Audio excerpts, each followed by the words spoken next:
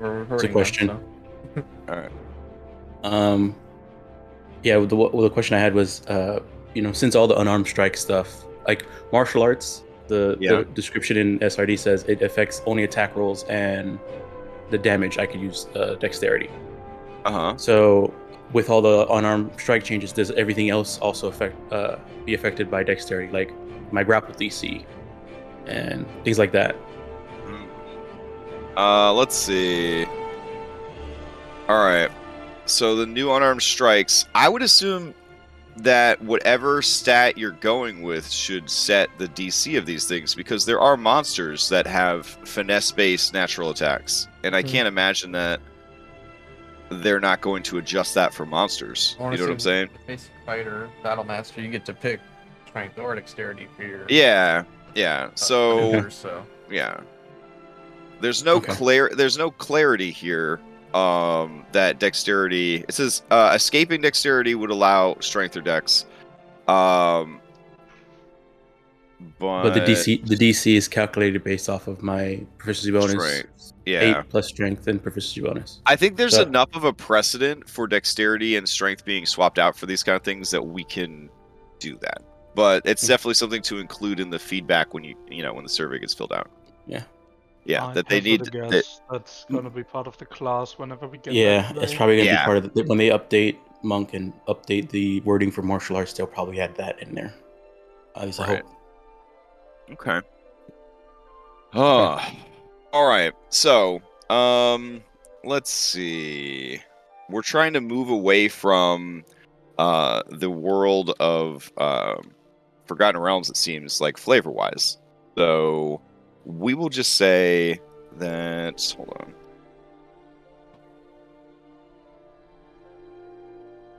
Let me just grab a random spot in the Nenter Vale for this to take place in. Let's see. Anybody got some woods nearby? All right. I mean, fall. I took the gamble on my favorite terrain, and I woods. Yes. All right, that's the thing. Yeah. I had a 1 in 12 chance of getting the adventurous terrain right. Oh my goodness! All right, I think we'll go with Raven's Roost. That is where we'll set the adventure. Well off the beaten path of the trade road. If you guys don't know Nenter Vale, it is like the most vanilla ice cream Dungeons and Dragons setting. It's fantastic. All right, so just south of the ancient ruins of Thunderspire, and there is a lush forest nearby, and the people of Raven Roost, they are lumberjacks. So they make their living off of forestry and a little bit of hunting and trapping, and then they do a little bit of like herding, animal husbandry, that sort of thing. They're a bit of a distance from the largest city in the region, Fallcrest, but closer than some of the more smaller settlements. The world is a dangerous place, and there aren't all that many settlements. But you guys are adventurers, and you are you cut through the forest on your way from, it looks like, Harkenwold to the main trade road headed to Fallcrest, but stopping for supplies and a warm bed in the town of Raven Roost. You guys were approached at the tavern by very sad family members of some missing lumberjacks. Turns out that I believe a trio of lumberjacks has gone missing in the woods. No one will go and look for them, believing that the woods are far too dangerous and that these lumberjacks got what was coming to them by going too deep into the woods and not sticking to the outskirts where the normal forestry takes place. They were seeking out more ancient trees and rarer wood deeper within. And so a combination of sort of like traditionalism and cowardice has kind of made it so no one else in the town is willing to help find out what happened to these people. So, recognizing you guys right away as adventurers, the people came to you and asked if you could go and find out the fate of their missing loved ones.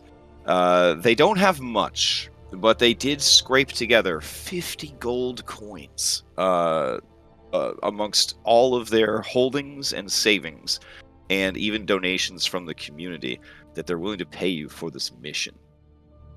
It is a trifling amount of money, to be sure, but their broken hearts and the confused, sad expressions of the children maybe moved your hearts to at least go and check it out. And so the adventure will begin with you guys in the forest south of Ravenroost, looking for clues as to the whereabouts of these individuals. So, the establishing shot, since we got that prologue out of the way, is going to be you guys making your way through these forests. So, we'll just go in order, and you guys could drop an establishing shot of your characters as they make their way through the forest. So, Esmeralda, what does the camera see when it pans over to Esmeralda? The camera sees a young lady. She looks to be in her 30s somewhere. She has very bright pink and curly hair. That is her most shocking feature. And she seems to be a high elf with one gray eye and one brown eye, and she has no weapons on her beside a shield and some kind of... I guess she does have a mace that is on her side as well. Okay. The camera drifts from you over to John. Well, today I'm playing John Walkman, the SRD Ranger. It's a little old-fashioned. Took a big gamble on his favorite train. The story of sad lumberjacks missing that just broke his heart. He had to take care of that. So yeah, he's been his background as a guide, taking all these tourists through these towns, keeping them out of danger. But we gotta find these lumberjacks. But yeah, it's rough, rugged, little old-fashioned. Okay. I see you have a little bit of a scar situation going on there. Do you want to talk about that or no? Oh, you fell out of a tree as a kid. It's not very... Oh, wow. All right. It's rough, buddy. Then the camera takes a the forest was his favorite tree. He fell out of a tree and got really hurt. Just scraped his face all down the tree on the way down. But it looks cool, so, you know... Yeah, totally. All right, the camera takes a precipitous dip and settles upon Helena. Indeed. The camera would be settling on a small dwarven woman with a rather sour expression, seeing as she just got signed up to, well, scour the woods for the foreseeable future.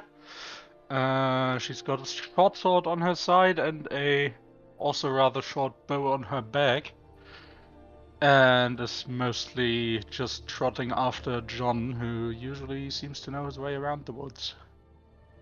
Right. And to clarify, this is not an actual small dwarf because Wizards of the Coast won't allow such a thing to happen. And that's why we're playtesting this material, to make our voices heard.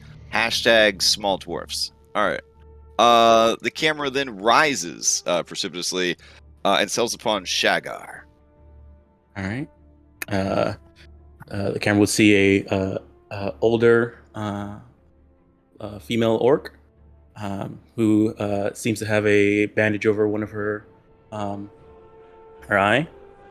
She can see that, you know, she's been through a good amount of experience in her life, battle. She has some scars.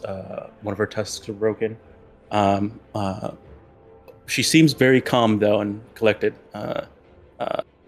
On her, you see that she's wearing just some simple traveling clothes, but her hands and forearms and shins are all wrapped in cloth. On the side, you'll see she has a little pouch full of darts. Strapped onto her side, you also see a boomerang. All right. And then finally, the camera moves over to the most holy, Caesar. Yes. Caesar is an Ardling of the toad/frog-like variety. There's a slight angelic glow above them, wearing the most wizardy, cultisty-looking garb that you'll ever find. Eyes always open. With I guess in the picture there's a gnarled staff. He actually has a dagger on his side. But yeah, just out ready to adventure. Little explorer's pack ready to go. Has 2 uses of familiar components that he forgot to make a familiar Pokemon for, so I guess he won't be using What them. is your familiar Pokemon's going to be?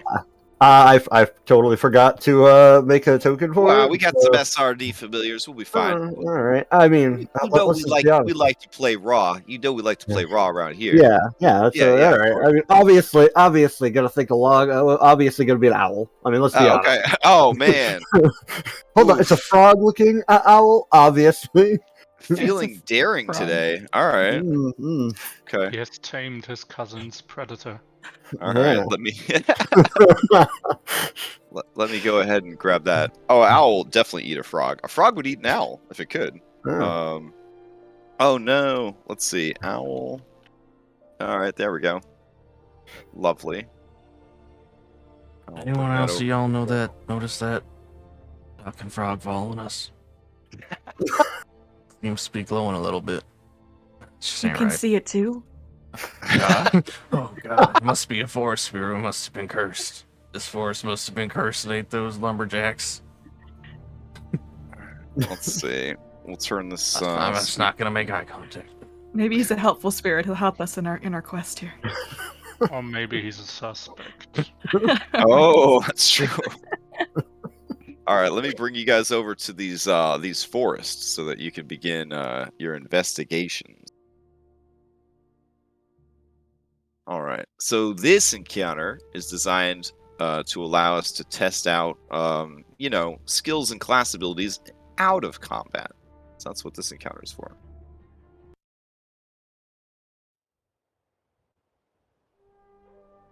Should we start by looking for tracks? That might be a good idea. That's a damn fantastic idea. Let's do it. Oh, I see a little bit of green in the forest. Oh, is that like roof? Difficult terrain. Oh, Oh, does it show up for you guys? Oh yeah, When we move. a little bit. Oh, just when you're picking out your movement. Oh, that's Yep. cool. Yeah. All right.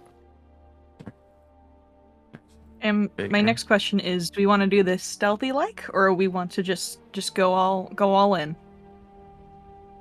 Well, for the moment, we don't really have to think that anything other than some animals is at Very fault, angry right? raccoons. Just gonna remind myself.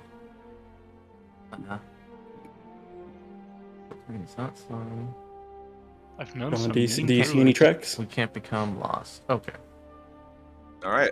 Yeah. Anybody want to give me a survival check in this forest-based setting? I would also accept investigation, but either of those would work great.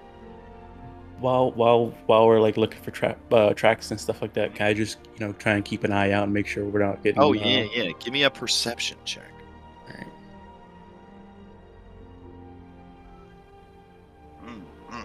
All right. Yeah, Shagar, you look around, and there's a lot of trees out here. There's a lot of trees. Mhm. You heard that on land, sometimes the trees are alive. So you make sure to keep an eye on some of the more muscly, kind of threatening-looking trees, just in case. Mhm. In case any of them get ideas. I bet the trees took out these lumberjacks for always killing their countrymen. John's gonna take a big deep breath, and he's gonna start listening to the spirits of the forest. Okay. He casts guidance on himself and makes this I was gonna survival cast check. guidance on you. Oh, I was gonna say. Well, he was taught Yeah. by some local druids, so that's what gave him this here Oh, first level nice. feat. Okay. Magic Oh, initiate. there you go. Friendly druids, time to learn, listen to the forest real good. So I'll do this. I do like the new magic initiate that you can access the spells with spell slots. it kind of Mhm. self-corrects the whole Monsters of the Multiverse racial spell situation. Pretty Okay, so pretty I nice. made a roll. It's hidden, and I had 2 to Uh huh. Gosh. Wow. I know that you're sort of an expert in your field, but it's hard to say what's going on. You look around and it just seems like pretty normal forest stuff. There is like a dead body crushed underneath this tree. That seems interesting. Oh. But I'm just gonna say I don't notice that at all at first as I'm yeah. making my way. And I'm too busy looking at the trees to notice the fun that fell on the floor. Something's Hey, wrong with hey, this there's forest. This ain't I agreeable. think there's a body over there, guys. Hmm. Oh, it looks like there is. Does the tree Dang. look like it fell naturally, or was it felled with Ooh. an axe? Helena, why don't you give me a investigation to see if you could figure out what happened in this place. There you are. Okay. Looking at it, the tree is obviously been chopped down in a very messy fashion. And looking around, you see much deeper in. The trunk is like almost like way over here. So this tree fell pretty far from where it was cut, and also it doesn't seem quite right. And then as you're looking around, you see that there are some ropes fashioned of vines, and they almost have a weird sort of pulley system at work. As a rogue, you're pretty sure that this was a trap. I would relay that to the rest of the group before they start digging around under the tree. Look at this poor fella. This be a lesson to y'all. This is what happens when you climb trees. Sometimes they climb you. Is that what happened to your face, John? I think I'm in this gonna need a minute. case- He turns and puts his hand on his head. Okay. I think in this case the tree That came could've to been the me. climber. May I look at the body, make a medicine check to just confirm he was probably crushed by this giant tree? Absolutely. We're gonna go with. Oof, is this too far outside of raw? We're gonna go with a medicine intelligence check. Oh, that's crazy. Okay. No, use All some, right. that's raw. Use some different. Okay. Um, I'm so outside of raw, I have trouble remembering what is raw anymore. So, So should I just roll a straight intelligence check you should then? be able with the magic of Foundry to just click Oh, wisdom cool, okay. and then change it to intelligence. Oh, So, dude, like, yeah, Foundry's on- so magic. Look at that. Honestly, it is. It's mind blowing. Oh.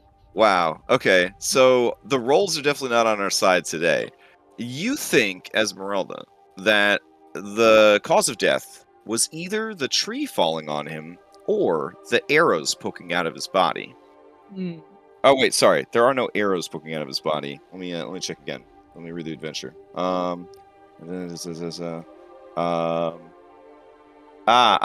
Okay. It was either the tree falling on him or the fact that a stone crushed in his skull. It looks like a sling stone. It may have been one of those two things, but I'm kind of leaning towards starving to death over here. With Mhm. the roll you got, I would say that's pretty accurate. Yeah. So, okay. Oh, that So- reminds me, just in case. Gifts from the forest spirits, what the druids told me about. Here's, I'm gonna use my free casting for Magic Initiate to cast this good berry. Oh, that's nice. And he's gonna go pick some berries off like some trees over here and bring it back to the rest of the group. Now these will keep you regular. Cute. Right. Thanks, John. Thanks for So evaluation. I don't know. Shagar, all your suspicions about the trees have been confirmed. Esmeralda did say that the tree may have contributed to this man's death. Mm-hmm, Possibly. mm-hmm. It's not confirmed. Innocent until proven guilty. Right. Yeah. So I guess there's 3 things per Esmeralda that could have killed this man. A tree falling on him, a sling stone crushing his skull, or he just starved to death.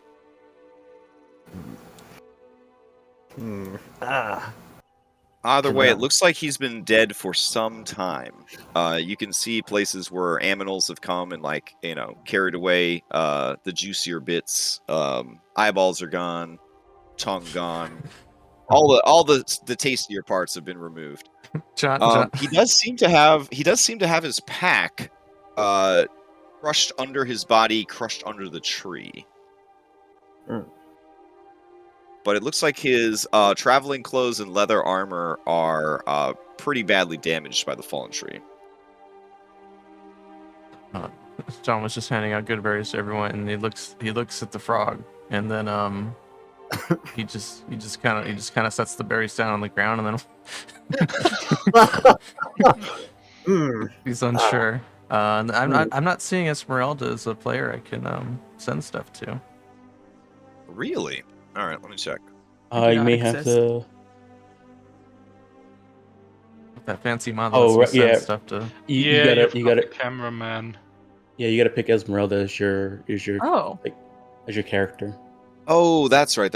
Yeah. Transfer So in the into bottom, this actor? Is that what yeah, that is? in the I in see. the bottom left corner.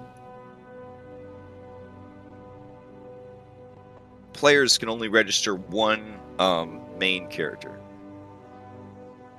But if they do, it unlocks all sorts of extra features and stuff.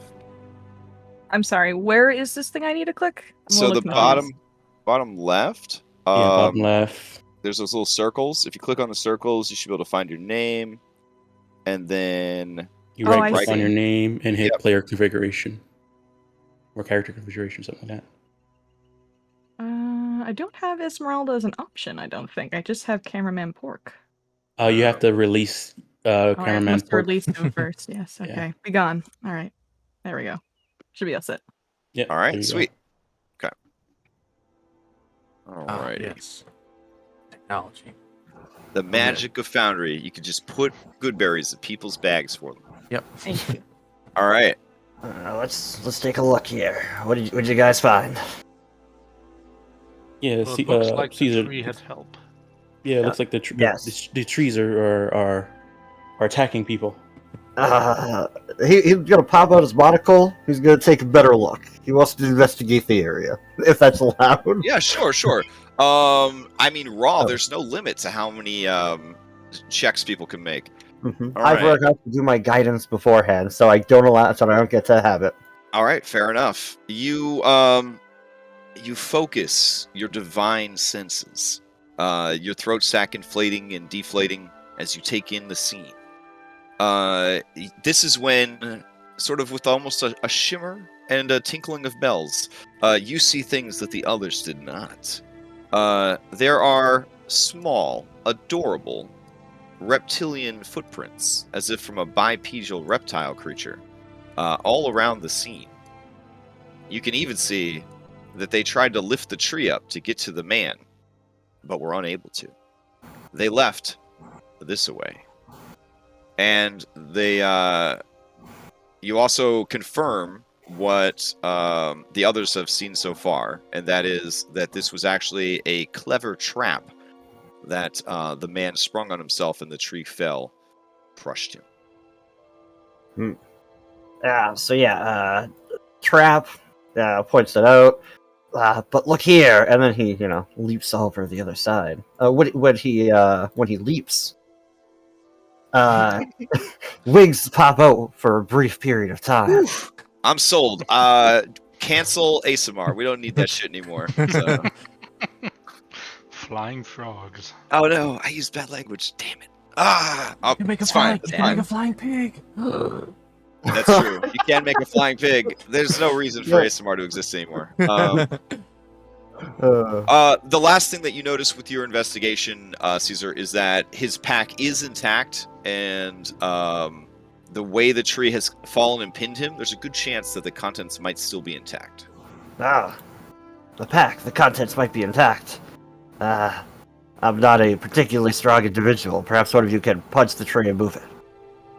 Sure. Right. I will punch the tree after giving myself some guidance. Okay. Summoning the spirit of Stephen. Yes. You go to punch the tree. Truly. Or Alex. if you need some trees punched. Oh damn! Oh, Damn! Esmeralda does not need any help punching this tree. Punch it real good.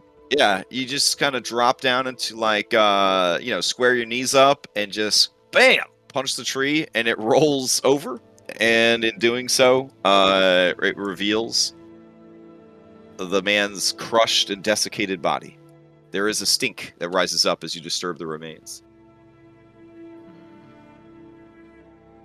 Ew. Oh, hey, here we go. No, wait, that's a little too exciting. Oh no, I hit the wrong Zelda sound. Oh no, it was this one. There we go. All right. May I loot the corpse then? Oh, absolutely. Wonderful. All right. As you loot the corpse, it has the following things. I'm just gonna throw them onto your character sheet as I list them off. The magic of Foundry. All right. He has a scholar's pack with him. Wonderful.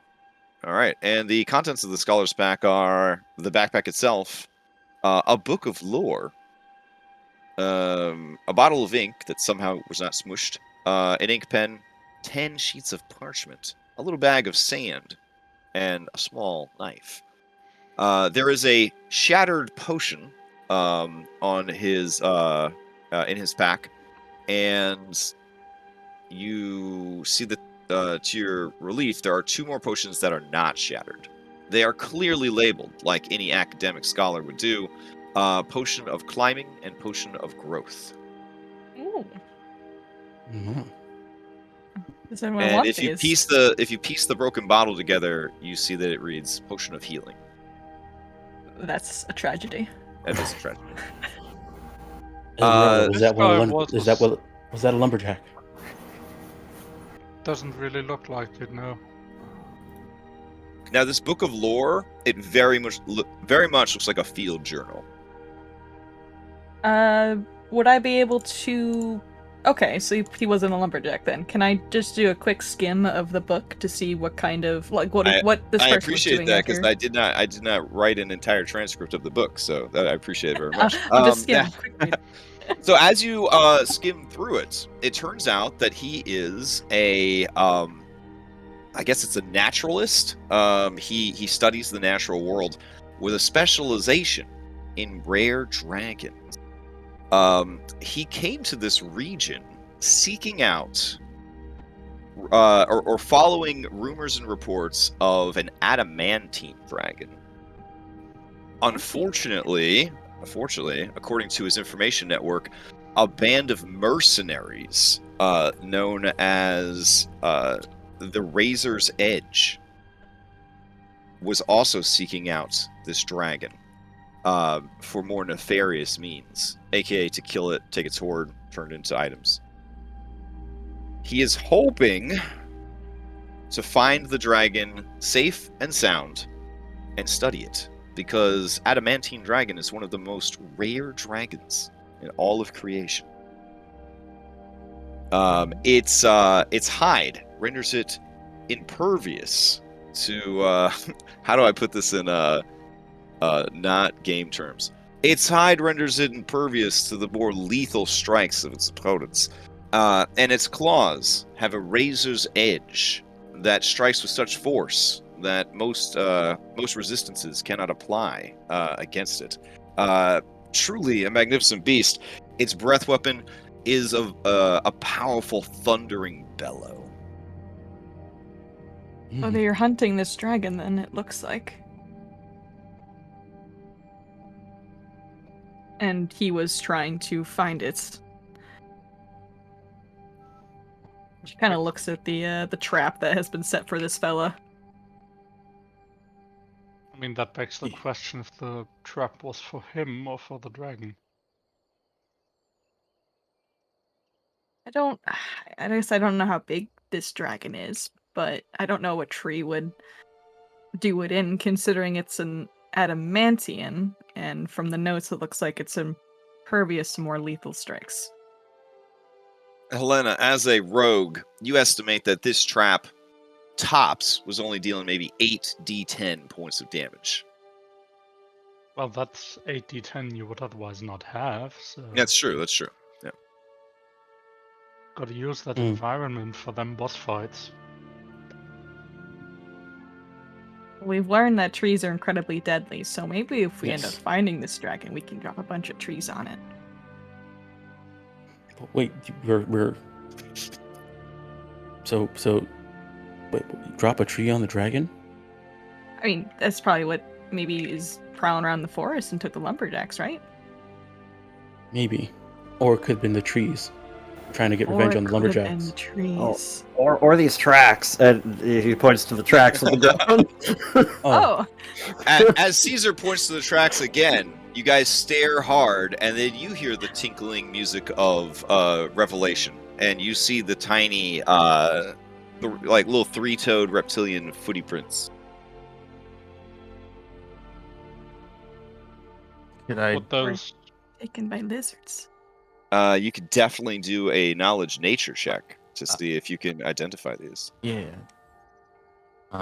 Wait, do I have to be And for some trained? reason, I would also allow a knowledge history, because 5th edition D&D is weird like that. Ooh, it's history. Oh my. Okay. Esmeralda and Caesar, you both recognize these footprints at once. They're kobolds. Oh, we're running a raw SRD adventure, so I guess I gotta explain what kobolds are. Small, diminutive, draconic humanoids, known for their love of traps and dragons. In the Nenter Vale, kobolds have yet to assimilate properly into civilized society, and they still live out in the more wild places of the world, serving bigger, meaner monsters, happily, for they are quite cruel.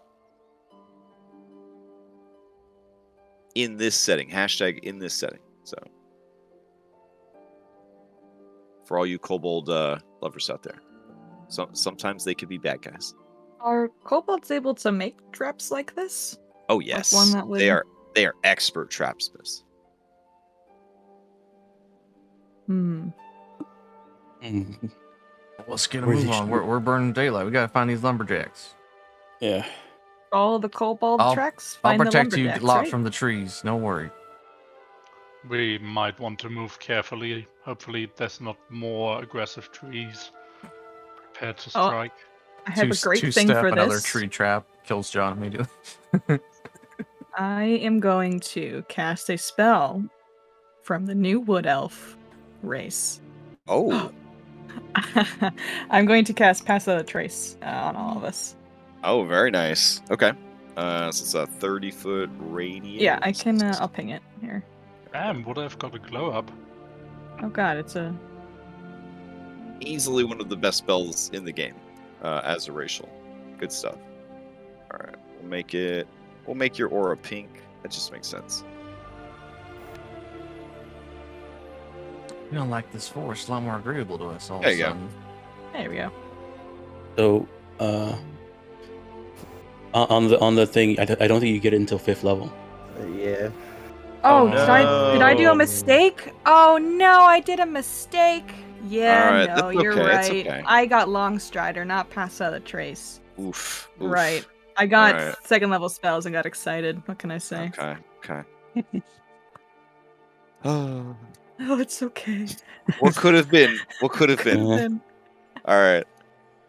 So I was gonna run a skill challenge to go from one map to the other, but I don't know if skill challenges are raw. So we might just I might just take you to the next area. So wait, no, there's an exploration part of raw. Okay, yeah. That's We gotta roll secretly some a skill check. Gotta roll some 20s to test them out, you know? Yeah. Okay. We have a So wager. We skip everything. as you begin following the tracks, we will proceed to have a bit of a skill challenge here. Each time you fail a check, your time spent exploring passes. So an hour will pass for every failed check. If you fail 3 of these checks, then one of you will essentially have gotten hit by a trap and will lose some health.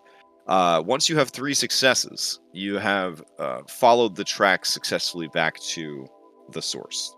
So we're looking for 3 successes before 3 failures. All right. Let me know. How do you plan to follow these tracks? Put forth your proposition, and we will make the skill check. We'd be able to use guidance on these? Like, 3 of us have it, I think, at this point. I think because this represents like a lot of ongoing effort, guidance would be less effective for this. Okay. Yep.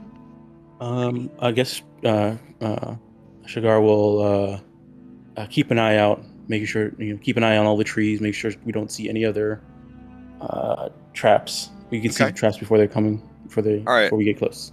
Shigar, go ahead and give me a perception check. All right. All right.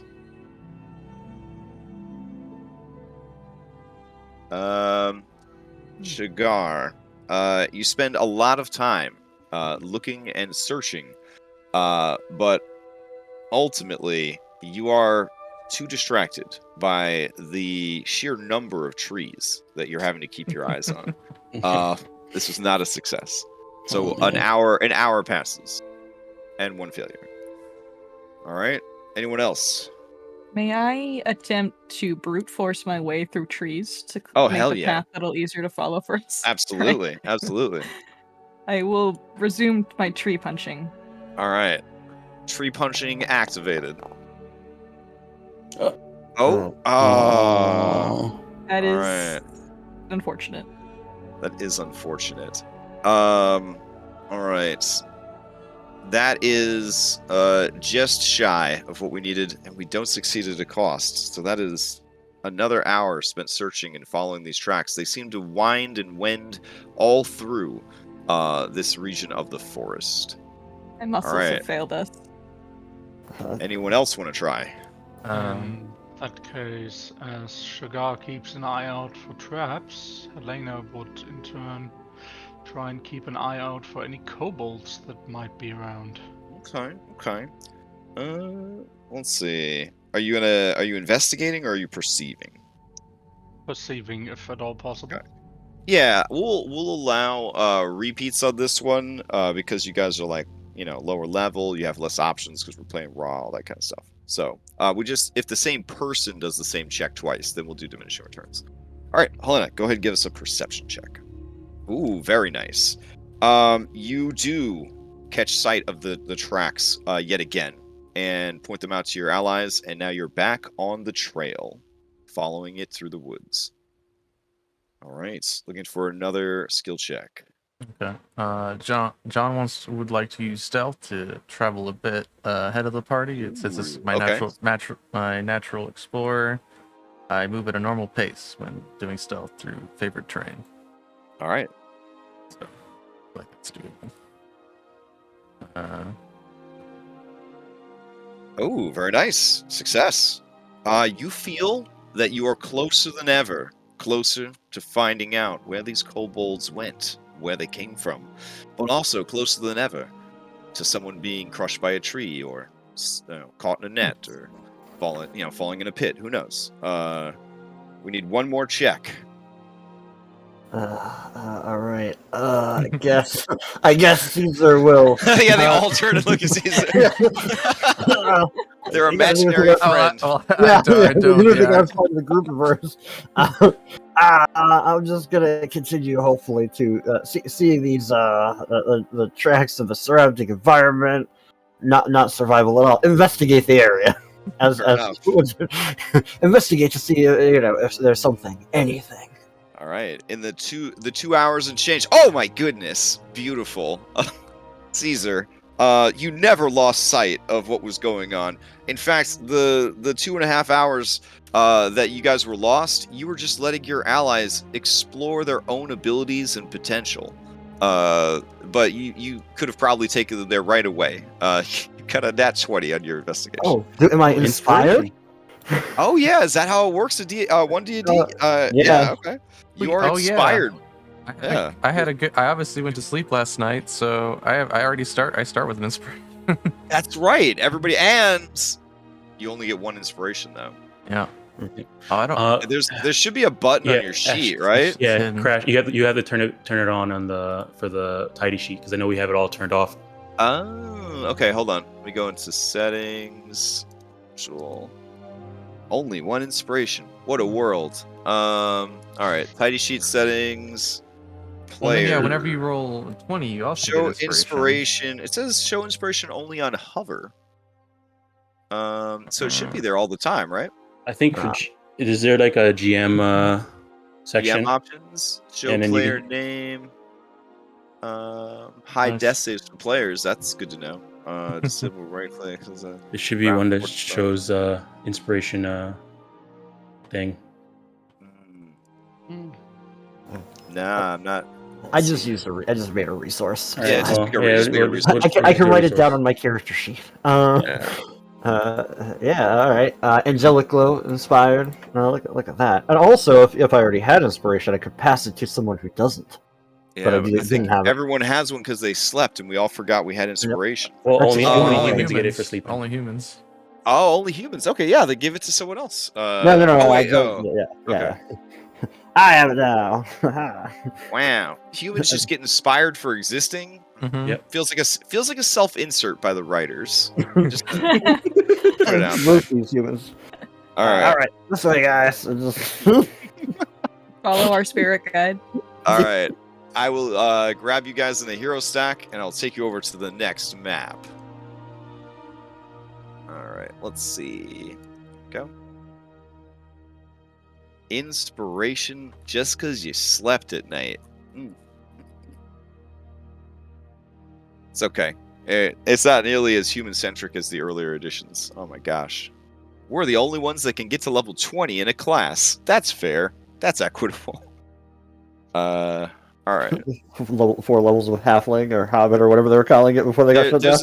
There's a reason Mad Camonica had any class, any level tattooed on his back. So he wanted everyone to know about human superiority. So there were different times. Let's see. We'll play this because it's getting a little spookier.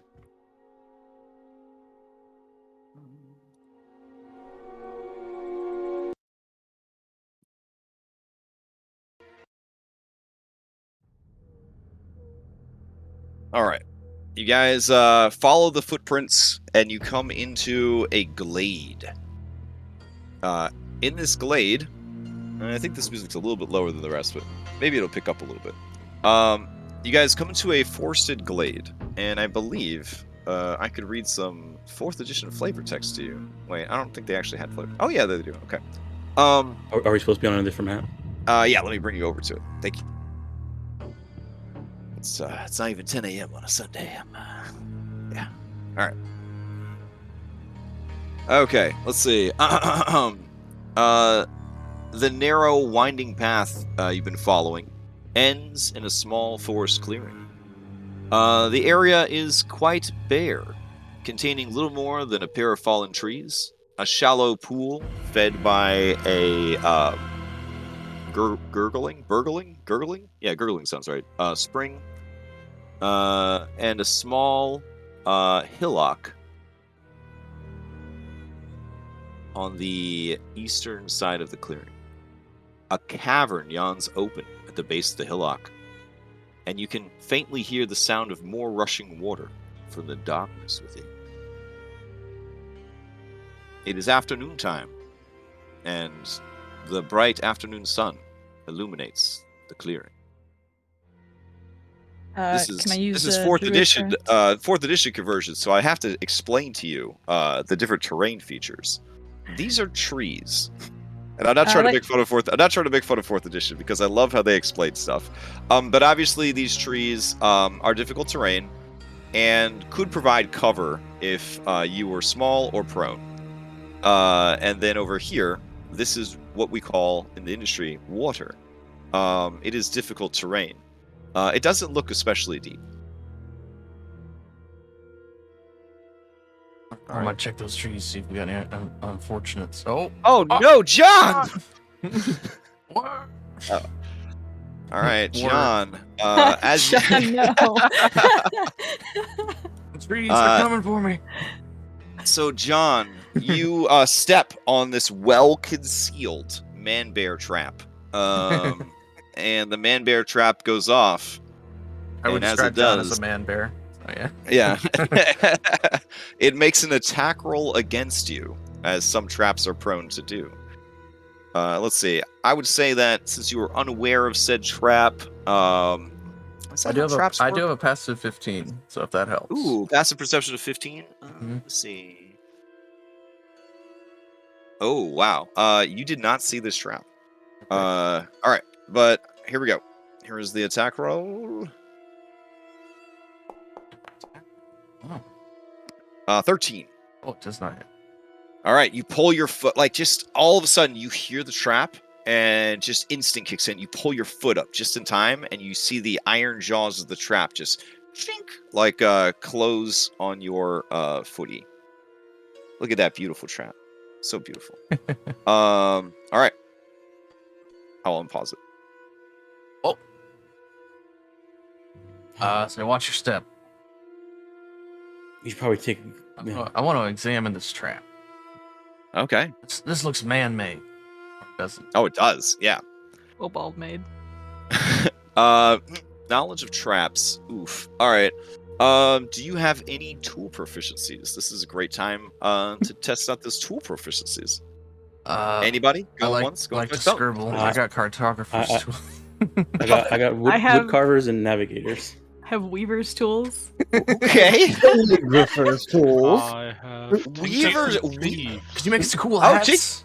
Tinker's tools. Get on over here. Yeah, Tinker's But tools. I don't have the tool. I only have the proficiency. That's fine. That's fine. All right. So give me a proficiency intelligence check. So roll intelligence. We'll add a +2 to it for your proficiency since you are proficient in tinkering tools. Alright, blind rolls. I'm just gonna roll history because that's equivalent for me. Yeah, that works. You are confident that this well-made trap has been sort of cobbled together from salvaged scrap. So broken armor, broken metal, sharp stones, an intricate system of vine cables and sort of salvaged materials to make this man-bear trap. It's actually quite well made and has the same street value as a normal man-bear trap. But it just knows what they're doing. And how to improvise. Should probably keep an eye out. It's worth about 25 gold if that's the. Look at all these Esmeralda, traps and make a killing. can Yes, you sir. give me an intelligence check with proficiency because of your weaver's tools? My weaver's tools. Oh, awesome. I was gonna say, Okay. if you could craft a basket for us, we could put that basket on someone's head, blinding them. That way we could sneak on past. I don't have any. Just hit intelligence, so we'll add a +2 to it.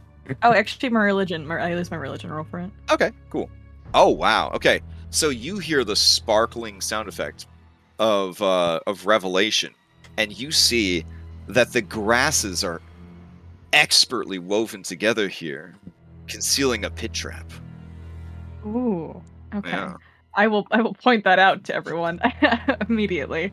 Are they on these 4 squares here? Yeah. Oh, okay. Alright, It would take an expert weaver to notice that perfectly concealed trap. I am good at making baskets, and I see traps well. Only if they're woven. Only if they're woven, though. Yeah, only if they're woven. Expert threadship. Oh, Caesar's. Oh, go ahead.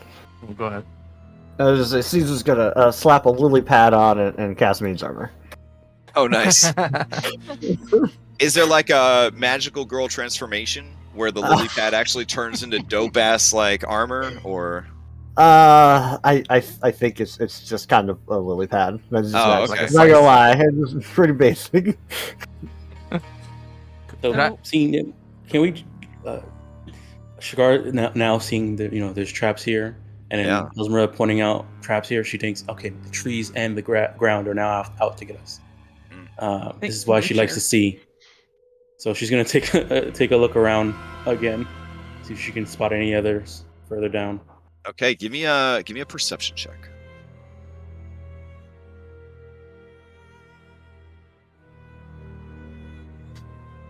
Oh gosh, yeah. Wow. There's a reason why she's missing an eye. Yeah. Shigar, you just stare all around. You see everything all at once, and in effect, you see nothing. Those of you standing near worry that perhaps Shigar is having some kind of episode, and then they kind of come back to themselves. Are you okay? I see everything. Oh, you saw all the That's traps then?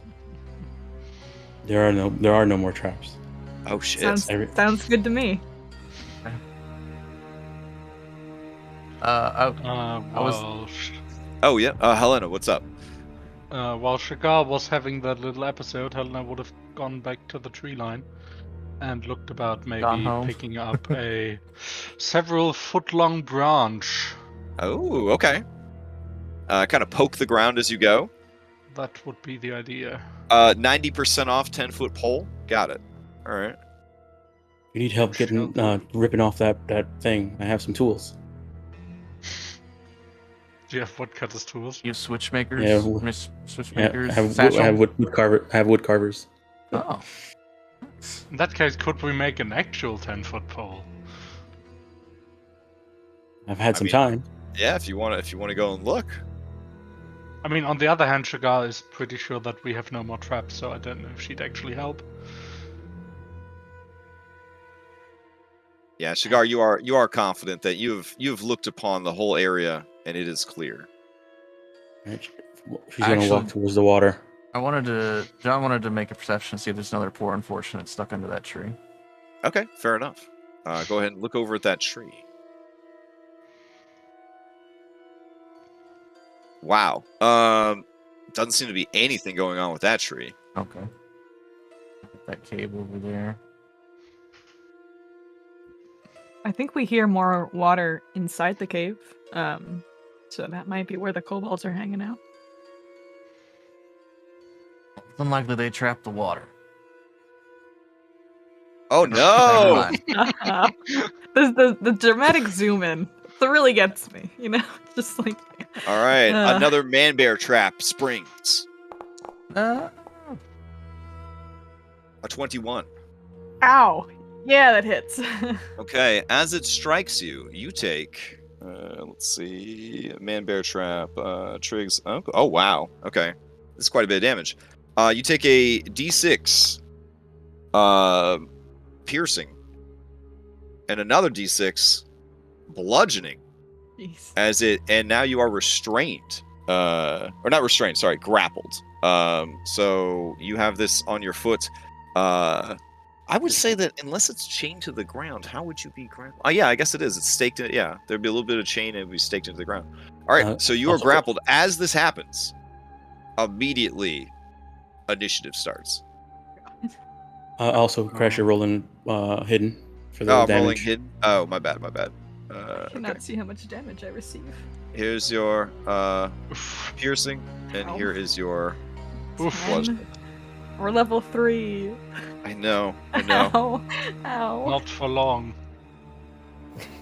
Oh wow. I mean, you stay your level even if you die, right? Is that- okay. You're a little Um, concerned. All right, and then you are grappled, and then the combat starts. I Okay. don't have disadvantage on initiative, even though I'm grappled, right? Correct, I don't yeah. think. Okay, cool. And so let me grab everybody. Grappled Except, isn't even disadvantage, it's just restrained, I think. yeah, it just means your speed Well, is 0. they Yep. they No, technically they did changed change it. the rules. Oh, Yeah, that's why I want. Right. Oh Uh, shit! I'm looking at it Good right- hold on. point. Wow. Well, yeah, I- I put grapple inside here, so we can here. okay. It doesn't affect your initiative. Incapacitated does. Okay. I think the new grappled, my movement speed is 0, and I have disadvantage on everything but the thing that's Grappler. grappling me. Yeah. So Oh wow. Okay. Damn. This trap just became like really good. All right. You know what? Let's scale back one of those damage dice. I wrote this adventure not for 1D&D, so I didn't realize that a grappling trap would suddenly be so fucking OP. My language. Sorry. It's so dangerous. That's what I meant to say. I'll take the D6. I mean Okay. D6. I'll give All myself right. 4 back. All right. Let me go grab some combat music real quick. Oh yeah, should I even have the combat check out since you have the carousel? Yeah, I got carousel, so we should be all right. Let me roll these 1 million bad guys in. It's right on the top of the screen here. God, that's a lot of bad guys. You know how kobold do. Yeah. Yeah. One of their core values is safety in numbers. Can you make the carousel bigger? I don't know. Okay, never mind. Keep going. I don't really use So- carousel that much. Can I, Right. before we get started in the combat here, Roll, I'm I would sorry. like to use my feat I have that I got from ONE D&D. Oh yeah. My alert feat Oh, hell lets yeah, me okay. switch my initiative with someone if they agree. Ooh. So Caesar, our spirit guide. I can't actually see what the order is, unfortunately. I don't know what numbers are who, but Oh, Would you there's like not to- a, it's in order. There's not Oh, a there huge it is. carousel across the top of your oh, screen. there it is. Oh no, I found Alright. it. I'm just Okay. blind. That's okay. Caesar, do you want a 15 initiative instead of a 6? I mean, yeah, always. Okay, Forever. sure. Let's Thanks. swap. I'll tag out. All right. So let me manually go in here and change it. All right. Shield. I can double click on it. So Oh, boy. 15.10. And then Esmeralda, you're down there at like a 6 and change. Yes. I'm at It like was a 6. 6.1. Yeah, 6.1. All right. How noble and honorable of you. All right. Static initiative. I'm excited. Yeah. All right. Let's go ahead and begin that initiative, John. You won the initiative. While these guys did surprise you, I'm not going to have we're not going to have a goblin ambush, Lost Mines of Fandelver situation on our hands. So Is that a I'm going horse to arc? say, I'm going to say that Esmeralda's cry of pain triggered these dudes to launch their attacks, and some of them were so excited about the ambush that you kind of heard them before you saw them. So, John, your natty 1 earlier did not reveal anything, but there are some kobolds hiding behind and in this tree, and Damn it. you looked right at them, and there are some kobolds hiding behind this stump as well. I know kobolds have that camouflage. Well, these are green kobolds, and it is a forest, so they have that going for them. Exactly. Plus, they had advantage for setting an ambush, so... Okay. Well, Alright. first I'm gonna hear Esmeralda's crying in pain. I just can't abide by that, so I'm gonna come over here and use my action to help them out of the trap. Excellent. Your options here are to fight the trap, disarm the trap, or use your muscles to pull the trap open. Oh, okay. Yeah, that might be worth. I was just gonna use my help action, but maybe I could okay. just expedite this and try and get it Yeah, off if you want to use myself. the help action, then they will have advantage when they try one of those things. She seemed real good at No. athletics and punching things, so. I got big muscles. Yes, is it very big is it an athletics check or? It would be an athletics check to pull it apart, or a thieves' tools to disarm. Okay. One thing to keep in mind too is that I don't know. She's grappled by the trap. Is it since we're using the new grapple rules, does she just have to do a save at the end of her turn? Ooh, that's a good point. I think in this case, it would still be a lingering effect because the trap is basically constantly reapplying that grapple status. Okay. Yeah, but it's a good point. I will try to have actual monsters grapple you guys, so we could try that too. Okay. Then. That's the case. Can I this is silly. Can I shove her? That would be force movement to break a grapple. Oh gosh, like to force her out, like you put your foot down on the trap and then you just shove her really hard out of the I trap. mean, My leg off. in the reality, it sounds awful, but in the context of grapples and grappling rules, SRD, force movement breaks the grapple. But no, I'm not. well, Gonna, I mean- I'm just gonna help them. That's what I want to do. I'm gonna use my action to help. The shredding of flesh is probably no worse than any of the other injuries you're going to suffer in this adventure. So yeah, but help action. I'm help action, By and the then new rules, you can't help because it's a saving throw now, not a skill check. well, wouldn't she have advantage on the save then? God damn it! All right, listen. This trap, despite making an attack roll to initiate a grapple, this is just the function of the trap. It has. Here we go. I'm going to change it. I'm going to save the fucking day here. This is This being trap gra- has not grappled you Hold on. Set It's speed to 0. It's immobilized. All right, yeah, that makes things, There makes we things go. so much clearer. We're all clear we now. solved all life's problems. All right, that's what it should have been the whole time. My bad. Well, I'm All sorry, right. Ezreal. The only way to get you out of this is cut your leg off now. Oh my God. Was that a big knife? Do it. Amputate. No. No. I'm just gonna help action on my turn. I'm done. All right. Fair enough. And this is why you playtest your adventures before you publish them, everybody. All right, so the trap immobilized you. There we go. John has moved up and is giving you a help action. Play you want me naturally. to take that D6 back? That 4? No, it's fine. It's fine. Okay. Play passes to Serial Kobold. Serial Kobold pops up from his full cover, and he looks at you with his 4th edition Kobold art. It was a hard generation for kobolds. They're adorable. He's so handsome. Yeah, thank you. They're definitely not as cute as the 5th edition ones, but Please don't stab me. they're way cuter than the Pathfinder ones. Pathfinder 2 kobolds, just they're so derpy and adorable. Anyways, he pops up and he is going to. Oh, this is a kobold quick blade. You see him pull forth his dagger, swing, and he is going to. Yeah, he's going to use his very fast movement, and he's going to get all up on this elf, and he's going to attack with his dagger. However, this is a disadvantage because these kobolds have sunlight sensitivity. It was an earlier age. Here we go. 15? No, it does not. Oh, okay.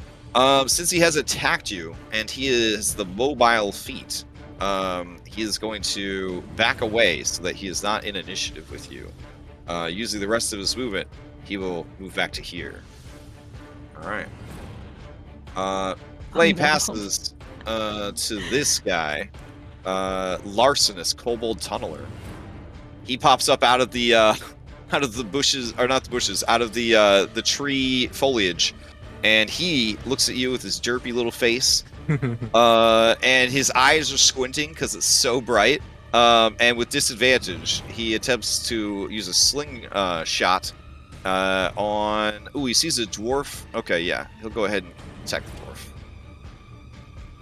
dwarf. 13 against Helena. With a 13, you would just miss. Just You miss. cannot All right. exceed the cost. You expertly dodge out of the way, and then the kobold looks around. Oh no. And it is going to. Yeah, it's gonna drop prone. So that it is fully concealed from you guys behind the tree and its branches.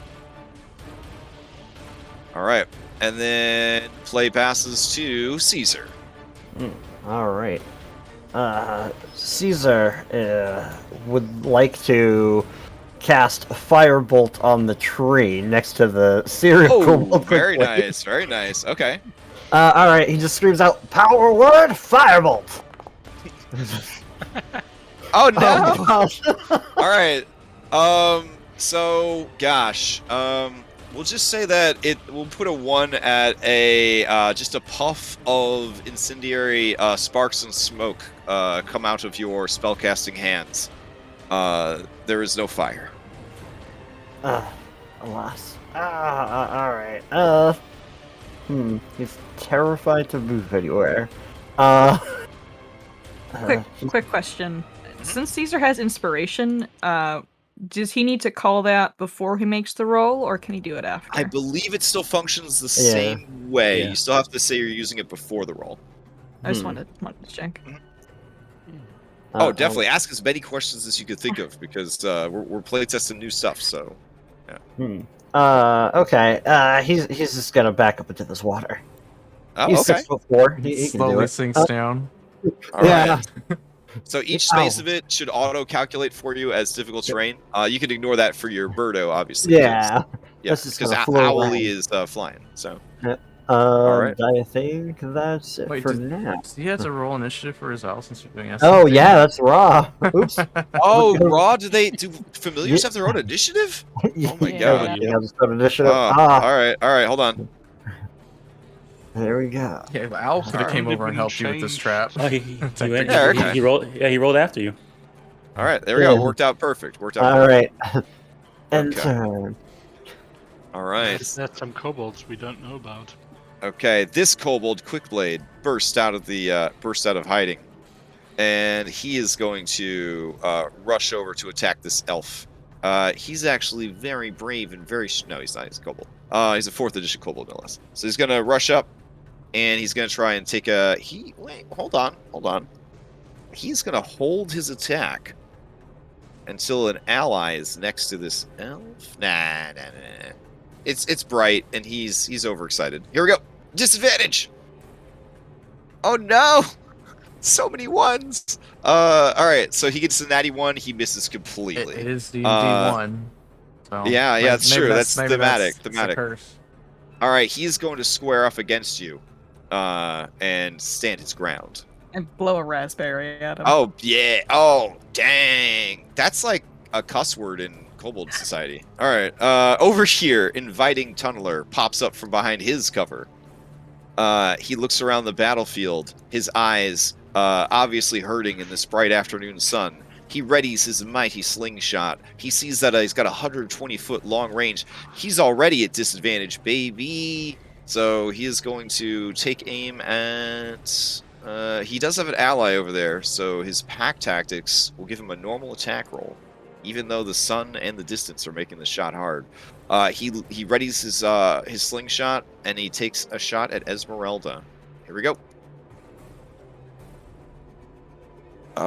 With a mighty 7, the slingstone just flies off into the forest. He is going to drop prone to get cover again. Disappearing behind the tree. All right. Play passes to another kobold. Same strategy. Gets up, sees that there's an ally that can help him with his sunlight sensitivity. Gonna go ahead and take a slingshot attack. Gets a 13, doesn't hit, drops prone. Rinse and repeat. They just don't like me, huh? Not my biggest fan. Because you're gonna trap. I am gonna trap, yes. Owly, you're up. All right. We'll have the I guess the owl just Constitutional owl. Gonna swoop on over and do the flyby to let's see. This is the owl that helped Pickles Cage steal the Declaration of Independence. This is a very famous familiar. So. I'm gonna steal him. Swoop on over, give a rogue help, I guess, on this. I don't know which. Hopefully, you're attacking this navigable one because that's what it's going to try to help you with. They'll fly off because birds do. Right. The superior familiar, thanks to SRD rules. All right. Play passes to Shagar. Right. Shagar, how could this have happened? You were sure there were no more traps.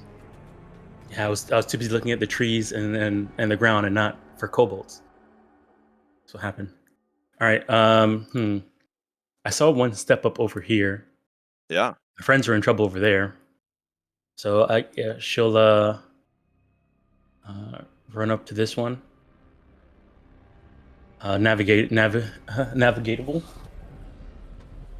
Kobold, quick blade, and she'll go ahead and do some punching. She runs in and actually, you know what? I have this is great. Okay, she's gonna run in and try and drop kick this kobold. All right, so I'm gonna do an unarmed strike. Okay. Where's my unarmed strike? This kobold quick blade is very quick. Just so you know. But he Ugh. Oh, yeah, that does not hit him. All right, and then I'm gonna bonus action. I go and do the drop kick, land on the ground, and then just with my foot try and kick one more time. Okay. Bonus action. Oh, that's gonna hit. And I'm gonna use my Tavern Brawler ability to push them 5 feet away. All right, so he takes 6 damage, Nice. and is pushed away. How many feet? 5? Yeah, just 5. Okay. Right. All right. Very cool. Very cool. You kind of like palm fist in the chest, and he just kind of staggers back, his arms flailing. All right. See anything else here? Bonus action. That'll be it. All right. I do have some movement left, so I'll move. Okay. I'll move 1 space up. Oh, very nice. Okay, popping up over here, you see another kobold quickblade. They draw their dagger, and they begin making their way into the battle. Let's see. So they have a 40-foot speed. Let's see. And then I guess they'll dash to here. There we go. So they use the dash action. All right. Play passes to this cutie right here, and he is going to pop up, and he's going to look around, and he is going to make a run for it. And he's heading towards the cave. So he is going to move and dash. Really appreciate that. I really appreciate that measurement tool. Orange, you're like absolutely not. Oh, you guys could see that when I was measuring? Nice, no. I saw when orange. I I saw orange was. immediately gauge distance to that kobold. Right. All right. That is as far as it can make it this turn. Play passes to Helena. Well, unfortunately, by SRD, steady aim is not a thing. That's true. So... But inspiration is. But you don't have any yet, so yeah. So you get inspiration on a Dang. crit too, right? So Yes. if you Yes. crit, oh wow, okay, that's cool. Okay. Well, believing that kobold to be out of range of an effective shot anyway. Actually, no, that guy needs to be stopped. Let's see, Helena's going to move up to here. What's the range on the short bow again? It's 80. 80, 320. Okay. So 20 foot up to here. If I move along the water's edge, is that also difficult terrain, like so? Yeah, I forget what the hotkey is that shows the terrain layers, but When you move, it shows the patch. Oh, then So in you that see case that it blue- is not. Yeah. yeah. I believe unless the entire space is like mostly that thing, you won't have a penalty.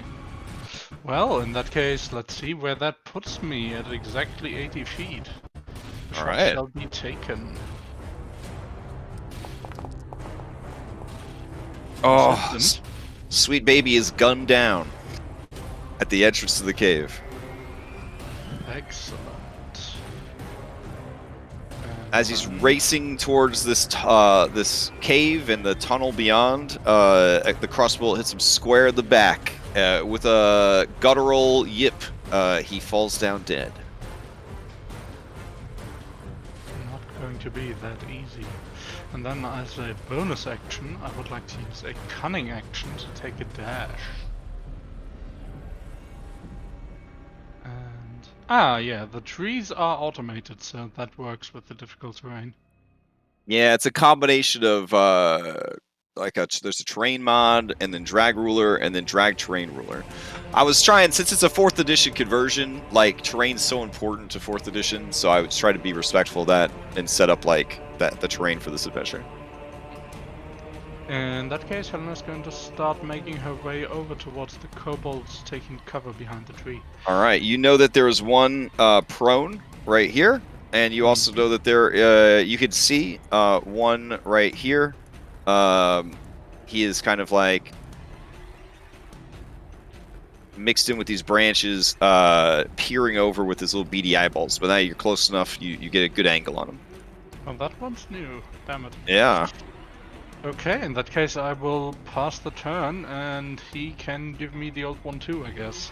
All right, so this kobold who looks younger than the rest, he sees you, and he sees that the little guy was killed, and he realizes he's gotta get a move on here.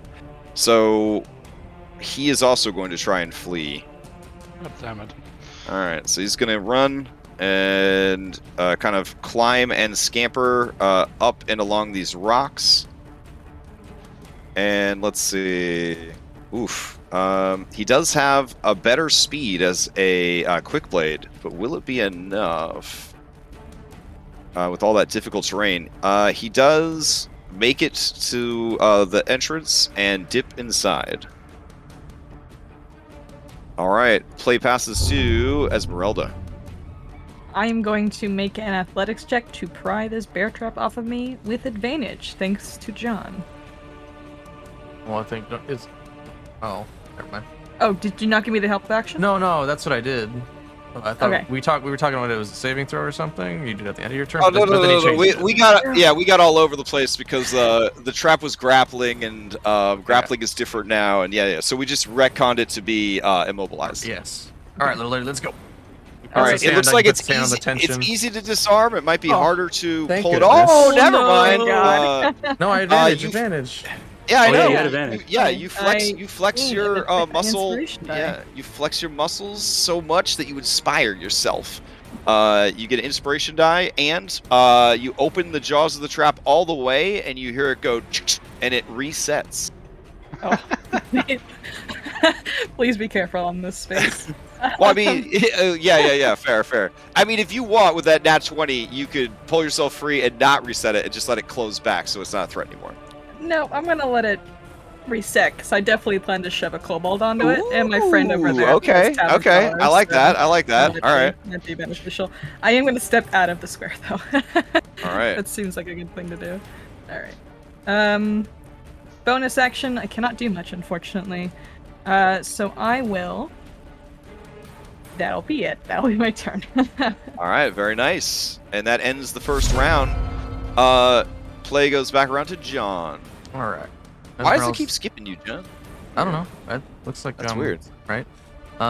Anyway, now Esmeralda's out the trap. There we go. He's gonna do a little combat roll this way. He's gonna pull out his longbow, take opportunity attack from this fella. Okay, yeah, I was about to say he's gonna go for an opportunity attack there. Here we go. This is a disadvantage because it's so bright outside. Let's see. 11 does not hit. All right, yeah. Kicks a little dirt in his eyes and then rolls this way. Pulling out his longbow. He's gonna pull out 2 arrows, and he's gonna make a shot against each of these fellas because they're next to each other. My right is a hunter ranger SRD. Hunter ranger, nice. Okay. Here's left and right.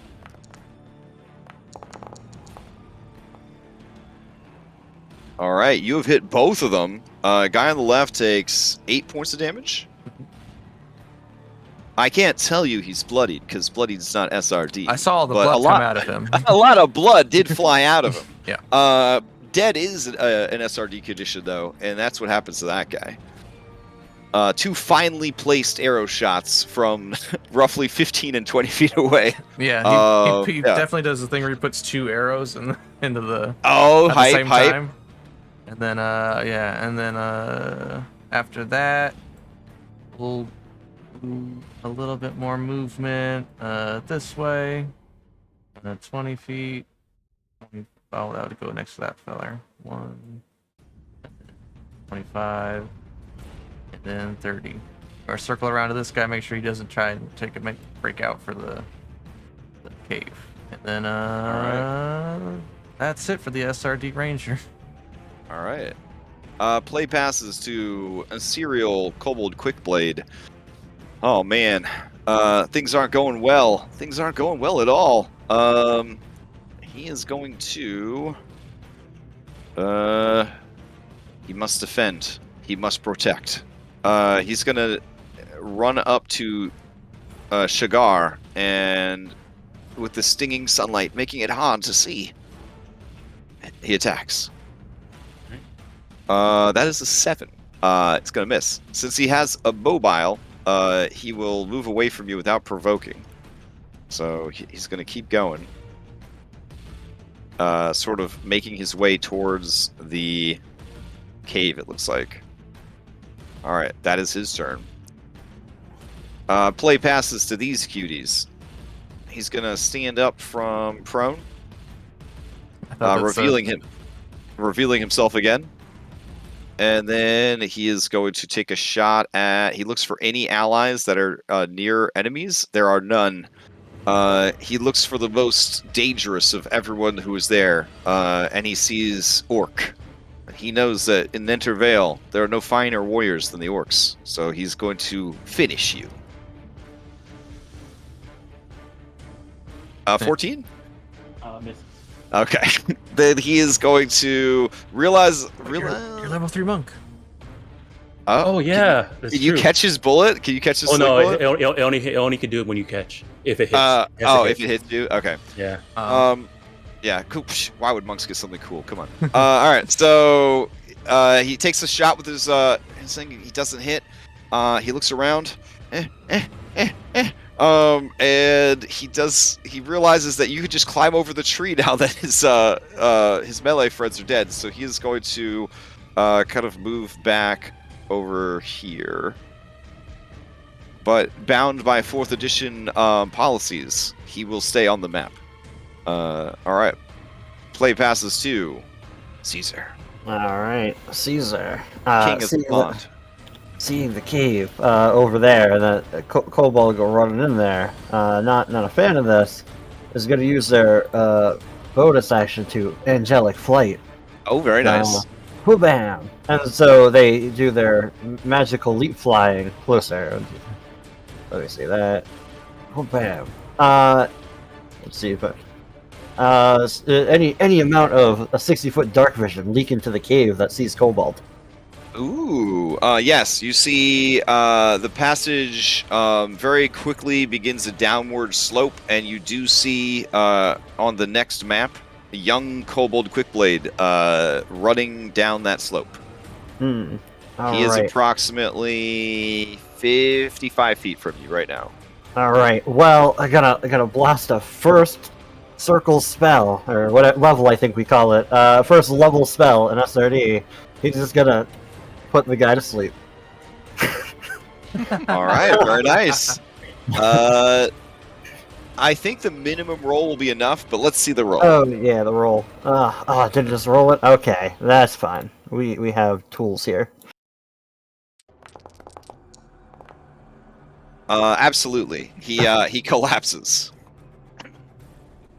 Alright. Let me see, choose back. And yeah. Alright, action, bonus action. And then gonna go back into the water, where it feels at home. And this turn. So Caesar, I was like, alright. And then I was like, that's pretty cool. And then you're like, he's 6 feet tall. And I was like, I am intimidated now.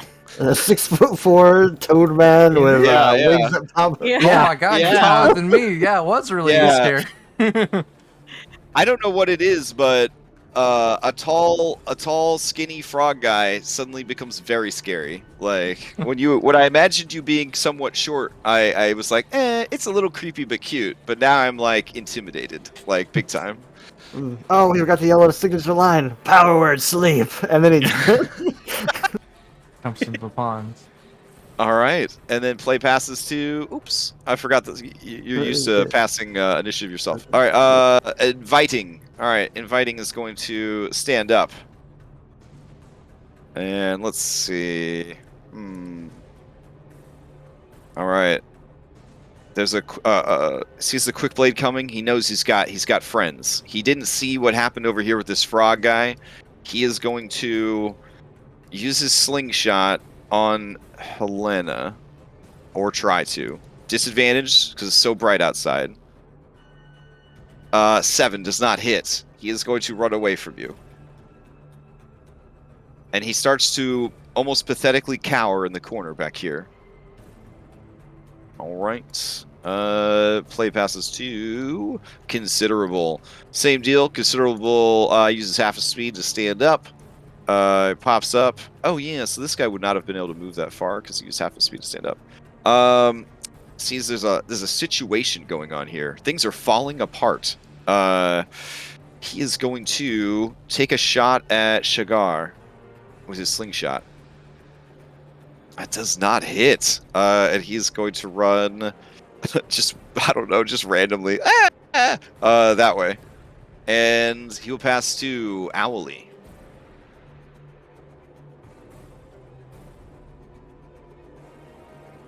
Scotric, you're Owly. Oh, I'm sorry. Yeah. I apologize. Raw, he's got his own initiative. Raw, he's got his own initiative. Yeah. Let's see. What's the initiative order? It's like we're playing a different game. Yeah. All right. Let's see how much movement I can pull off. All right. I don't know. We're gonna fly over and harry this serial Cobalt Quickblade. Oh man. Okay. Yeah. Making him an easy target.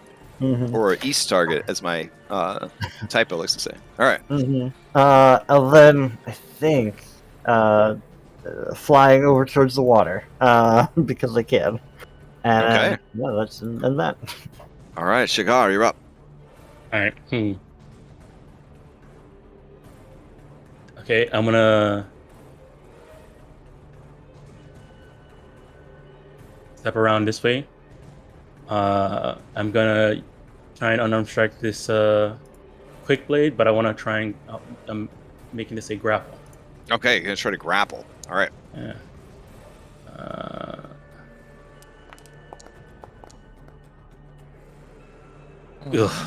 All right. D&D 1. Wow, it's a lot of ones today. All right, so you try to grab them. My complication tables just sob because they wanted to go to work today.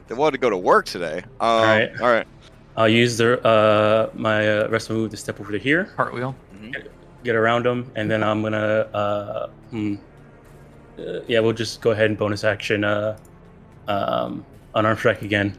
Okay. And this time I wanna, if I hit, I'm gonna push them over the here. Okay, so the because you're brawler, they take the damage and they get pushed. Got it. Yep. All right, so he takes 6 damage, and he is pushed back. And rest of my movement.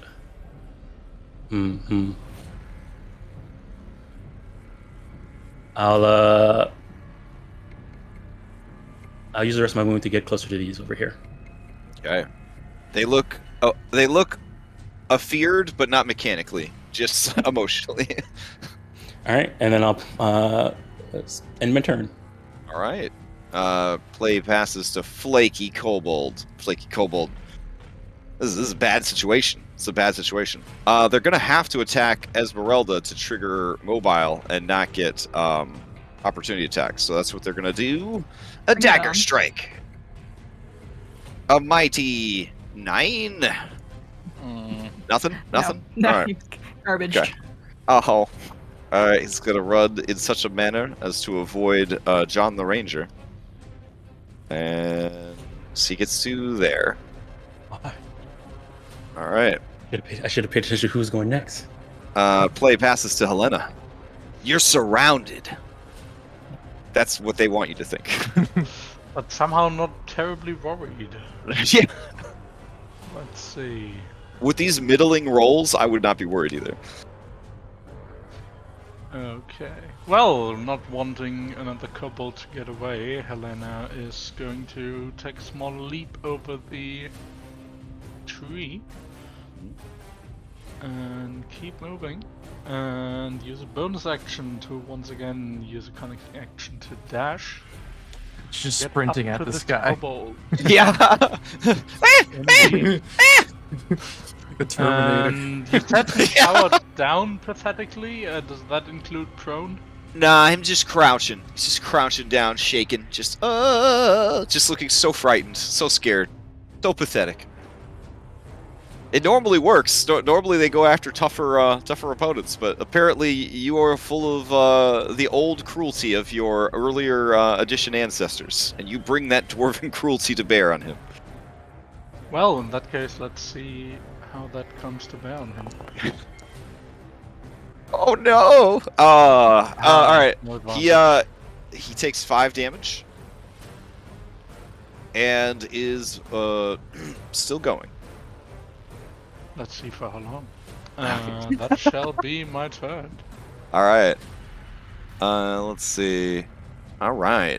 This guy is asleep, and he continues sleeping. He passes play. Tesmeralda. Alrighty. Well, the gentleman I was going to attack ran away from me. Like I only have kobolds one do. choice. Yeah, really? Yeah. 3 of them, honestly. So I'm gonna vault over this tree that's in front of me. Okay. I'm going to so I'm gonna get right over there next to that fella with my 35-foot movement speed.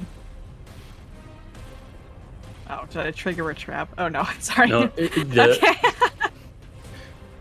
yeah, since you hopped over the tree, it's still counting the difficult terrain. But since you But hopped over you the have, tree, you have a strength, Yeah. and you have Yeah, athletics yeah, and all that. Yeah, you'd be fine. All right. Yeah. And I look at this kobold, and as a bonus action, I'm going to cast Searing Smite on my mace. Oh, damn. Okay. Because the cleric spell list and the paladin spell lists are now combined. So That's I'm right. going Because to- very Divine, yeah. nice. yeah, divine. So I'm gonna bash his kneecaps in. Oh my god. let me look at his randomly generated hit points. Okay. Some might call this overkill. Oh A wow. little bit.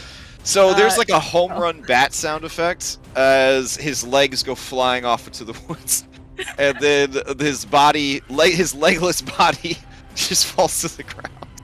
Then Am catches I- on fire. Yeah. Yeah. And I blow a raspberry at his corpse. All right. And that will be my turn. That will be your turn indeed. Okay. Oh my god. All right. Top of the round. John. Oops. Looks over at that. That's beautiful. Doing noises. Oh, why don't you get a little closer to your buddy there, and I'll get an extra attack. No. I'll take advantage of our friendly frog spirit's owl companion, and I will take an attack against this one. All right. I'll line up a shot with advantage. 19 for 10 is gonna hit. A nice clean shot. He is done. All right, and then item interaction. I'm gonna pull out my net. I'm gonna start chasing this little fella, All right. but I'm not gonna get close enough to trigger his mobile. So that'll be my turn. But I'm pulling it on net. I look like I'm gonna get him with it. Uh-oh. All right. And then on my turn. And then play will pass to Caesar. All right. Alright. Let's see. Caesar is going to... Alright, this guy looks like he's trying to get away. I guess he's just gonna bust out the powered firebolt on this guy. Croaks out a firebolt, hopefully. Nope, just terrible. All right. I forgot I could target them. Yeah, he ducks, and then the firebolt's just gonna fly us off into the woods. Hopefully, no forest fire. Alright. Caesar's gonna trepidatiously move towards this cave to at least try to be some form of an impediment. All right. Oh, he's gonna hit a trap, of course. All right. As you are frog bounding over, or more creepily walking with a straight, fully erect noble posture, which would Slenderman somehow be worse. The ground gives way. A perfectly woven fake ground drops you into a pit. Oh, perfect. That was my plan. All right. As you fall down, Action your wings. Activate your wings. let's see. As you fall into the pit, this is a standard tiger pit. Apparently, there's a lot of tigers in this area. This is a simple pit trap, a hole dug in the ground. It was covered by a woven mat. Blah blah blah. You don't need to know all the specifics. Anyways, it's a 10-foot fall into the pit. Get ready for your 1d6 bludgeoning Alright. damage. Well, Give if I me an can- acrobatics check to see if you stick the landing or if you fall prone. Oh, okay. Because raw, if you take Uh-huh. any damage at all, you fall prone. Oh, really? Never mind. Just delete this. Get out of here. All right. Yep. How much damage? Any did I take? damage from a fall, you fall prone. SRD. Wow. All right. I'm All right. 90% sure that's the roll. Hell yeah. Okay, so you fall prone into the pit. Oh, it's just the nastiest trap I've ever made. How much damage? I can't see it. Your frog cloaca like clenches up, waiting for the spikes that should be at the bottom of the pit. But the kobolds did not bother to put any spikes at the bottom of this pit. You're only hidden, so we can't see. Yeah. I Oh, don't know sorry. the Are all my rolls showing up hidden this whole game? Yeah. Yeah. Oh, all right. There we go. That would be 3 damage. All I right. think it's the first time someone has been one of us has been damaged in this. Wow. Way to make It my is, kobolds. yes. Way to make my kobolds feel bad. Way to make them feel bad. And I am heroic. Here we go. All right. And then let me see. That might have been all my movement. I don't even know. Or I guess I'll bonus action use my wings to blast up out. Did it go? There it went. And no, I'm guessing not be prone and just. You can leap only up do this a number of times with your proficiency bonus per long Yeah, rest. Though. this is I know this is the second time. Because there was a flavor one that I didn't actually do. Back when we Oh, were that was the joking flavor around. one. Okay, gotcha. All right, so you're using your last one to launch yourself out of the pit. Got it. Yeah, and then just oh wait, I'm paused. Yeah. Oh, sorry. There you go. All right. And I guess go right here. Hey. All right. So extra bonus action. I think that's everything. It just looks at very irritated. Rumph. Okay. You can see into the cave a bit, so let me describe that for you real quick. The afternoon sunlight filters into this cavern entrance, where you can see and hear a swift, dark stream flowing through the center of this lightless cavern. The water seems to be flowing swiftly to the south. You hear the crashing sounds of a waterfall, both to the south and to the east. The rest, beyond your dark vision, is absolute darkness. And you see a sleepy kobold right in the entrance. Yes. All right. Let's see. That brings us to inviting. All right. Inviting. It sees that you want to fight to the death. He'll give you a fight. He's gonna try and stab you. Helena, prepare to die. To this 8 because it's bright outside. We can't see. All It's right. not. Is it an 8 or is it a? Oh yeah. Yeah, it's he has no pack tactics and it's bright outside. Oh, Guys, man. sunlight sensitivity, if your DM actually uses it, it's crippling, especially at low levels. Which is why I think they just got rid of it, because everybody just ignored it anyways on kobolds. So they were like, if you're gonna ignore it, we'll just get rid of it. Alright. Inviting is he's not gonna risk it because there's already a guy over there. He's just going to he's going to cry out in Draconic. Does anyone understand Draconic? Yes. Caesar does. Okay. He's going to cry out, "Surrender!" And he's going to throw himself prone, and he's going to urinate as a sign of submission.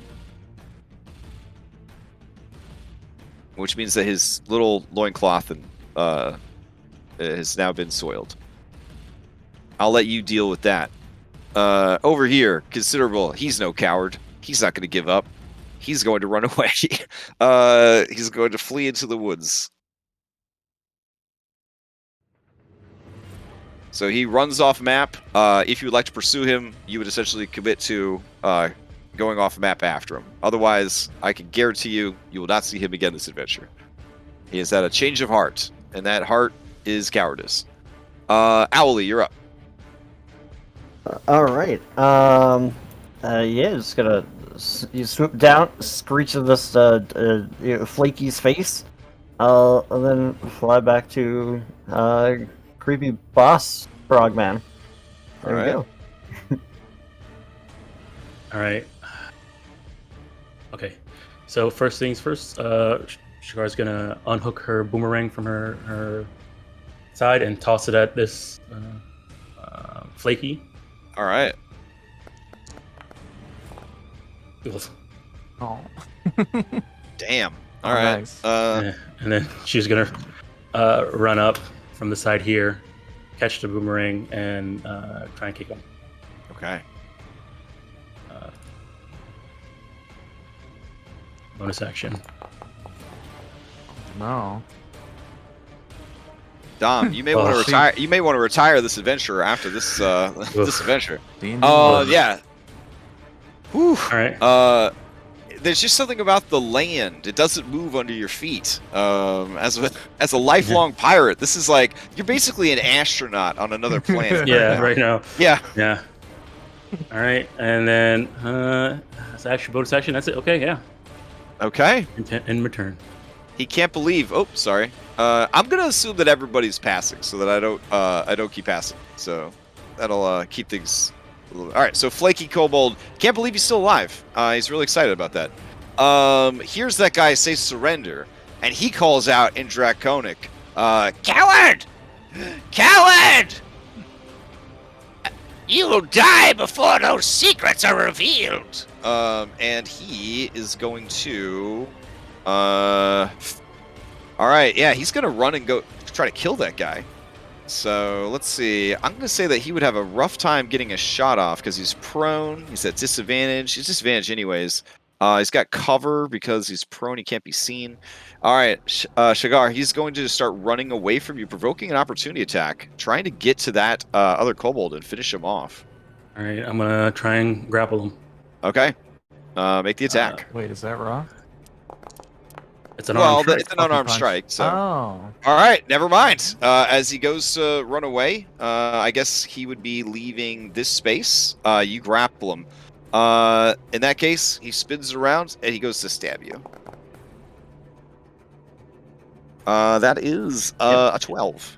Yep, that hits. Oh, a 12 hits. No, sorry, 12. I'm looking Okay. at the first level. No, I'm I was good. like, dang, Dom. You were 16. playing D&D.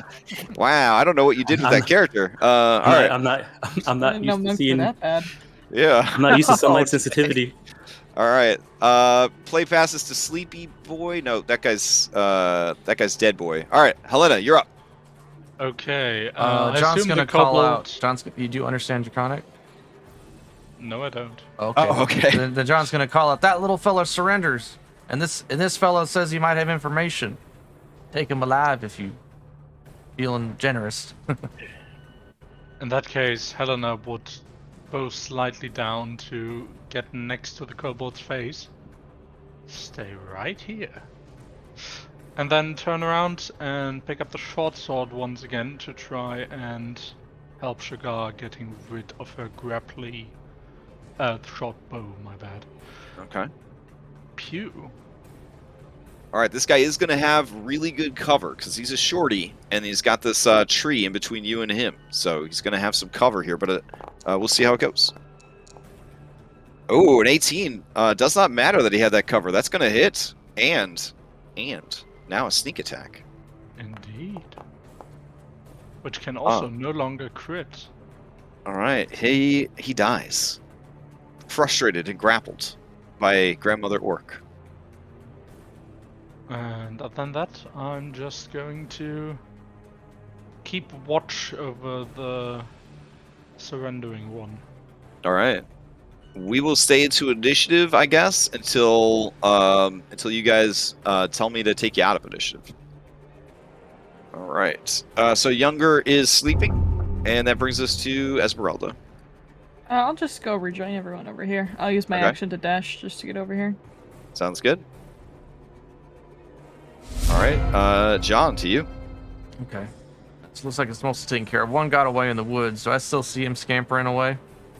Yeah. I mean, if you want to take a perfunctory shot to see if you could finish him off as he's fleeing, Well, yeah, I'll try. Okay. I got a longbow.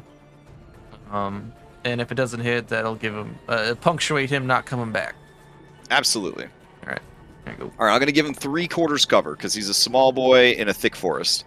So the 3/4 cover definitely protects him. So the arrow kind of thunks into a tree, and you hear a yeah of fear as he picks up the pace. All right, and I'm okay with that. Oh no! Satisfied with your shot, you turn to walk away. Yeah, I nod and you and hear smile. you hear the snapping of man-bear trap jaws. All right, here we go. An 18. This hits. All right, then it chomped down on you for a potpourri of slashing, piercing, and bludgeoning damage for 5. Okay. And you are immobilized. He just grits his teeth. He just looks down, and then I'll Yeah, it pass doesn't on feel my too turn. good, does it? It feels real bad. Yeah. All right. Play passes to Caesar. Oh, Caesar would like to use an action to search the area around here for more traps. Okay. Yeah. Give me a perception or investigation. There you go. Oh, very nice. You are quite confident that from where you can see, there is nothing to fear. Oh, all right. Noted. Looks over everybody else. Wait, are we still on initiative, guys? Like, I don't know. I think we're we good to can end. end. He said we he, can he- end it. we Yeah, can when end you it, yeah. unanimously decide to end it, we'll end it. Yeah, yeah. I'm good to end it. Yeah, I'm good to end it. Okay, now you do have Sleepy Boy inside the cave that can only that's only going to sleep for a minute. Yeah, Oh, well, that's Caesar was gonna scamper in and snatch him, but I wanted to check for traps before I did so. All right, so you did check for traps. Looks like the opening to the cave is not trapped. So do you want to use your movement to enter the cave all by yourself? How far in is he? He's about 20 feet in. I would necessitate me putting you on a different map. Guys, let's be quick. Go in this other area. Oh wait, we got this guy. Damn it! I'm gonna question that, fellas. Oh, I'm sure questioning this guy's going to take more than a minute. Caesar will at least wait 6 more seconds before deciding. All right. Then play passes to this kobold. He spends his entire round sobbing. Just pitiful, sad sounds. It sounds like a sad lizard and a sad puppy at the same time.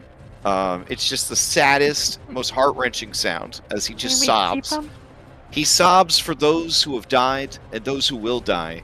He sobs for the state of his people living outside of civilization, still held by the values of their ancestors, still minions to those who would bully them and abuse them. He sobs for all the baby kobolds who are going to be born into the same horrible life that he lives. The sobbing is relentless. The smell of his urine is strong. He passes the turn. Oh, actually, I'll roll a performance check. Hold on. Here we go. What a world. Oh my gosh. I don't know how moved you are, but it was an 18 performance. So, very sad. All right. This guy is like, I'm out of here, and he just removes himself from the situation. All right. So that means Owl? Owly is up.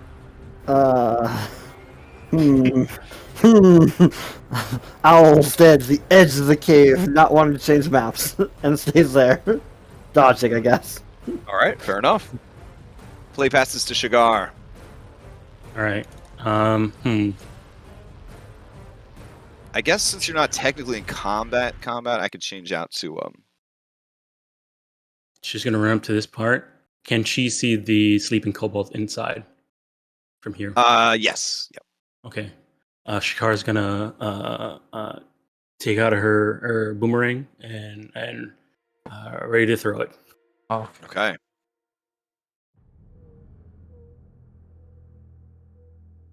All right. Play passes to Helena. No, sorry. Play passes to Helena. No, you're right. Mhm.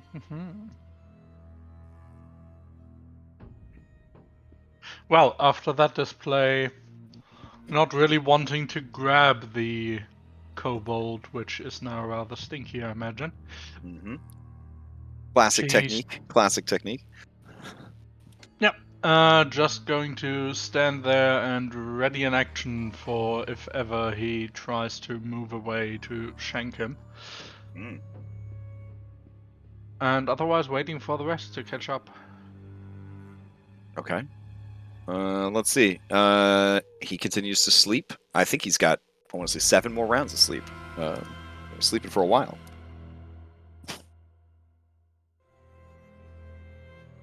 Okay. Or no, that was, I don't know. Yeah, something like that. Got like 7 more rounds of sleeping. Esmeralda, to you. I will free John from his bear trap predicament. All right. Yeah, he's let's just see those standing there straight. muscles. He's just clenching his jaw like it's not happening. All right, buddy. Let's get you out of there.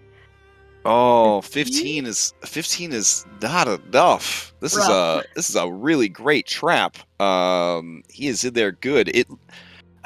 It looks like if you knew how traps work, it would be very easy to disarm it. But since you don't know how traps work, you're I just choose gonna have to to punch instead. All right. Yeah. Sounds- Well, that is actually an option. You could fight this trap. It has stats. Next time. All right. John, to you. All right, he's just gonna reach down to his boot, pull out a big hunting knife, and try and like pry open the trap with that. Making some kind of check. I don't know what do I need. It is athletics if you want to pull yourself free. If you're trying to disarm it, it would be a thieves' tools check. Or you could try to fight it. Yeah, so fighting it sounds like the best option at this point. Just stab it. Yeah, I guess. See what Yeah, happens. he'll try and break it with his knife, which is a short sword. Okay. All right. Yeah, you begin beating up the trap. Let's see. It takes some damage, but man, kobold traps, it's very well made.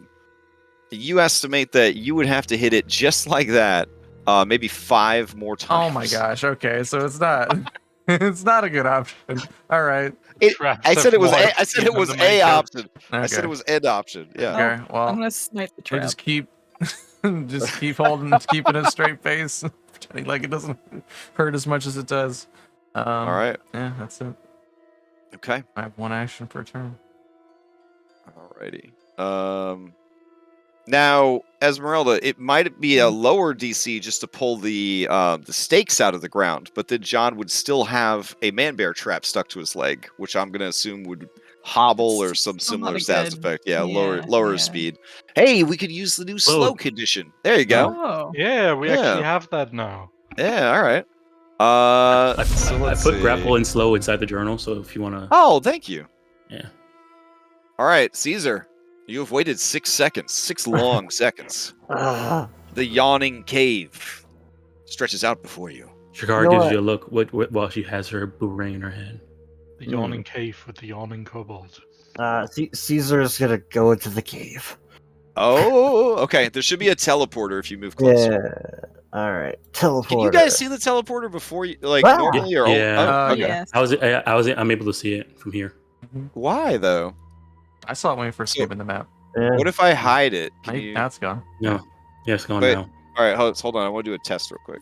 So Caesar, you move in. Let me get this guy off the teleporter. All right, I've hidden the teleporter. Can you see it now that Caesar? Can you see it? I do not see a teleporter. Damn. I just see one now. I wonder if that mod that adds the hide button to teleporters is not letting multi-level token automatically hide it. The one I got for the Benios maps thing. Yeah. That's unfortunate. All right, I'll have to figure that out. Yeah. All right. I mean, you guys knew it was an entrance anyways, but still. Mhm. Okay, so yeah, as you enter, some things become apparent to you. The ceiling in here is about 15 feet on average. There is a 10-foot ledge up here with just enough room for something maybe to be hiding there. You see the sleepy kobold He is on top of the teleport button. And he has grabbed some. He has scooped up some nearby mushrooms and is using them as a little pillow. Deeper into the cave. Let's see. I'll hop in your mini and see what we can see. You got a 60-foot dark vision? Yes. Okay. All right. Oh, we gotta actually turn that on for you. Hold on. Oh.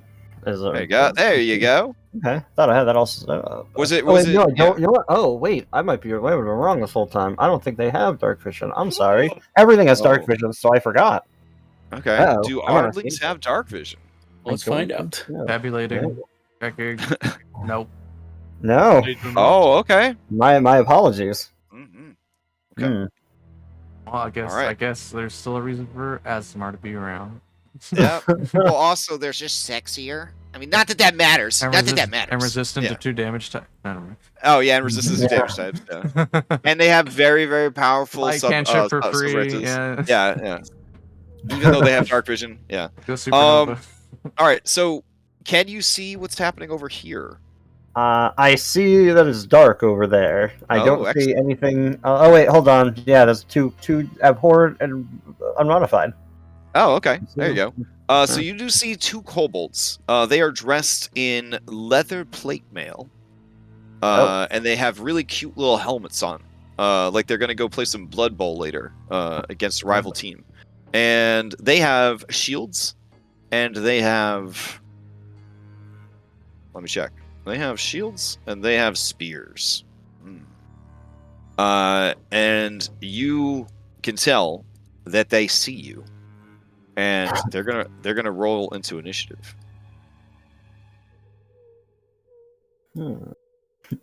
Because you're literally casting a 6-foot silhouette shadow, like into with the sun behind you. Yeah. So they're definitely gonna roll themselves into some initiative.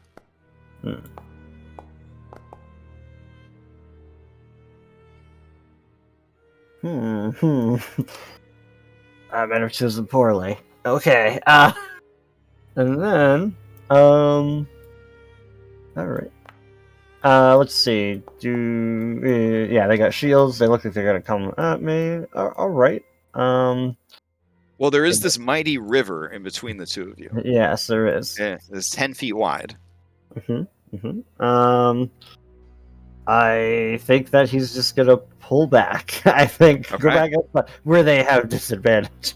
All right. Do you gonna use an action to grapple this younger kobold and take him with you? Or you're gonna leave him there? Honestly, I think he's fine because if he gets woken up, he's getting hit in the face with a boomerang. I think. Okay. I mean, they see me; they're probably gonna come at me now. So, yeah, I think it's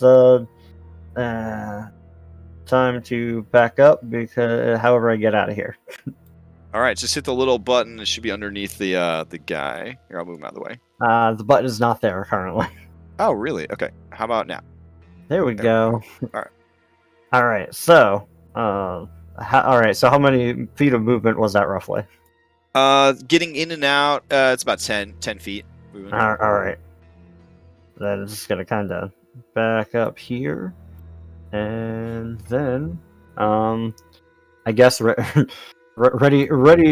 I guess I will have to concentrate as I ready a spell for ready a sleep spell for when they get closer.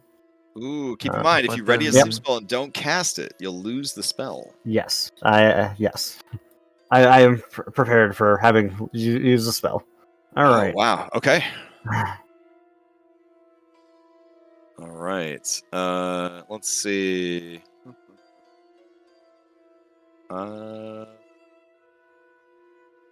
This is a good question about Caught by a Carousel. When you passed play, who did it go to for you on the initiative tracker? It disappeared. It just disappeared? The marker Oh, disappeared. hinting that there are hidden combatants that you don't know about, but not showing you them. Yeah, okay, that's if you interesting. paid that close attention, yeah. Okay, cool. All right. Then we will go to Crying Kobold. And Crying Kobold just continues to be pitiful. It is as pitiful as he could be. He feels like he did a good job with his performance last year. Last turn. Last year. Last year. He's been practicing his whole life for this Go up role. for the crashies this year. Yeah. So he doesn't want to have to roll a fresh check, so he's just going to maintain. He's just going to maintain. just the saddest stuff. He's going to start slowly listing off the names of the dead. All the kobolds that he's known and loved in his life who have died in the service of kobold culture. And he's just going to start slowly listing them off. And then say something nice about each one. All right. As Caesar let us know that people are coming. Yeah, that's a great question. I suppose you probably would have. My apologies. Right. People, things, kobolds, coming. Oh, the owl! Goddamn owl! I'm gonna get rid of this familiar suit because it's driving me crazy. All right, just perches upon. Kill my own familiar because it's bothering you. Alright, so- Pokeball. Here's the thing. What if we had a house rule where your familiar just acted on your initiative before or after your turn? What do you guys think? Maybe we could. No, not for this adventure. Not for this adventure. I'm saying maybe someday we could play D&D like that. I don't know. I don't know. I mean, we have to talk about the spell list, and we're gonna ask for feedback on the spell list. Yeah. Balance. Oh my God. We can add that to feedback about the spell list. There you go. Familiars should go on the same turn as their casters. Mandatory raw. That should be their rules. All right, Shagar, you're up. Before or after, like every other new summonable thing. I'm guessing they will also adjust that whenever we get a spells UA. Oh yeah, so it's my turn. I was ready in an action. Can I? Well, I was planning to do it for the.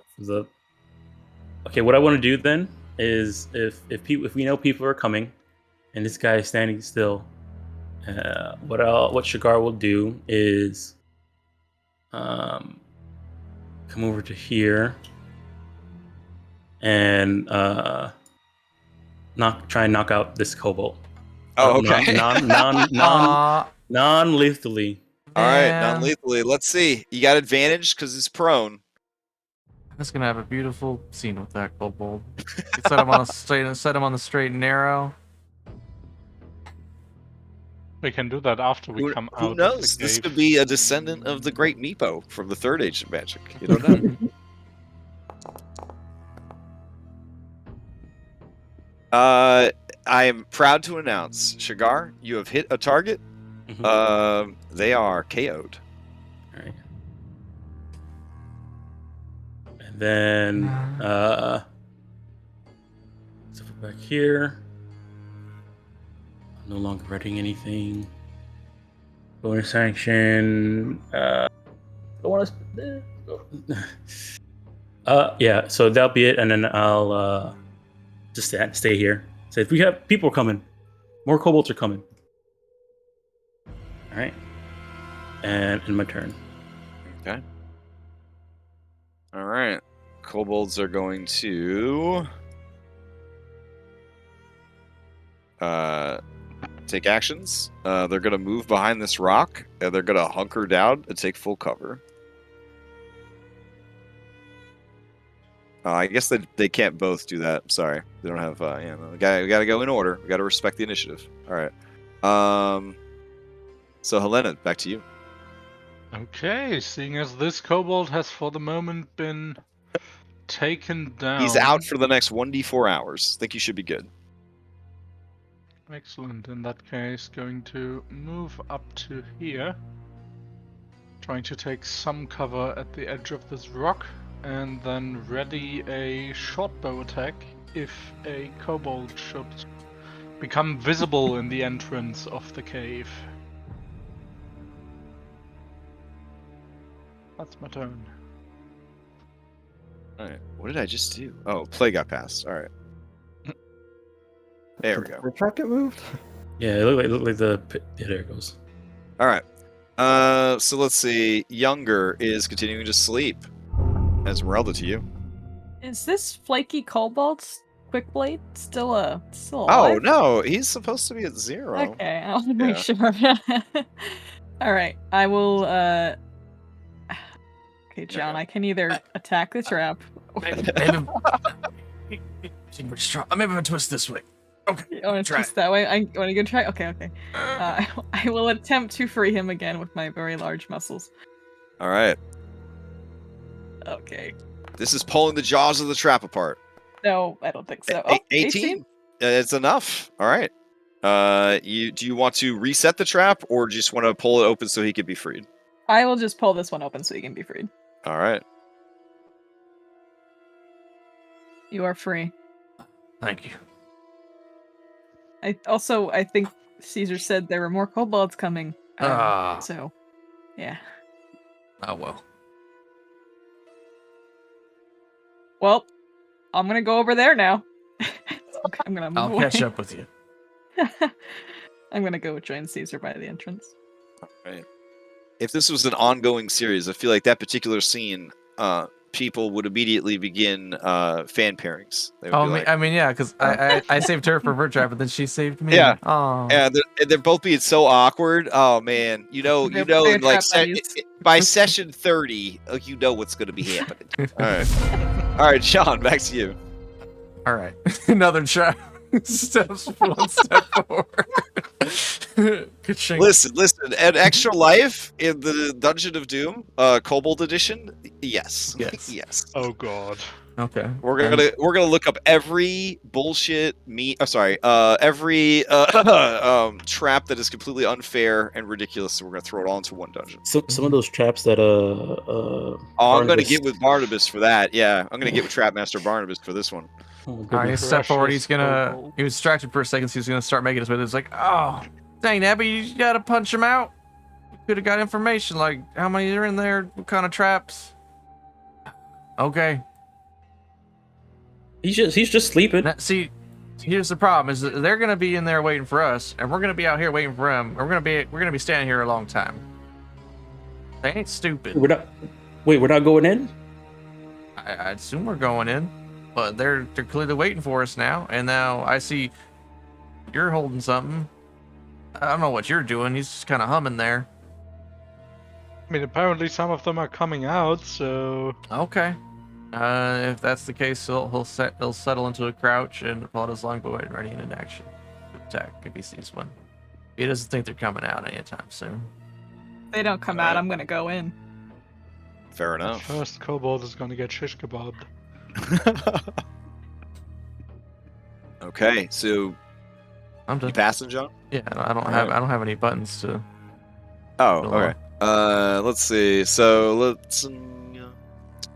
All right, this other kobold dragon shield is gonna move behind this rock and hunker down and give himself some cover.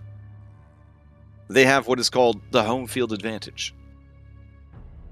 They will pass to Caesar. And then he lets the Caesar, sleep you go gotta off. you gotta cast it or lose it. Yeah, he's gonna just let it off as deep into the cave as possible. This is All 90 right. feet, and then the extra 20 feet from where it's cast. So 90 feet in like a straight line. Yeah, I guess. Okay. Let me And then- see. So we got Cool. 10, 15, 25, and 90. So 90 minus 25 is what, like 65? That sounds right. Yeah. Hmm. Yep. Yeah. All right. So, And and then then what's the that way. radius on that bad boy? Drop the template here. So All right. I'll 20 move it feet. in for. All right. I'll move it in. I'll see if it catches anybody. You don't hear any adorable puppy snores coming from inside. Alas, that's fine.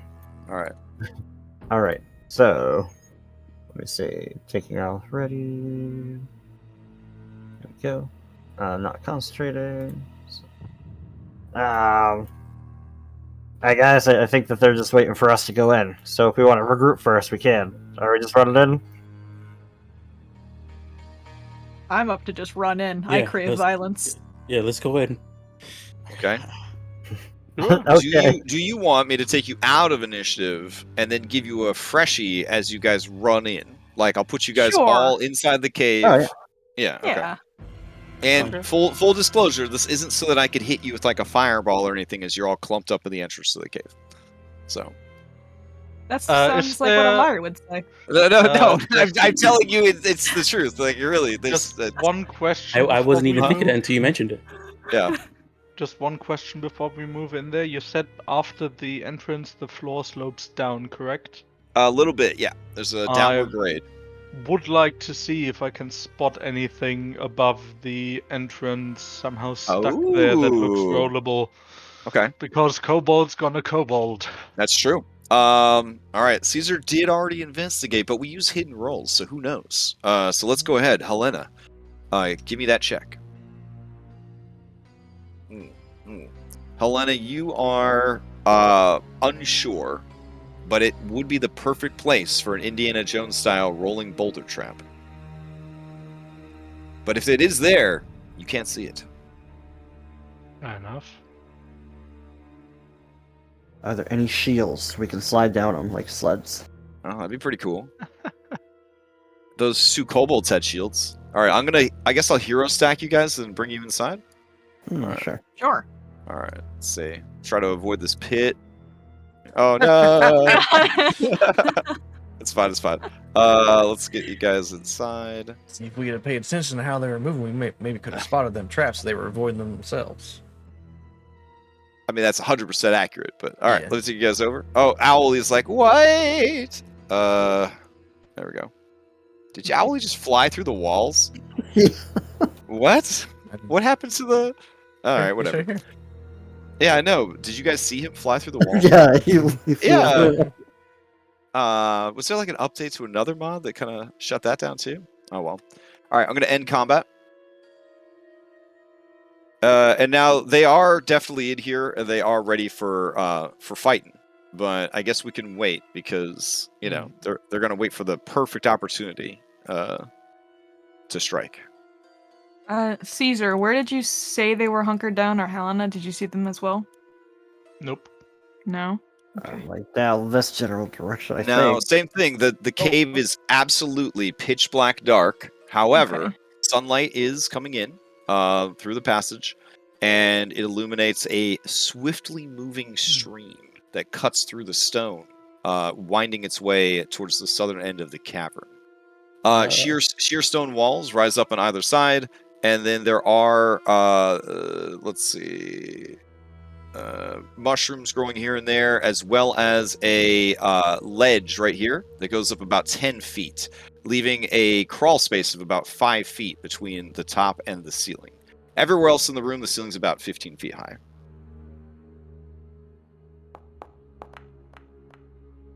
Oh, very nice, very nice. Why did I do a fire? Why did I do that fireball? What the hell? It prompted me to like put a template down and then A it's like- torch builds a Yes. Jesus. So Red, if you just Fireball. right click on your mini, there'll be a little torch icon in the top left, and just click on that. Oh, sweet. Yeah. Did that light anything up? Maybe a little bit. Oh, well, there's light already here. Yeah. I go in there and start. Let me refresh now. It treats like a Okay. fireball. So this does fire damage. In this case, I would like to use my thief ability Man, is this cave filled with back guano? Ooh. to try and climb this little ledge here on the side. And how tall are you, Helena the dwarf? Let's say 4.5 feet. All right. Since you were 4.5 feet, you will not be squeezing up on that ledge, even though you're a medium-sized creature. Yeah, Fortunately, that's right. I can't move myself. Oh up yeah, yeah. there. It's so I'll move you up, and as soon as you move up, you are nose to nose with two kobolds. Sup?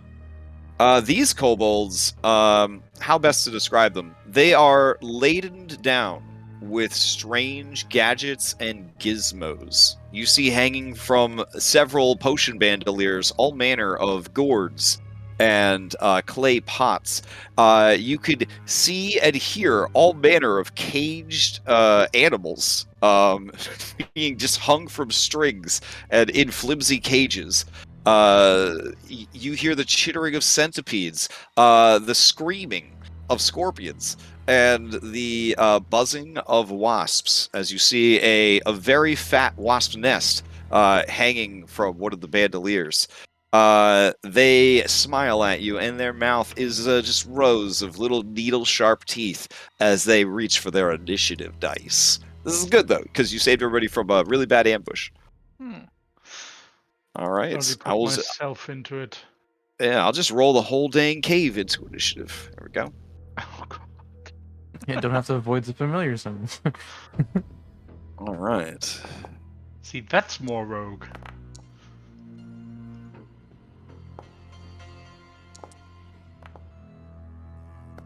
And Oh let my me God. see. I'm going to get rid of this guy who somehow got teleported in with you. There we go. Oh no, I deleted all of you! I'm so sorry! Oh my god, I gotta do the whole thing again. Hold on. Damn it. Oh man. Oh no, my 22 initiative. I'm so sorry, guys. It didn't unselect everybody. Let's see. If this is a new world, you probably I don't know if you were able to set up your. Yeah, I did the left click release. It just lagged on me, I guess. All right. If you could remember your good initiative, I will put in your good initiative. So Ezreal, you had a 20. All right. I think it was it was high. That's all I remember. It was like 21. I remember seeing 22. I don't know what the point was. I think I it was. 20. It must have been a nat 20 then, because I only have a +2 initiative. So. All right. There we go. So we'll put you guys up here. There we go. All right. Now I'll roll all the baddies in. I had a 15. 15. Okay. I think Caesar was a 12 and the owl was a 19. All right. I don't remember what the number was, but I do know it was Shaun, you lower said than you were what I have. 16. I was a 15 point. 15. Six. All right. And Owl was a what now? 19? 19, yeah. All right. And what about Caesar? 12. A 12. Okay. And Helena was a 20. All right. I don't remember what Shakar was, but I know it was much lower than what I currently have. Okay. We'll put you at like I don't know. We'll put you at like a 13. Yeah. All right. Cool. Does anyone want to go first in initiative and swap places with me? I got a cool feat, so I want to use it. I think I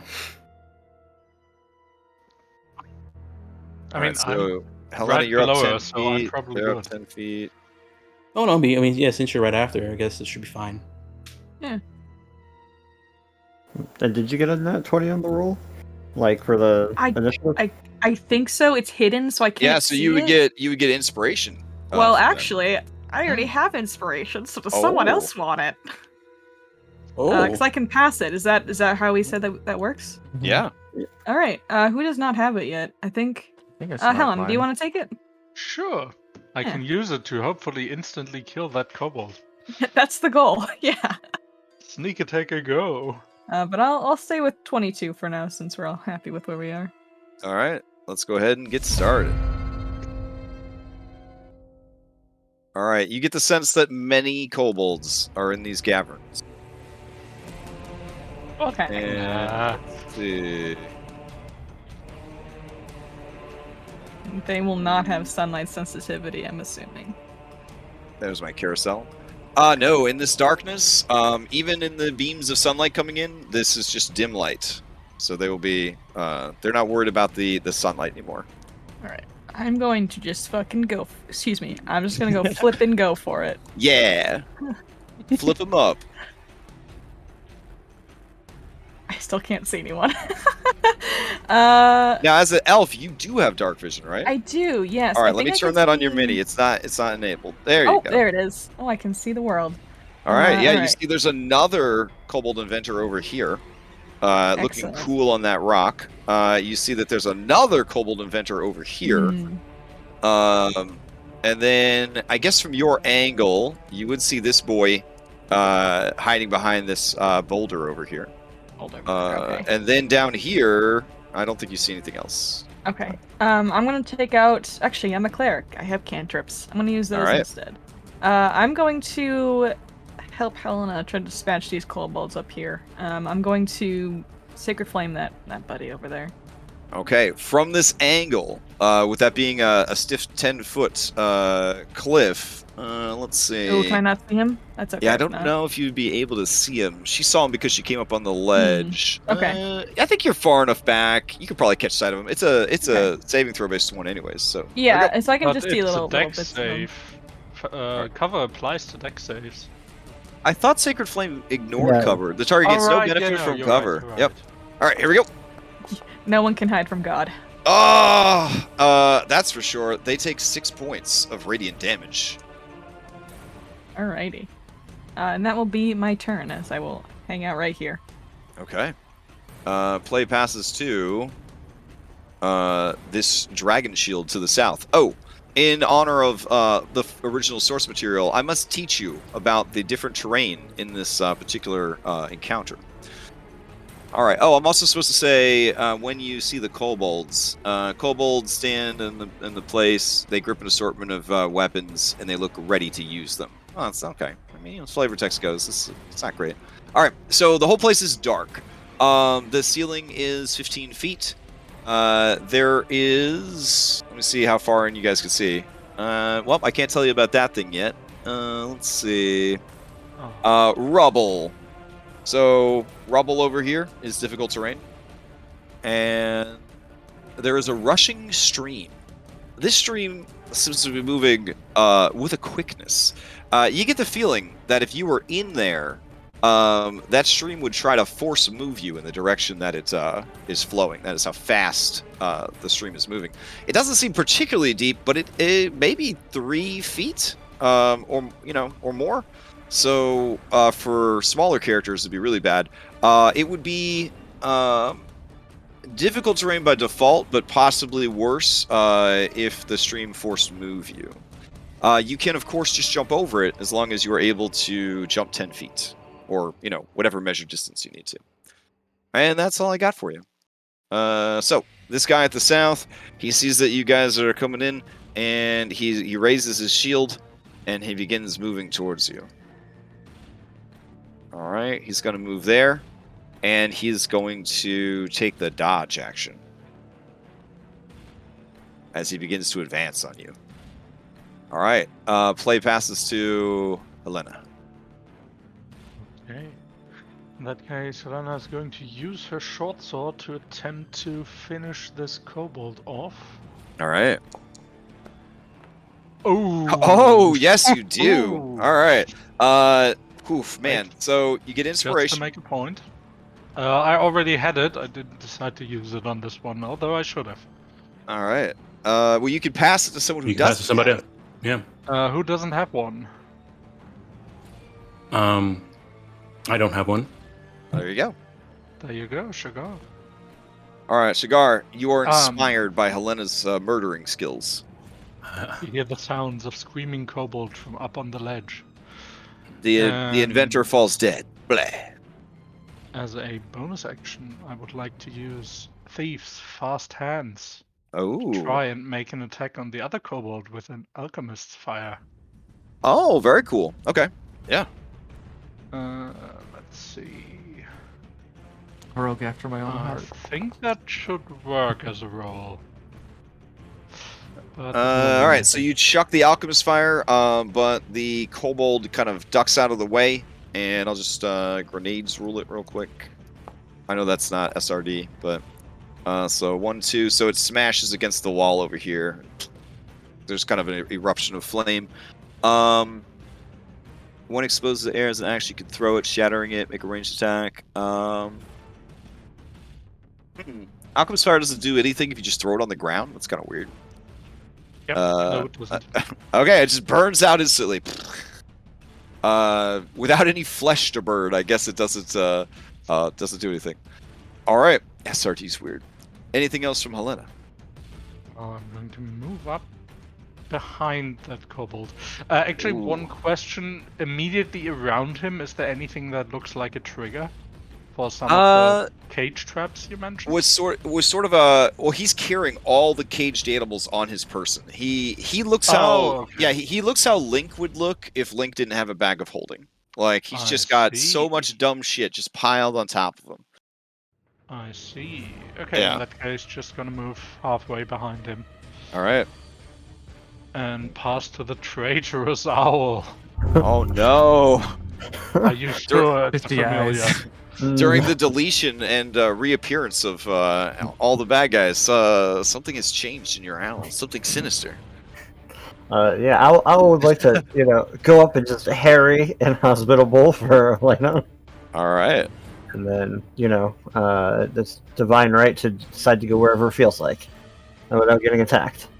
I guess we're gonna probably make it. From that vantage point, Owly, with your incredible dark vision, you confirm that there is another dragon shield hiding behind that rock.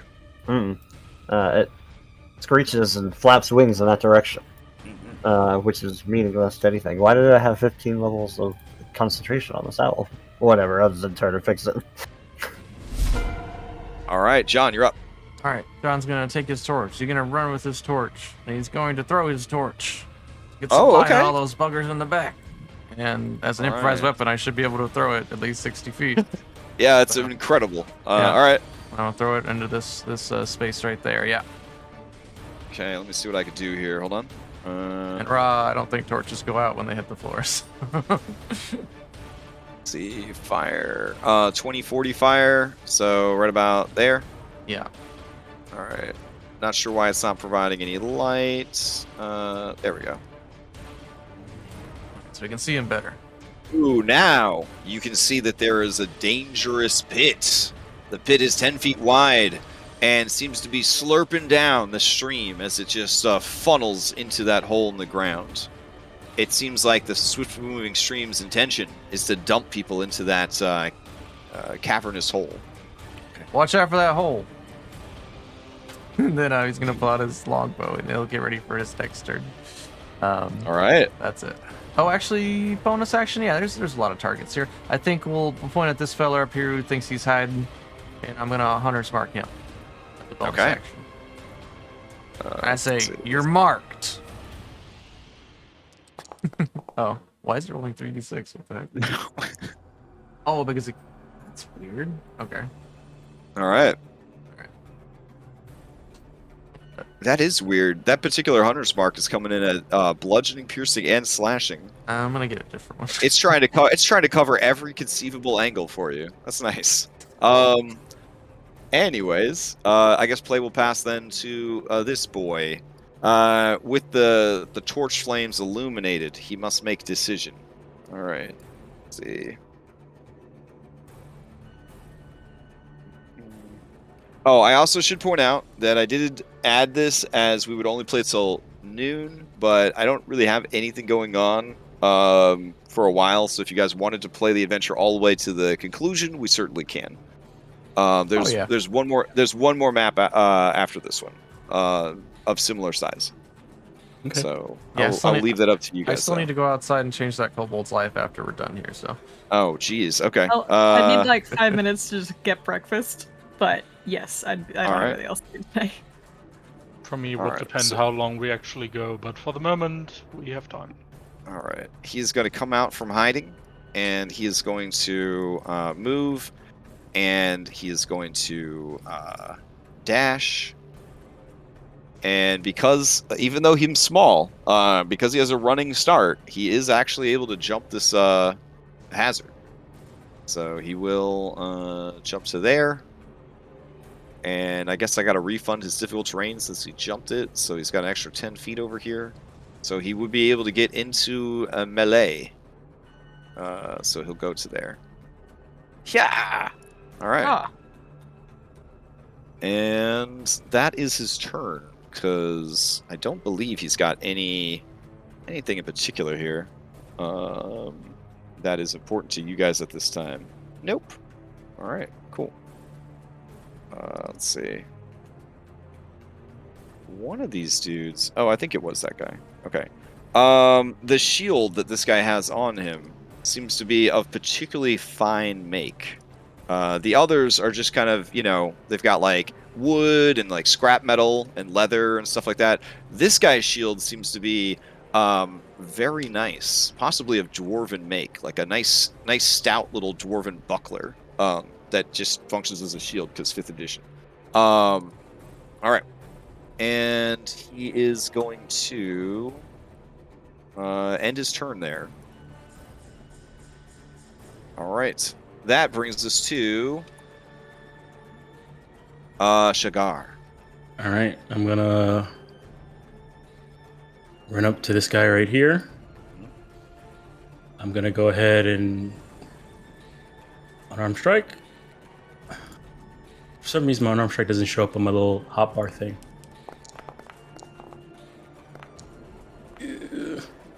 All right, you swing on him with a mighty 17. That is going to get past his defenses.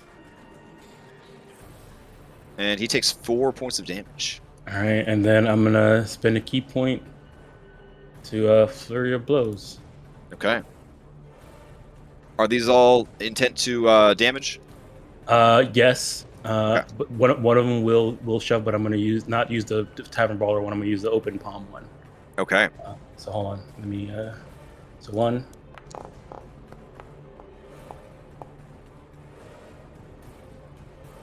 And then 2. 13 does not get past his defenses. 18 does. All right, and then when that 18 one hits, I'll use this. Open hand technique. I'm gonna starting shove him with 15 feet. 15 feet. Oh man! All right, he slides back. What's the save? It's a save. It's a save. Oh, it's a It's save. a strength Okay. save. Yeah. Oh, alright. DC 13 strength save. Strength save. All right, here we go. He might make it. We'll see. Wrong Oh bolt. shit! All right. Yeah. So he just throws that little dwarven shield up, and just the impact of the attack shakes his small body, but he is not pushed back. This is a question. Can I combine this and the tavern brawler shove? I mean, it doesn't say that you can't, and it's coming from 2 different sources. So as long as it's within your action economy, and they have 2 different sources with 2 different names, then that's generally how 5th edition works. You can stack stuff. Okay. So even though he passed it, he'll just get pushed back 5 feet. 5 feet. All right. Yeah. Okay. He looks back over his shoulder at the stream, and he does seem to have man. concern on his face. Does that mean that if I did this combined, I could push somebody 20 feet? Yeah. 15 and the 5? Okay. Yeah. All right. I mean, That's pretty cool. I don't see anything that would say you couldn't, since the action economy supports it. All right. And so that's my turn. All right. Ended. Okay. Play passes to this other one down here. He is going to move 30 feet, and he's going to take a dodge action. Standing hip to hip, shield to shield, with their brother in arms. All right, Caesar, to you. All right.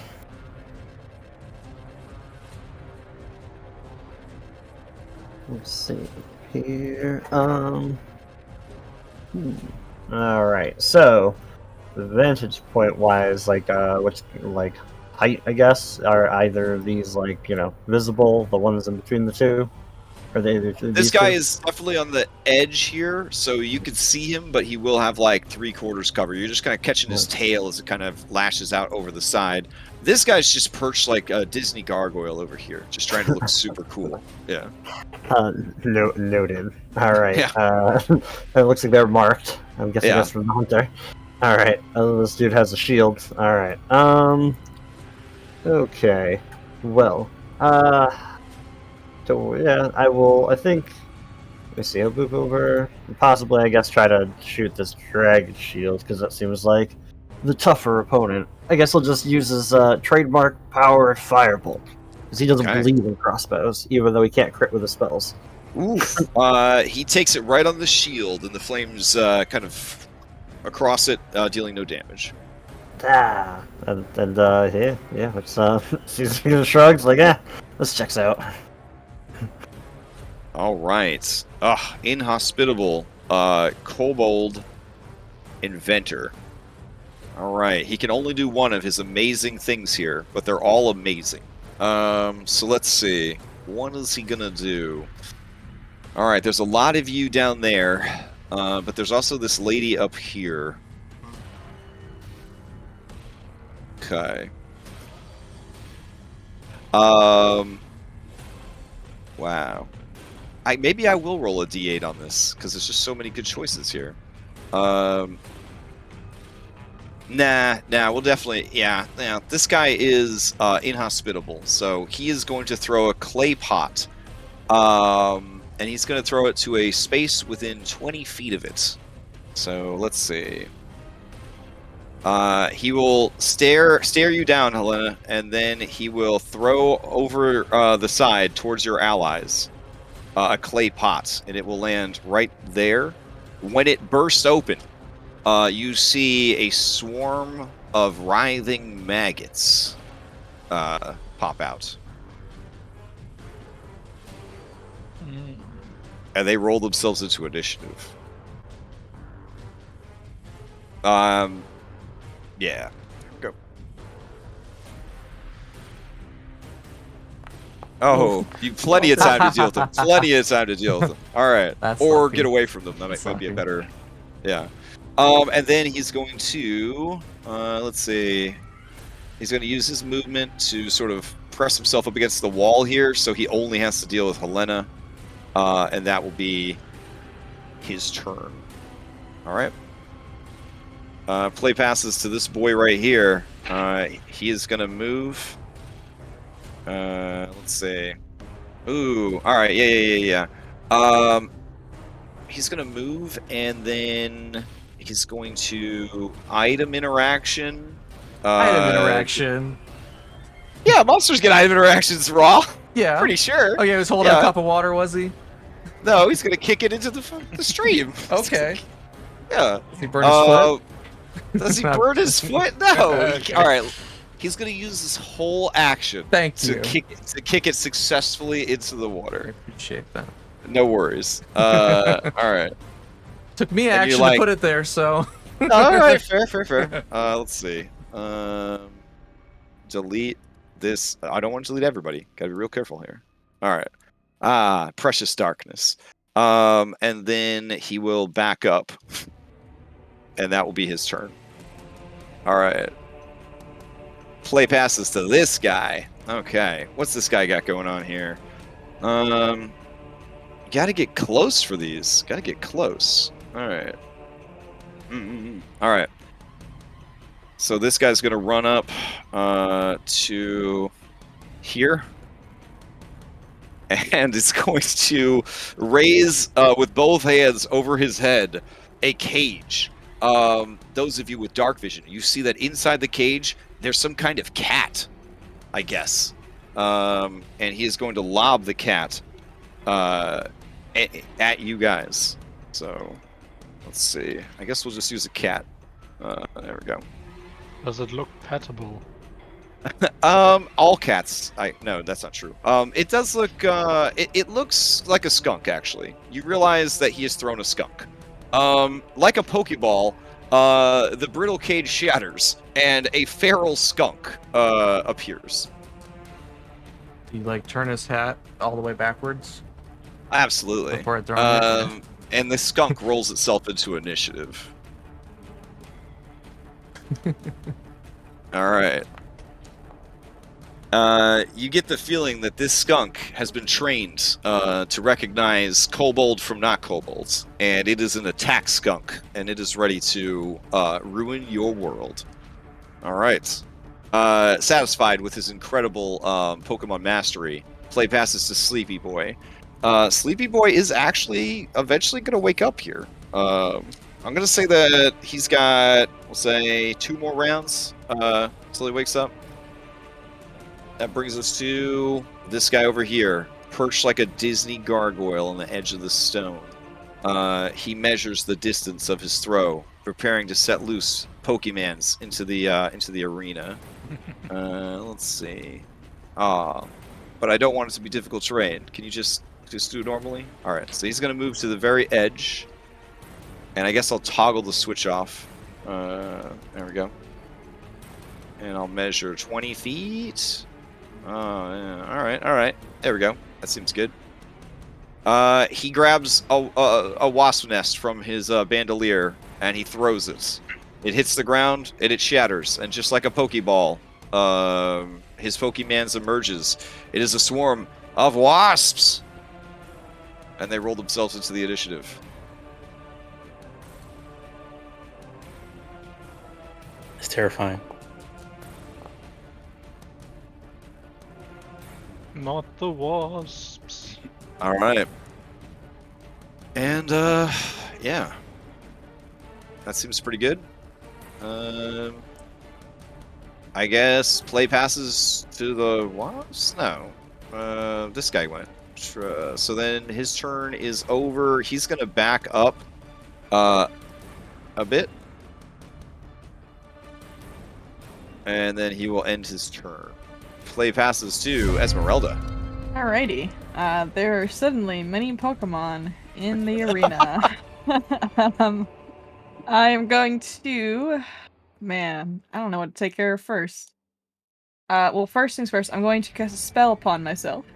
I am going to cast Divine Favor. Oh, I'll roll it. Okay, noted. And I will enchant my mace with some radiant power. And I will walk towards this guy over here and bash his skull in. Oh, dang. Well, I'll try to anyway, you know. He looks at you and he flexes his muscles. He holds up his shield. Da-donk! He blocks the blow. I'll get you next time. Just wait 6 seconds. All right. And that'll be my turn. Okay, play passes to this guy. He continues his slow and cautious approach. And re-ups his dodge. All right, play passes to Helena, up on the ledge. Okay. Well, Helena would like to use her inspiration to gain Why don't you turn on your dark advantage. vision? Doesn't seem to be on. There we go. Oh. Oh. Cha- That's the wrong turn it token back into art. another dwarf. What the? Whoa! Your secret is out, changed and the I respect artwork. it. in the dark. Oh, you already had. Did I- Helena spontaneously grows a beard. Did I change the Uh, artwork? No, I did. Oh, okay. I changed it to the one that I was using so far, but apparently that was still on the token somehow. I'll Okay. fix it after my turn. You already have advantage because of Anyway. the help action from the owl. You don't need to use The it. kobold looks confused. Oh, it has the help action on it. Yeah, the owl gave you help action last Yep. time. You don't have to use Okay, your in inspiration. that case, just going to attack. Oh, Hey.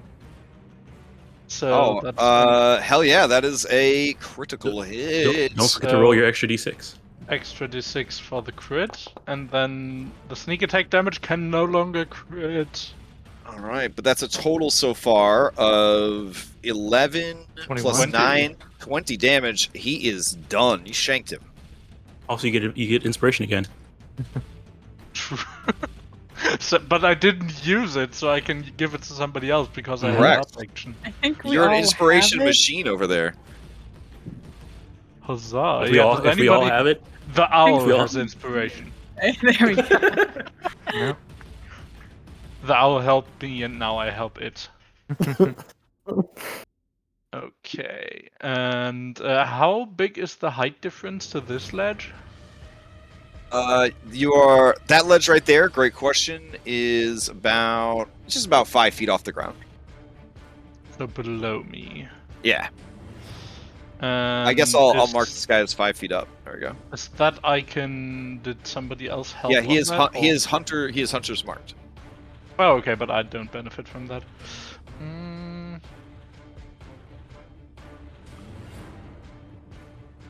Could I make that jump?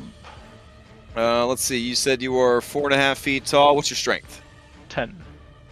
Okay, 10 strength, 4.5 But feet tall. I have second story work, so I get another dexterity modifier, so 3 feet extra. All right, that'd be a 13 foot with a running start. So you have to move at least 10 feet before you get there. Okay, so I started here. Yeah. I would move back 1 step. And then that would mean I only have 5 feet of movement left, so as a bonus action I'm going to dash. To have Very extra nice. movement. All right. So could I cover those 15 feet? All right. Whoa! Oh, whoa! There you go. Yeah, you made it. Slippery. You land on the outcropping of stone, and the kobold inventor's eyes widen in alarm. And can I fit there so I don't give cover to the kobold from John? Yep. Sounds good. Okay. Then that's my turn. That's All right. true, yeah. For all you give cover by just being, Yeah, by being in front of existing. stuff. Yep. Soft cover. All right. Owly, you're up. Okay. I think that Traitorous Owl will. There's some delicious food right there. It is Oh my God, you do not want to eat those. It is not allowed to attack at all. But it can come over and harry this transitional Kobold Inventor for the upcoming attacks. All right. And then I guess it'll perch on this one, trying to also look like a gargoyle. All right. Oh man, wait a second. Rock grubs. Yeah. Yeah. Yeah, no, don't worry. I'm about to do something in character, so. All right. And that's good for Owly. All right. Yeah, he didn't turn it. I guess it didn't go. All right. John. All right. I've marked him. The owl helped me out again. I'm gonna shoot that guy sitting up there. Okay. I'm gonna target him, so there's a cool animation. 17's gonna hit. 11 damage. He hangs on. The arrow all the way through his neck, All right, he's a fist bump in the air. gurgling out his last words as he reaches for an invention. All right, what else you got, John? Yeah, a little fist bump. Then he's gonna look down. Oh, Oh, shit! wait, no, wait, none wait! of that. You forgot your hunter's mark. You forgot your hunter's mark. Oh yeah. Yeah. Sadly, he dies. His body tumbles back into the stream, which is so swift that he just goes and starts getting washed along the stream. Oh wow, that was a lot faster than I thought. All right. Yeah, but then he's Well, I gonna mean, do. he's an object. He's an object. So. Oh yeah, he's a little fist Yeah. bump, and he's gonna look down. Oh shit! Nope, none of that. Get the fuck away from those. I'm sure none of you care, but all of his Pokemon are drowning and being carried off to their inevitable deaths. Then. So, all right. Anything else from John? Yeah, I feel like any ranger worth the salt. That's exactly what these things do, and Yeah. I'm not even gonna make a check for it. So, Okay. and I'd say everyone get away from those things. They move slow, but they're very deadly. Does the art give you a bad feeling? Is that Yes. okay? Okay, fair. Yeah. They're just Uh, grubs. My yeah. goodness, guys. And then Teeth, though. hold on, they got 10 feet of movement, so make sure they can dash. I keep going this way. I think. Yeah, it should be good there. And then bonus action, I will there's a lot of little things now. I will well, we have to take him out eventually. So yeah, I'll bonus action. I'll mark the swarm, and I'll try and. Oh yeah, there's this guy still sitting back here to sleep. Why didn't we kill that guy? I was at. Oh yeah, I was when we first got it. I was like, hey, you might want to help me curb stomp this. Say that? Yeah. I didn't know if that's what it was in reference to. I did hear you say that. Wasn't sure what that was you were talking about. All right, Okay, we'll say fair that enough. he's got 2 more rounds till he wakes up because there's a little bit of combat rounds passed as you guys hero stacked at the entrance that walked in. Okay. But he's still out for a while. Bonus action. We'll mark this guy, and that'll be our turn. Oh, okay. Switching your hunter's mark with your bonus action to that guy. Okay. All right. Play passes then to that guy. All right. That guy sees that there's an elf, there's an orc. Doesn't want to get caught up in there. Knows that we're playing SRD raw and that there's no flanking rules. So he's going to move to here with a little 5e shuffle, and then he is going to attack Esmeralda. Let's see. He is just going to try and stab you with his spear, but Kobold Dragon Shield is no slouch. This creature has a multi-attack. Oh my god. So he's going to try and stab you with the first attack. See how that goes. It goes real well for him. Oh, just kidding. Alright. Good. I got a 16. No, it's a miss. All right. Realizing that you too subscribe to the School of Armor. His Yes. next attack, let's see, multi-attack. He can make 2 melee attacks. Okay, so he's just going to try and make an unarmed strike against you. Which every creature per raw has proficiency in their unarmed strike. But him being a small boy, it wouldn't be a very good unarmed strike. But now, thanks to ONE D&D, he's just going to try and grapple you. I don't know why he thought this was better than just trying to stab you, honestly. Dropping But his let's see. shield or spear to do that. Oh, you're right. He'd have to drop his shield or spear to do that. Because there's a. All right. In that case, I mean, I You guess can you could still do a shove. shove at- Yeah, I was gonna say you Hey, could probably no, shove no, with a right? shield. That could be fun. yeah. Okay. All right. So then we'll just go ahead and do an no, but he couldn't mix that with his multi attack. All right. Then he'll just try to. So if he can Yeah. make an unarmed strike, you can hit and shove somebody. You just can't grapple. You can make unarmed strikes without your hands. Yeah, but he. Oh, you can make unarmed strikes without your hands. You just can't grapple. A punch. Oh, you're without- right. A punch, kick, headbutt, or similar forceful blow. Yeah. All right. So yeah, then that was what he tried to do, but it was a 17, so it wouldn't have gotten past your armor class. Yes, it unfortunately misses. All right. Fair enough. That brings us to the real boss, an actual skunk. All right. Let's see. Okay, it is going to run up to you, Esmeralda. You are the closest one, and this is what its AI demands. It does. And it turns backwards, it raises its tail, and using the special anal glands, it fires off its stink juice all over you. You have been skunked. I need you to make a Awesome. Constitution saving throw. Okay. Can I use my inspiration? I rolled it before I said it. It's fine. Yep. No. No, you said it before I saw the roll, so Okay. you oof. All right, you take a deep breath, and you don't succumb to the horrible stench. Okay. Oh no. You hear just a kind of a weird squealing meow come out of the skunk, and it just begins to hop up and down, readying its next blast. Okay. So you're a little. I just put a little stinky on you there. Just a little stinky. Yeah, but you mechanically, other than smelling real bad, I guess you're all right. All right, play passes to Shigar. Okay. Let's see here.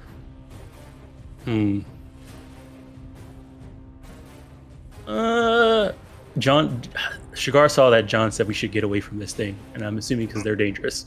So what? If you're liking living, Okay.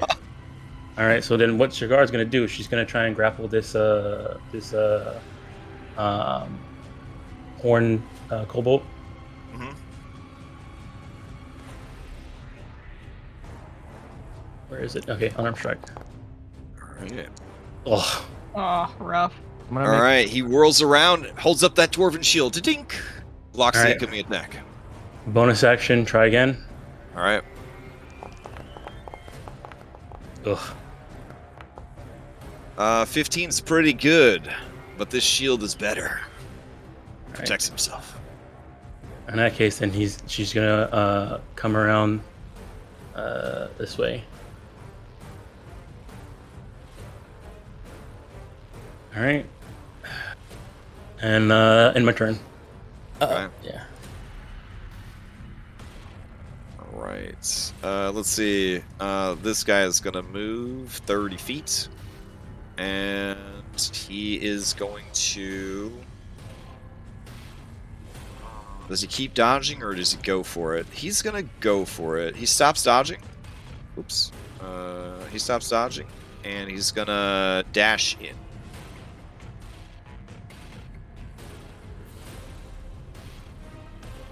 All right.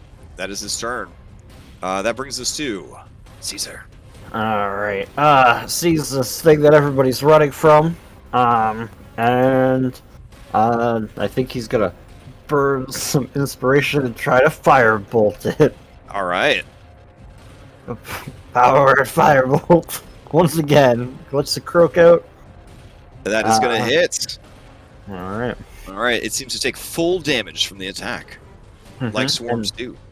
And then he's gonna go next to the sleepy one, so that way at some point he can take it out. Alright, I think that's everything. Okay. These guys, their AI says consume, eat. This guy wasn't paying close attention, so he is now the closest thing to those horde creatures. Let me check something real quick. Because Foundry might be giving me some false information here, but I'm pretty sure that rock grubs are not as fast as it's being listed. So, let's see.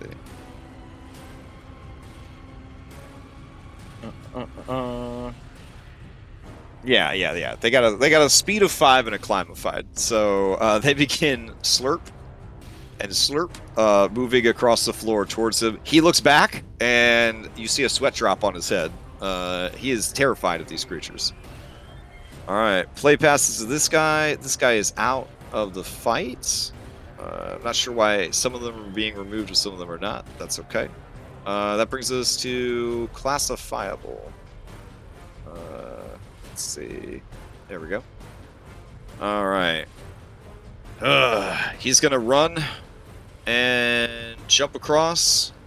And he will use a dash action and put himself right there. That is his turn. All right. Play is going to pass to this Kobold Eventer, who is still doing great. All right. They rummage around in their overflowing satchel of Pokemans, and they look for the next big thing. Oh, yes, this will work. You see them take out a fine basket. Esmeralda, you can't help but admire the craftsmanship of this woven basket. That's some good weaving. It gives it a shake, and he throws the basket across the river. Or, sorry, the stream. And it lands right there. And the basket bursts open, and you see a swarm of centipedes pop out. And they roll themselves into initiative. Even worse. Yeah. All right. They're spotless. That's a quick death. That's a slow, unavoidable death. All right. And then they are going to use their movements to go get some cover behind this rock. So they're going to go back here. All right. And then play passes to them wasps. All right. Let's see. The wasps see that there is a brightly colored flower person over here. They're going to go sting all of the nectar out of them. So they fly into your space. They do smell pretty bad, though. Oh, I do smell really oh yeah, all right. Oh, they go to land on you, and they're like, ew! And then they land on this orc instead. Perfect. All right, here we go. Oh no! Oh gosh! Oh, did you see that 20? It was I like, did, maybe, and then the D4 is like, all right. So they land on you, and they start nuzzling your flesh. All right. Play passes to the funniest, sleepiest boy. Chuckles in his sleep a little bit. Next rounds, when he finishes his next turn, he will sleepily wake up and look around. Probably to murder. Alright, Esmeralda, you're up. Alright, as much as I'd love to break the bones of these kobolds, I should at least get materials for a new rug first. So I'm you gonna... hear the cocking of a shotgun, and you see that you look down and see the skunk's butthole aimed at you. Yeah, that needs to not be a thing. An actual skunk. Yeah, I'm gonna smack that boy. With my Mace of Glowy. Alright, you murdered that skunk. Alright. And then I'm just gonna roll the radiant. And then it catches on fire. Just as Oh a theme. Like outside, after it's dead, it catches on fire. Wonderful. And I'm going to, oh, I can't move or I'm gonna get attacked. So I will stay right where I am. Alright. And pass. Okay, that goes to Unperturbed. Unperturbed played it safe, and it paid off. He's made it into the battle. He approaches this stinky human. And as he approaches this stinky human, he raises his spear in anticipation. Gaining advantage from pack tactics, he will try to stab you twice. Here's the first one. Them dice just spinning all over the place.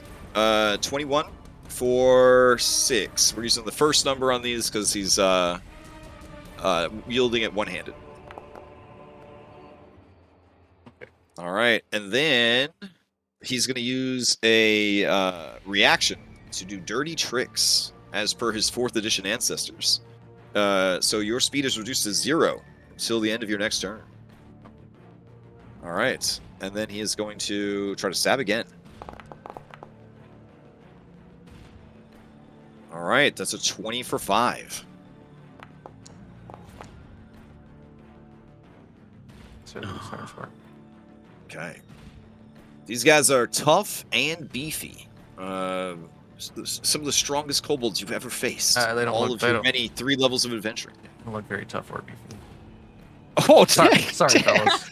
Damn, Oh, okay. so hold on. I meant that these are swole bolds. now I'm terrified. All right. Now we should probably just let them have whatever they were doing in here. The fact that swole bolds exist is one of the greatest things in the whole world. But this is a mostly raw adventure. So, I say mostly because these are 4th edition kobolds. I was gonna say, yeah, the 0 speed is yeah. not very. Yeah. I want to, when I wrote this, it was a 4E conversion. So, all right, he's going to stop dodging and pass to Helena, who is up next. Okay. One, could somebody turn the token back to be Sure. upright? I don't know how to do that. There you go. Thank you. Control plus mouse wheel is the secret. Excellent. All right. And other than that, Helena gonna put the short sword to the side and pull out her bow. Does the kobold inventor down here have cover from my vantage point? Not from your vantage point, no. In that case, I would like to use my inspiration to give myself advantage on the attack, Very nice. and then a pew. Ooh, I could see the generation of advantage or initiative being very good for rogue. Yeah. Let's see. 16. 16 is going to hit. So It takes that is 4 points of 4. damage. And Oh, another no! 8 from the sneak attack. All right. They're barely hanging on as the arrow passes straight through their stomach and out the back. Hmm. Their intestines trailing out the back hole of their body that you've created. In that case, thanks to the second story work, I'm going to use my movement to move down here and then Okay. towards the kobold. I can't. Oh, move you're down there slightly because in a it's wall. you're slightly in a wall. Okay. So to here, 20 feet. Yeah, Okay. and then down there into melee range, All right. and then I will pass to the traitor in our midst. Okay. Alright, Owl's gonna go. Let me see. Owl can see people over here for now. Alright. Honestly, I think he's gonna swoop over. And I don't know, provide just attack. Not attack. Distract that one. Just start scraping at the back with claws, pulling at scales forward. Hitting a wall over here. That's fine. All right. Good job, Owl. Which one did you easy target? Sorry. Sorry, that one. All right. Cool. All right. Sweet.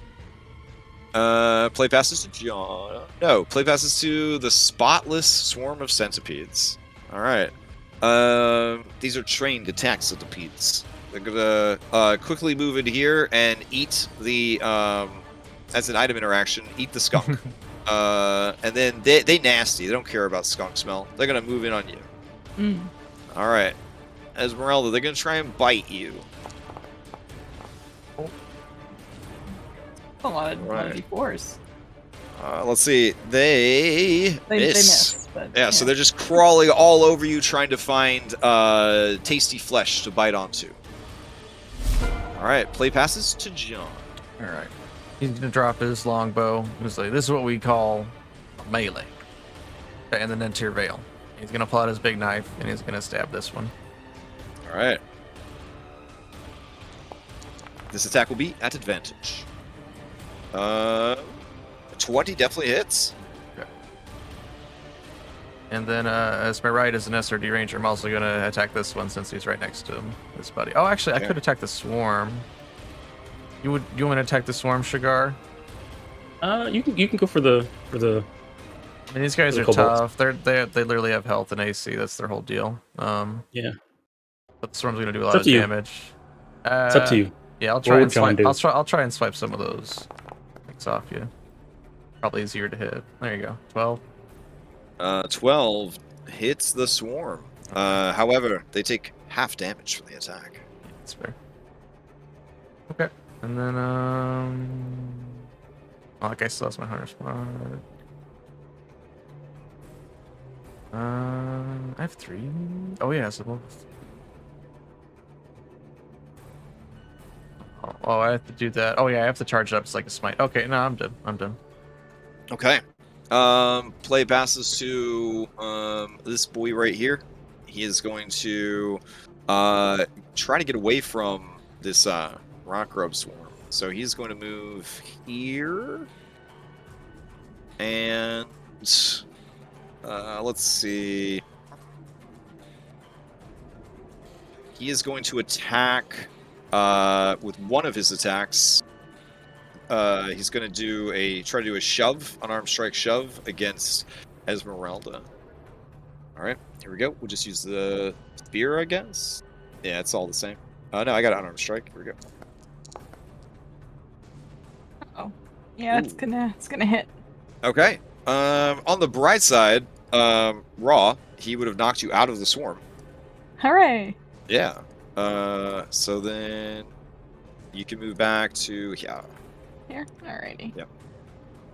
Okay, and then with his next attack, I think you just Did saved he me from the shove his- maggots. Shove is a Thanks. multi-attack? well, as a multi-attack, you can make 2 melee attacks. Remember, okay. We're playing Oh, he's D&D, using- We're playing 1 D&D. So as a multi-attack, he gets 2 melee attacks. One of his melee Okay, he's attacks just is using unarmed it for strike. unarmed strike. We've established Okay. could be a headbutt, so he headbutted her. And then he is going to provoke from Shigar as he moves to here. All right.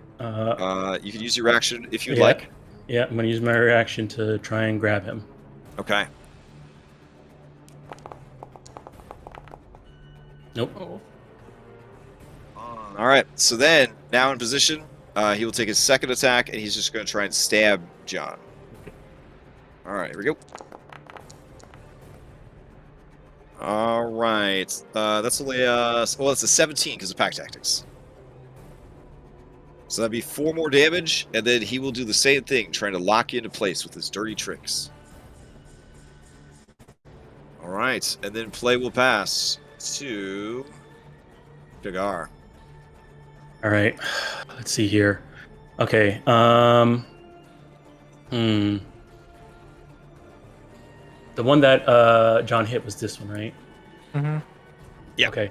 So I'm gonna go ahead and try and unarmed strike it. That one. Ugh. Does not hit. All right. All right. I'm gonna spend a key point to flurry of blows, and I'm gonna. Where is it? Flurry of blows, and then where is it? Do 1. Okay. Yeah, that's a critical hit. Gain inspiration if you did not have one. Otherwise, you can Alright. give it to somebody else. I'll give it to Helena because she just used I hers. right? definitely think inspired should be a status effect we can see, because with the Yeah. amount of inspiration you guys are Yeah. generating with these rules, it's going to be easier if you could just look at someone Does- and be like, oh, they have it or they don't have it. Yeah. I do have context or whatever the heck it is installed. Let's see. Convenient effects. So Let me go back and look at the. I don't know if components it's again. enabled for players. Let's see. Go ahead. Okay, yeah, weapons and unarmed strikes. So then this is also an extra 1d4. All right, go here. Do convenient effects. So you took 11. All right, you guys should all have access to convenient effects. If you search inspiration, it is a status effect, so we could start applying that to people. Oh, I'm sorry, I was distracted. So you that natural 20 was to grab him or to damage him? Yeah, that was a flurry of blows damage. So that Okay. one. All right, so that does 7 plus another 4, 11 points of damage. All right, and then I'm gonna use my inspiration and flurry and try and kick this one with the second unarmed strike. All right. All right, as you swing on him, 17. 17. 17 Yeah, is that's gonna hit. All right, so he takes that, and then I'll use my where is it? Open palm to try and push him 15 feet into the water. All right, this is a strength save from him. Yeah. There we go. He fails. All right. He flies back, teeters on the edge, and then falls into the water. Right. Okay. And I think that's. Let me check this real quick. Some character. If I need to push him a little bit further, I will to make it 20. Might as well make it 20. Oh, sure. Yeah. All right. So let's see. Since he landed in the water, he has to. What did my conversion notes for this say? Let's see. Feature water rushing stream, athletics check. All right. Here we go. Oh, he does not make it, and he gets carried 15 feet downstream and is prone in the water, which is raw, actually. So you can be prone in the water, floundering. Yep. All right. All right, and then end my turn. And then end your turn. Strong turn. Oh, actually, hold on. I can still move, so I'm gonna move over to here outside of the If you leave the swarm, it will make a reaction opportunity attack. Okay, then in that case, because the reach is 0, so when you leave the space, that's when it triggers.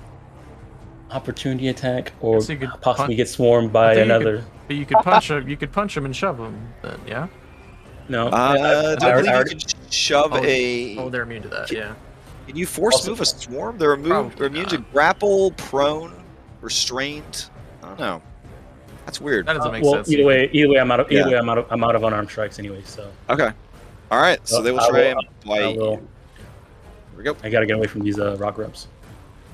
And that's a miss. All right. Whew.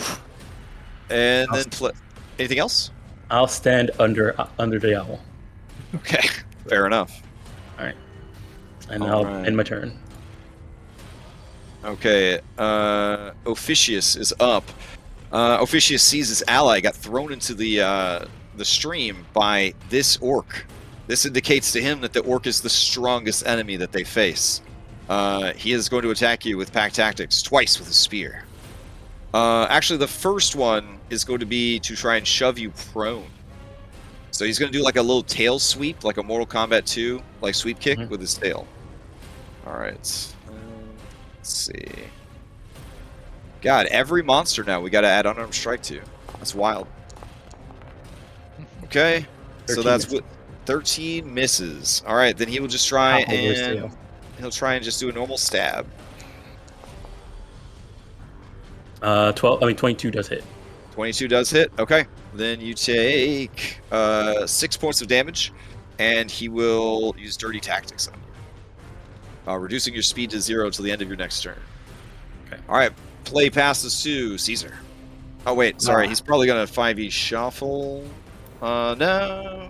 Well, he doesn't want to be next to all these swarms. So yeah, John, you can take a reaction because he is going to move away from you. All right, I'll unarmed strike and try and grapple. Okay, go for it. Because now that is raw, since you can attack with my fist. Because I dropped my bow and I only have one short sword. Absolutely. That's kind of my favorite part of this so far. Is it just takes any monster, especially a monster with a multi attack, and makes them just more interesting. Yeah, like it was always silly that they couldn't. Yeah. Spend their whole turn to do one thing instead of just Yeah. wild like they would. I don't have an unarmed strike. I'm just gonna hit my knife button. I can drag one over. We'll just math it. Okay. Yeah, that hits. So I grapple him. So and do no he's damage. not going anywhere, and he's grappled. Where do you think you're going, little fella? All right. I say in Draconic. Oh, he looks up at you, and he says, "You have chosen death by coming here, human. Mm-hmm. You will die like those foolish tree cutters at the claws of our master." Oh. Who's your master? Sorry, 6-second comment. Okay. So. All right, Caesar, you're up. all right. Well then, Well, since he's asleep here, if I bust out a dagger and stab him in the throat, is that God. auto-critical? Yeah, that Oh. I think If that was. it hits, Oh obviously. no, hold on. Oh, But oh my god, all these great tools, but it's so confusing. All right, hold on. Listen, I'm just gonna bring you back over manually, and you'll travel through the wall because of all these weird updates and whatnot. Yeah, there we go. All right. all right. He's just gonna bust out his sacrificial dagger and just Okay. go for the throat. All right. Yeah. Thematically, if it hits, Advantage. Yeah, advantage on this, and it'll be a crit if it hits. That's still in the rules. yeah, Wow, thematically, it's if it like hits. it wouldn't wait. Would that just mean that no? It still just counts a nat 20, right? It just means that okay. So Either way, it's not gonna hit. Apparently, with his little dagger. Wait, What's no, up? What's up, Dom? no, because I guess if that's still a thing for unconscious, then yeah, because incapacitated got updated. I don't know. He's considered unconscious, right? He's unconscious right now. Yeah. Yeah. So That should whatever be raw 10. unconscious is, that's what it is. Okay. Somehow, you as you go to grab this guy, he in his sleep, he reaches out and he kind of like goes and starts cuddling against you, and it makes it very hard to slit his throat. Yeah, I guess 10 because I said it didn't have the privacy, but I assume 10 still misses. A 10 does miss him. Yeah. Okay. Oh my god! Why would he have to lay right on top of the goddamn switch? All right, hold on. All right. I'm gonna bring you back one more time. Yep. This they're still critical hits. is my test world, so maybe not all the same settings on my mods. All right, I'm gonna move the switch out of here. All right, but that is your action. Do you have anything else? I think that's. I mean, for convenience sake, I'm gonna move at least over here. All right, well, I'm gonna move this teleporter all the way to this corner. Nobody will hit that. It'll be fine. Wait, did I teleport you again? Moving it? Oh my fucking god! Yeah. Sorry, language. Oh, sorry. Gosh, that's really frustrating. I have Shucks. missed your step, but this is ridiculous. All right, so you move over there. No, I mean I'm fine where like right there. All right, thank God, for your thank God. convenience sake, All it's right. fine. Don't touch anything. I'm done. It's like a Skyrim loading screen. Just Oh constantly my accidentally hitting the God. door. Hitting the door. going through. Yeah, you double click and you load too fast. You click it again. Oh my god.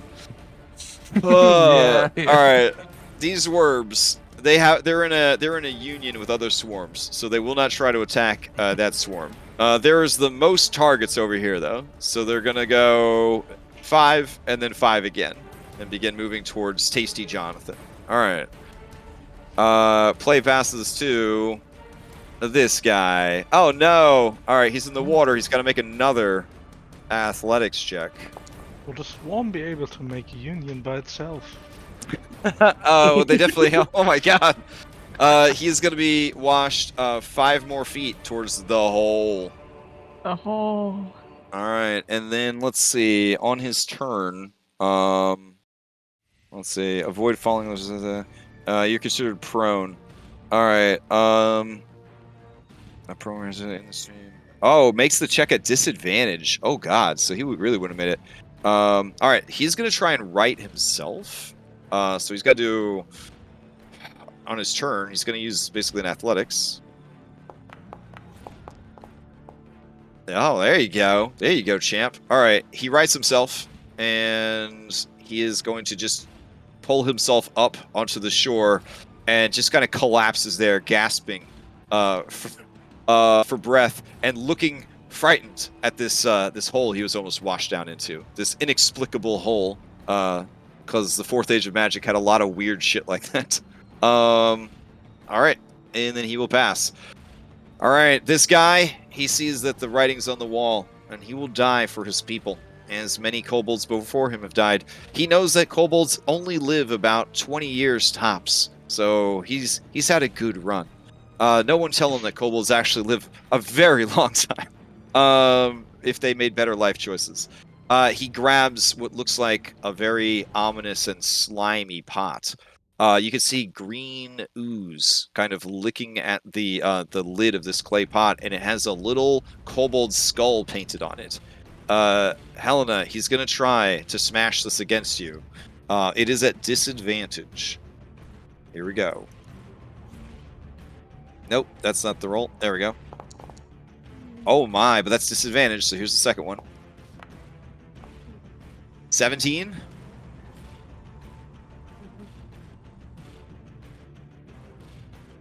Helena? Sorry, that was muted. 17 okay. is indeed hitting. Oh no. Alright, it shatters against your chest, and immediately, green slime begins to kill you. No.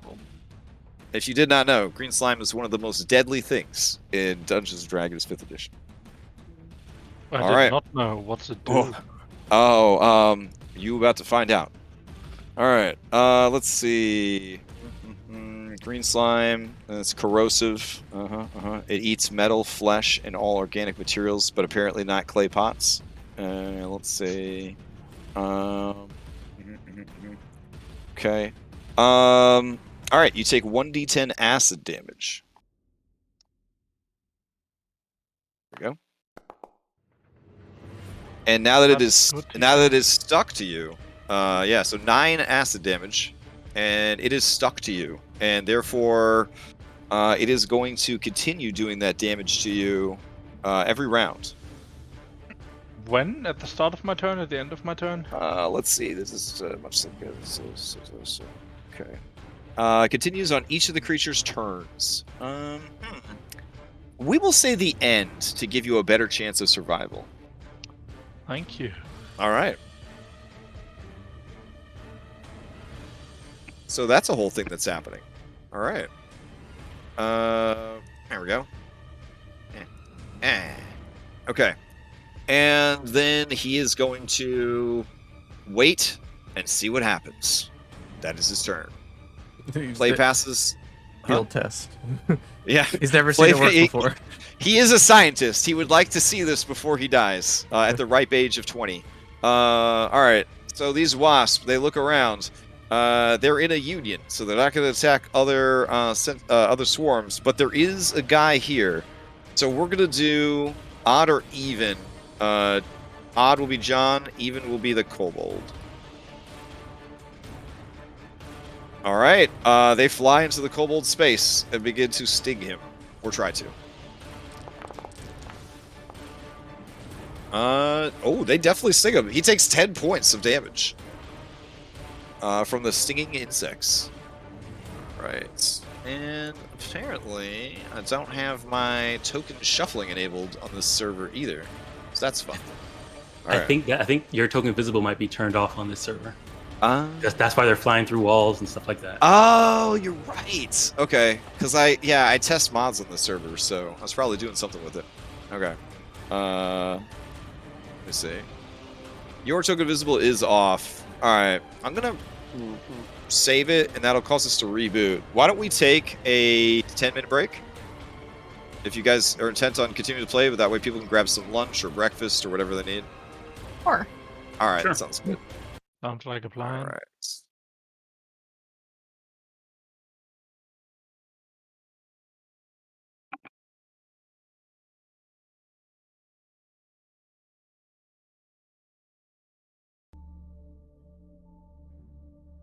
Right. So we'll go ahead and go into break. There we go.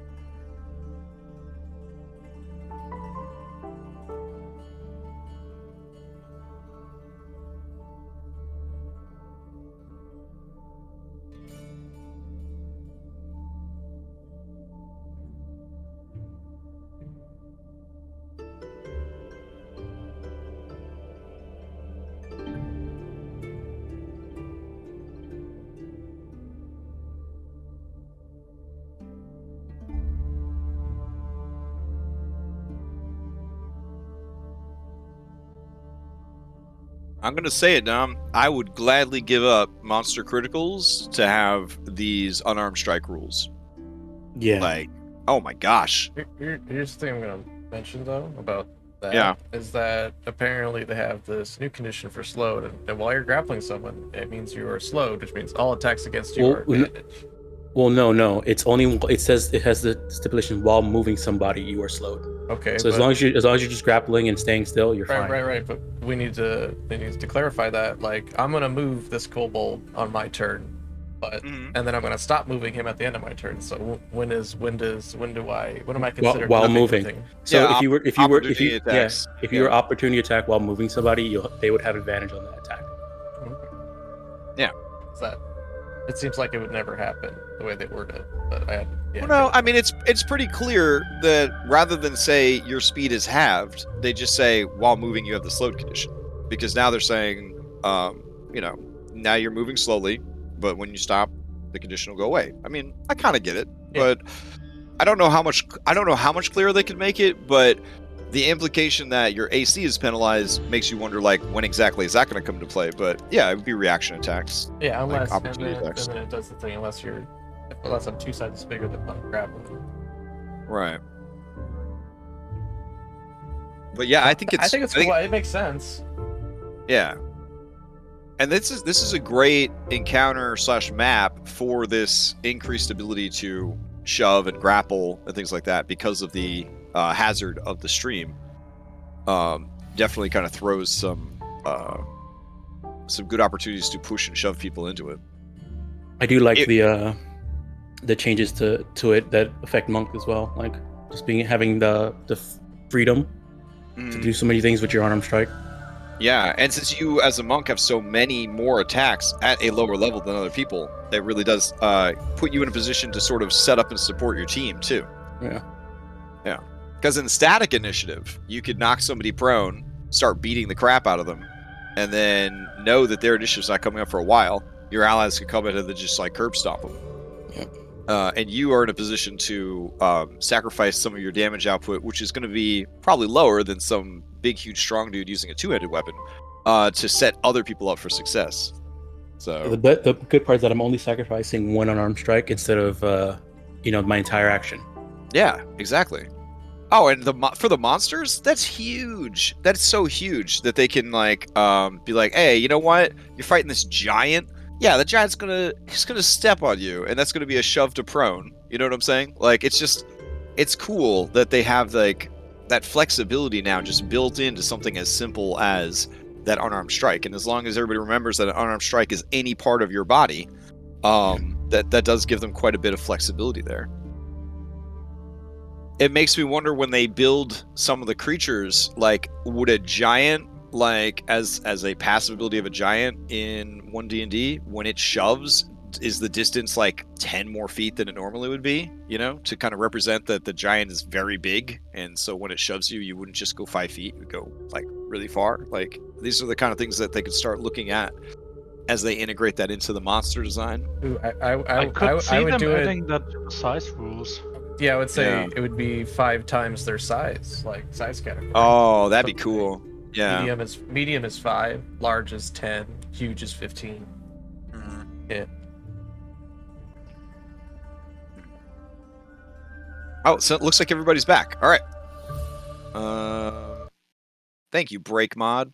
All right, so I turned on one of the mods that I didn't have on. I didn't check to see if during the break if there were other important mods that I had turned off on the server, but that's fine. It's fine. Let's continue where we left off. Let's see. Yeah. All right, and I think the last person to go was these wasps, and they stung the hell out of that guy. Yeah. Wasp's turn, they stung. All right. This guy, he opened his eyes. And he looked around. Fairy godmother. It's morning time. He is prone still, because I had him wake up at the end of his turn. He looks up into your at you, Caesar, and he sees that you have a knife drawn and aimed at him. And he lets out a hissing yark of defiance as he reaches for his own daggers. Next turn. All right, Esmeralda, you're up. Alrighty. Let's start clearing out some of these bugs. Gross, Okay. gross bugs. So I will just attack that centipede swarm. Okay. Oh, wait. Before you make this decision. Stopped.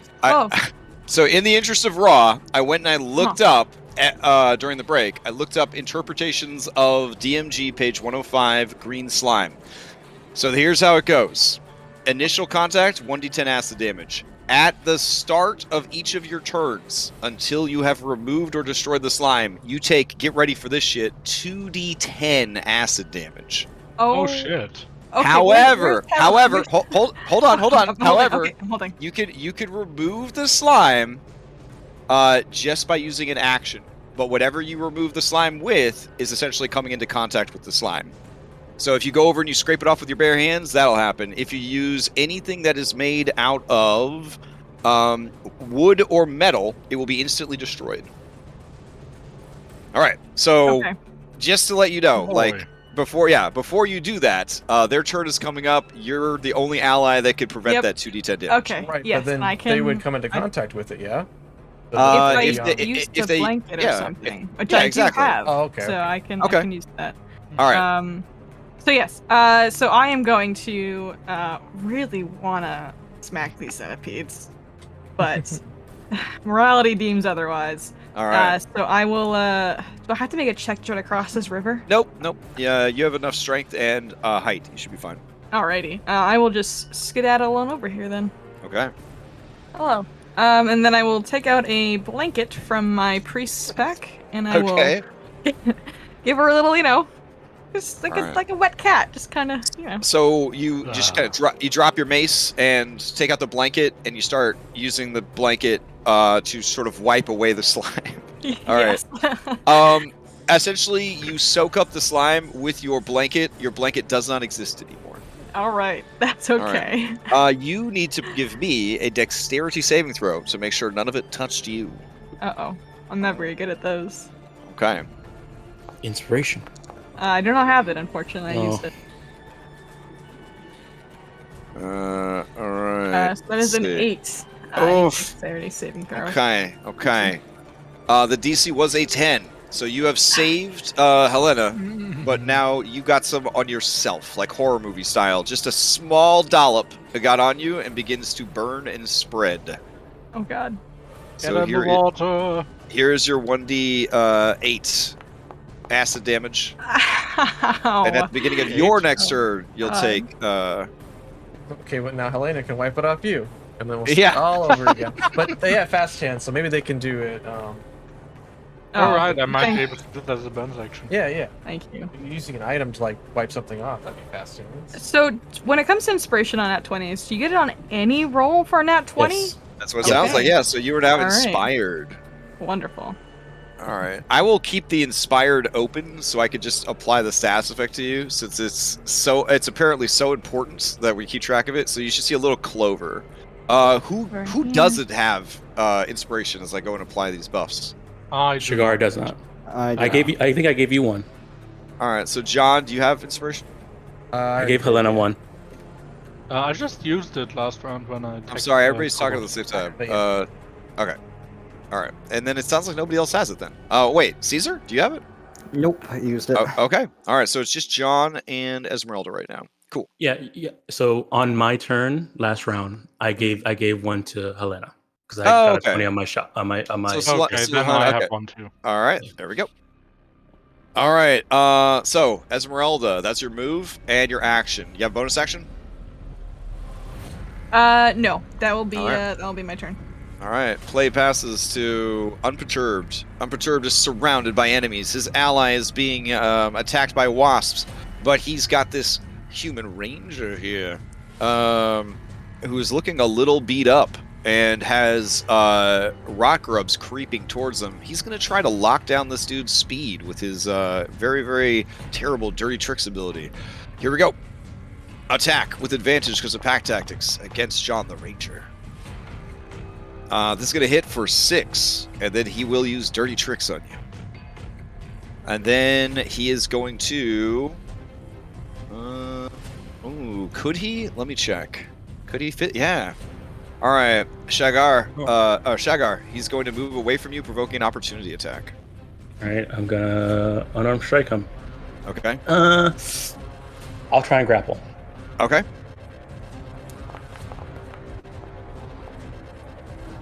Oh, hell yeah. All right. As he goes to move into this space, every intention of shoving John into the swarm of rock grubs, you grab hold of him, and he can't. He whirls back around on you, and he is going to try and shove you. Yeah, that's right. Yeah. Should break the grapple. And that should break the grapple, right? And he doesn't have disadvantage because he's attacking you. He'd have disadvantage to anybody else. All right. Here we go. Oh. He has pack tactics. So it'll be a 16. So, 16 just hits. All right, then he'll push you back, and your reach is not 10 feet, so that will break the grapple on him. Oh, neat. Okay. Slightly more, yeah. Okay, I can see a lot more grappling happening in combat now, but still keeping it way less simple than the third age of magic. All right. He will... He's gonna hold his ground for now. Helena, you're up. You do not get eaten by green slime. Someone else has taken that burden for you. Thankfully. The kobold inventor watches you like Jigsaw the puppet, seeing if you will try to kill it or save your friend. Unfortunately, I'm a thief, so I don't choose. Oh no! However, would washing it off with water skin work? You could certainly try. Then we shall see how that goes, because I don't really have big pieces of cloth on me. Anyway, first of all, I would like to take a short sword attack with an inspiration against the kobold. Oh my, okay. Just to make sure the job gets finished. And hopefully that should do it. 13 hits and 8 damage plus sneak attack is more than enough. They die. The wrong die. Okay. Very well. And then with fast hands, I would like to use my water skin to try and wash the worst off Esmeralda. Okay. Thank you. Would the water skin take damage in the process, or because it's just you water? immediately see that the water is having no effect as you start to pour it on there. You could try to just scrape it off with the water skin, kind of blocking for your hands. Yeah. You would have to make that dexterity save, DC 10, or it would get back on you. Save it is. Oh no! Really, All right. we are just like swapping spit at this point over here. All I right. don't know. You managed to scrape most of it off, and you nod to Esmeralda like, we did it. Esmeralda, you see that there is one little tiny patch right on her nose. You notice it as you take acid damage as your nose starts to be eaten away. 1 damage, and it starts to spread all over your body. What is the kobold clad in? The kobold is clad in inventions. Fair enough. He has no armor. He's just covered in inventions. Okay, fair enough. As a rogue thief, you would definitely want to loot this guy's body. Oh, I definitely will Yeah. after the fact. I will also go back for the 3 that died up here. Oh yeah, for sure. But for the moment, I have more pressing issues. And you said the water had no effect whatsoever, correct? No effect, yeah. Okay, so no dive into the stream. Yeah, just going to keep looking at Esmeralda. Alright. We are not the brightest. No, we Our are not. next. Alright, traitorous owl looks over, sees the slime, and knows it must sacrifice itself.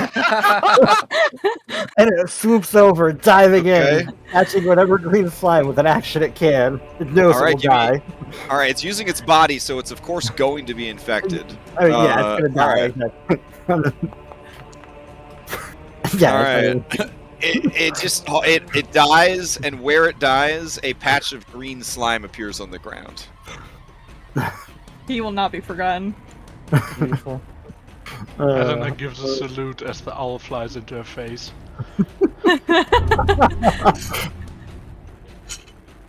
Alright. It was the only way.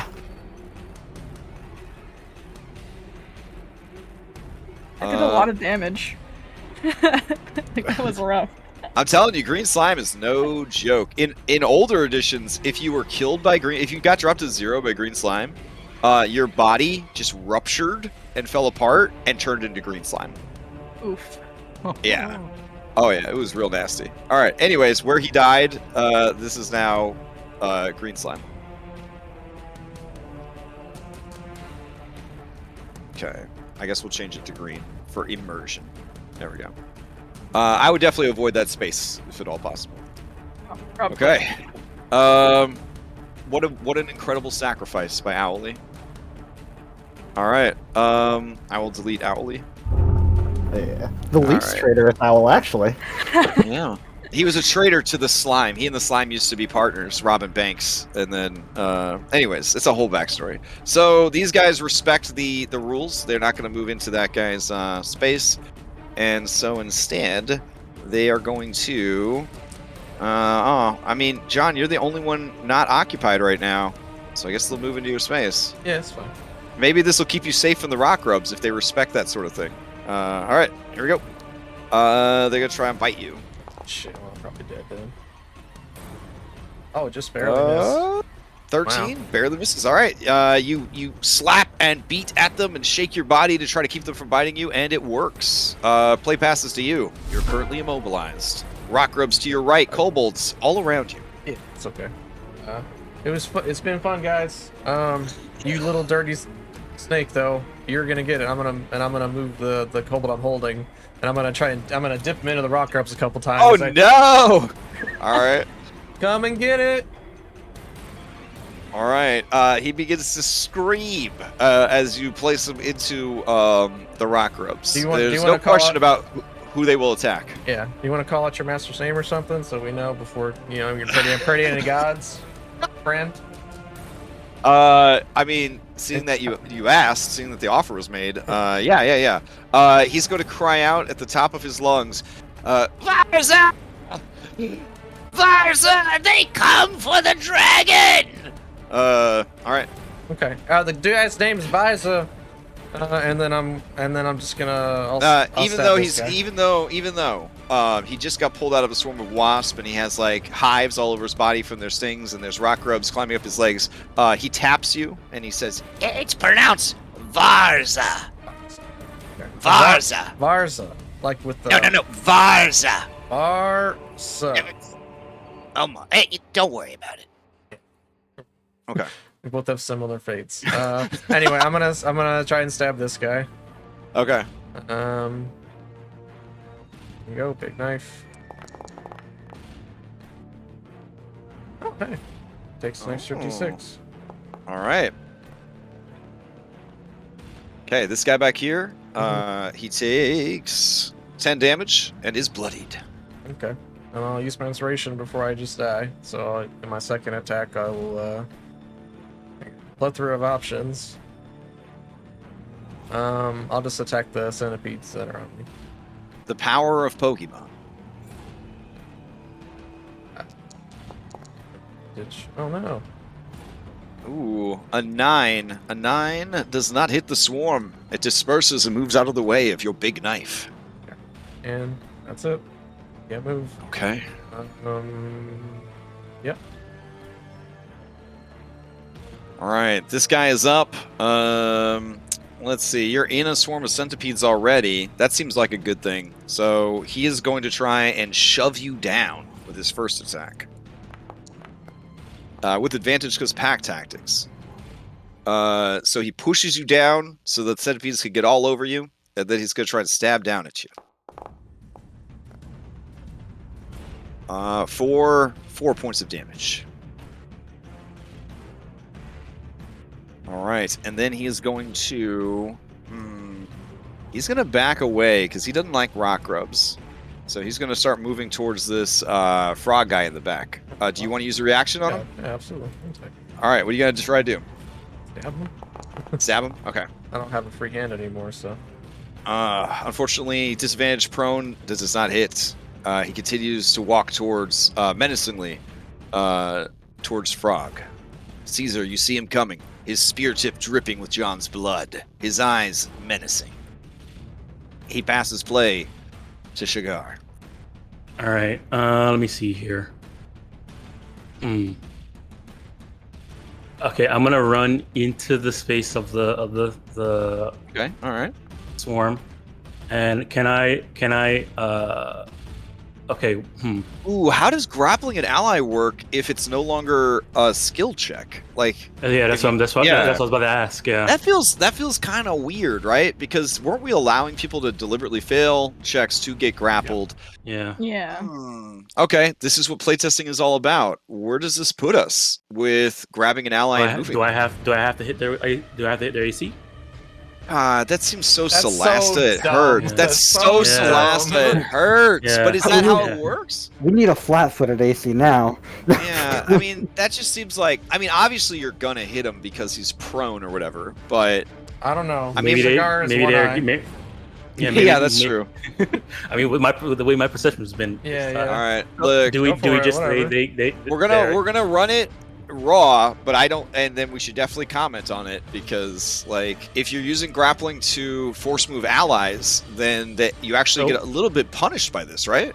Yeah. Well, Yeah. what I was planning to do was try and shove it because I could shove 20 feet. I was gonna try and like shove him 20 feet I'll away. like do a heel kick. Oh, nice! Like just knock him like away. Okay, yeah. Yeah. But so Then, with yeah, that, you're gonna have to strike him then. Yeah. okay. All right. So for me to do this, I have to use Flurry blows. So first things first, I'm gonna have to kick this guy All right. first. To initiate. Yeah, to initiate it. So 11. Okay, 11. Yeah, he holds up his Yeah. shield. Dink. All right, and then I roll around, spend my key point for your blows, and I'll what you call it? Try and shove John. Okay. Shaun. This is at advantage because he's prone. Give him a big old kick. Oh my goodness! So no damage. I'm not putting any damage in it, and I'm You gonna were use inspired by how. I'm gonna use my you can choose to fail this deliberately. You'll get pushed 20 feet away. Yeah, they could roll across the floor 20 feet. Oh hell yeah! That's funny. Out of the I guess I can only go this Forms. far because that's like a wall there. You kind of you'll like roll along the wall, so you'd be like there. There we go. all right, and then I still have one more unarmed strike, and Nice. I'll use it for this unperturbed cobalt. Okay. Is it going to be damage, grapple, or show? This will be grapple. Okay. John was so sure he was gonna die. He's just like sitting on the floor blinking. Miss. They're getting kicked 20 feet across Miss. the floor. All right, that is a And- miss. He just and then- turtles up behind that shield. I'll take the opportunity attacks and run this way. Oh my god, that's 3 opportunity attacks. Well, 2. It would be 2 because it's The only a storm wasp, and and then the this wasp guy and the right here. oh, there is a guy there. Okay, Yeah, in Put that him in case, the Right swarm. there? Yeah. okay, in that case, I'm just gonna take. But I guess that would break the grapple that John had on that guy because John yeah, got pushed yeah, I out. would've- Yeah, out of reach. Mhm. All right. 3 opportunity attacks, or okay, in that case, yeah. Then that. Well, I'm already in a swarm, so I'm safe. Okay, yeah, we'll stay. All right. Patient defense? Okay. Can you- I already used my bonus action on Flurry okay. blows, and I'm Okay. out of key now too. All right. This guy. Oof. You know what? You know what? He doesn't like this. He's gonna use. He's not grappled, so speed's not 0. He's gonna use a disengage. Oh, And he's gonna get the hell away from those things. All right, so he's gonna move over here to you, John. Try to put you in between him and the rock grubs, and that is his turn. All right, Caesar, you're up. All right. Oh, he is also bloodied by all it's- the stuff that's been. It's like you and I share a kinship. Like maybe holding a pot of rock grubs is not such a good idea. You know, maybe He says in Draconic, he says, I never trusted the inventors. They're so radical and free thinking. It's dangerous. green slime, rock grubs. What did you playing around here? Anyway, How did you get I those? commiserate. So Caesar takes a step back over here, and just says, Oh, inspiration. "Yeah, I tagged you with it. It should Just- be on there. "Sleep." Oh, here, I'll tag you again. Shoot. Yeah. Trying to get this in a way that'll. There we go. Hush. Please. Are you no, gonna try to sleep them all again? All right. Hold on, I put too many dice. Give me one second. Caesar, I wouldn't mind a few winks myself. All right. 25, and I start with the lowest HP. Yeah. All right. All right. So that will drop this guy again, and this guy. There you go. All right, awesome. And all right, he moved over there. I forgot. I was thinking it was a square, so that's why I moved. But I, because of the fool. All right. So just hey, come on. Oh, that's right. It's not. He's just trying to like skirt around the side here, not provoking an opportunity attack. I got you. Yeah, so move over there on the down. Okay.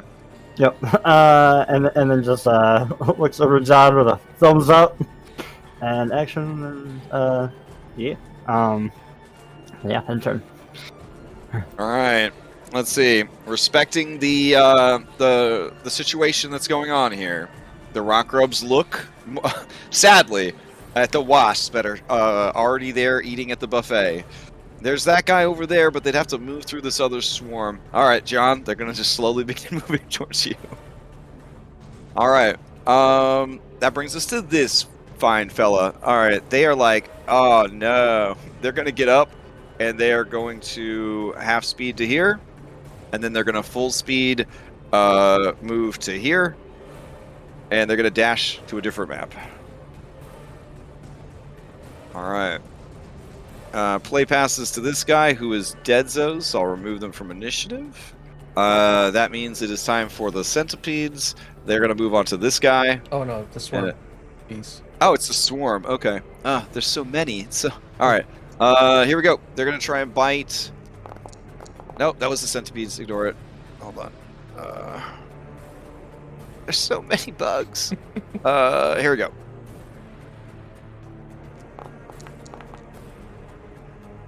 18 does hit. 13 piercing damage. Holy moly.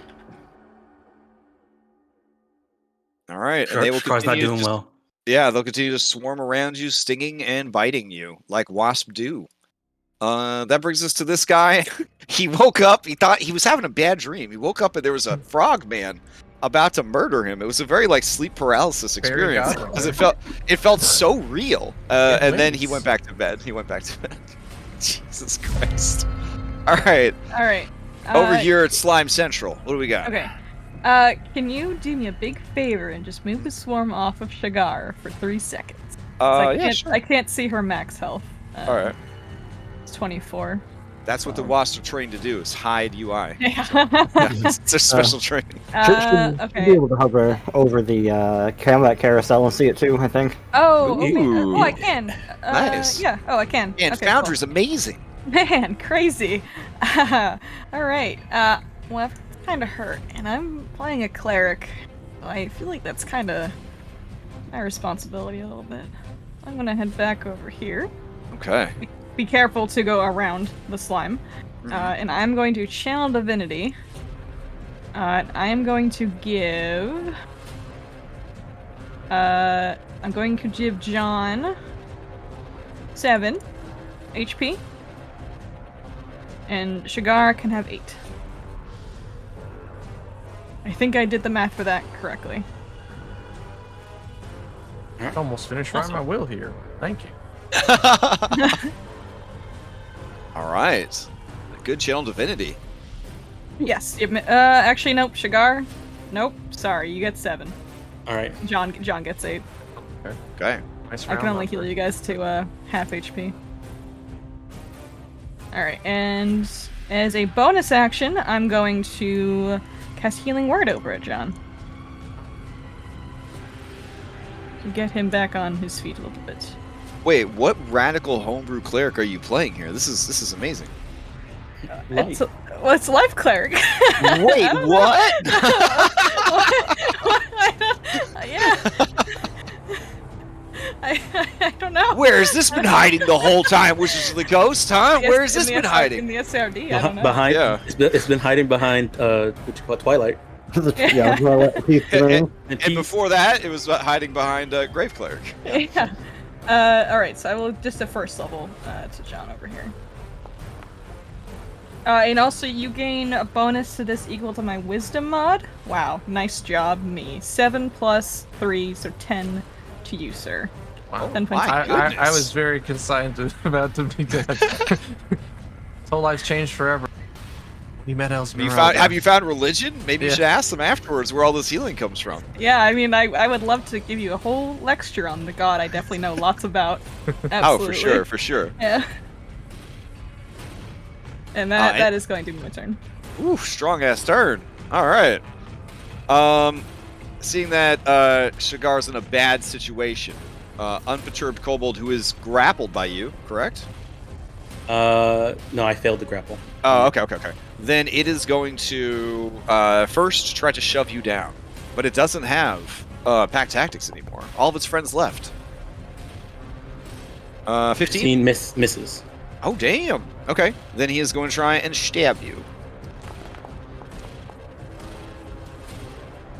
21. Definitely does hit. All right, 7 damage, and he'll lock you down inside that swarm. And then he is going to... I guess he'll go and try and engage this healer.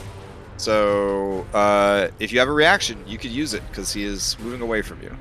All right, I'll react. I'll take it off. Here's the. Sometimes it's better because like guys like this, he has a really good AC. So sometimes it's better to use your athletics to shove. But if that's no longer a thing, Yeah, that's the question, that's the right? one. They didn't cover skills, so we don't know if athletics can be shoved or not. But I feel like that's kind of diminishing to athletics as a skill. yeah. It is. Yeah, it's definitely stuff to think about. All right, that's I think that.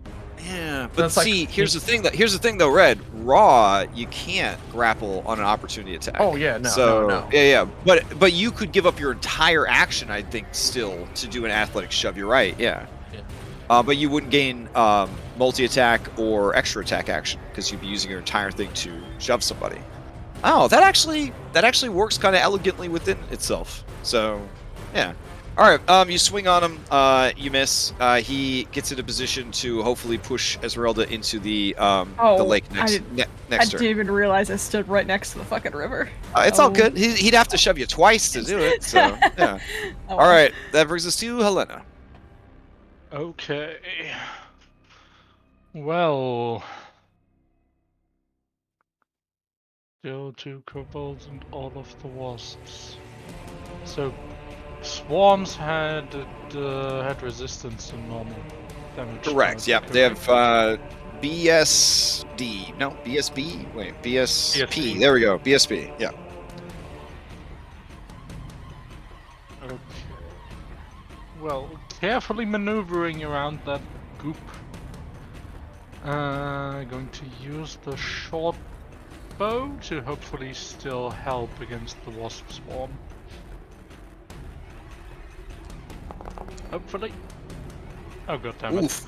All right. All right. Not wanting to hit Shigar, you pull up short, and the arrow just kind of shatters against the stone at her feet. Okay.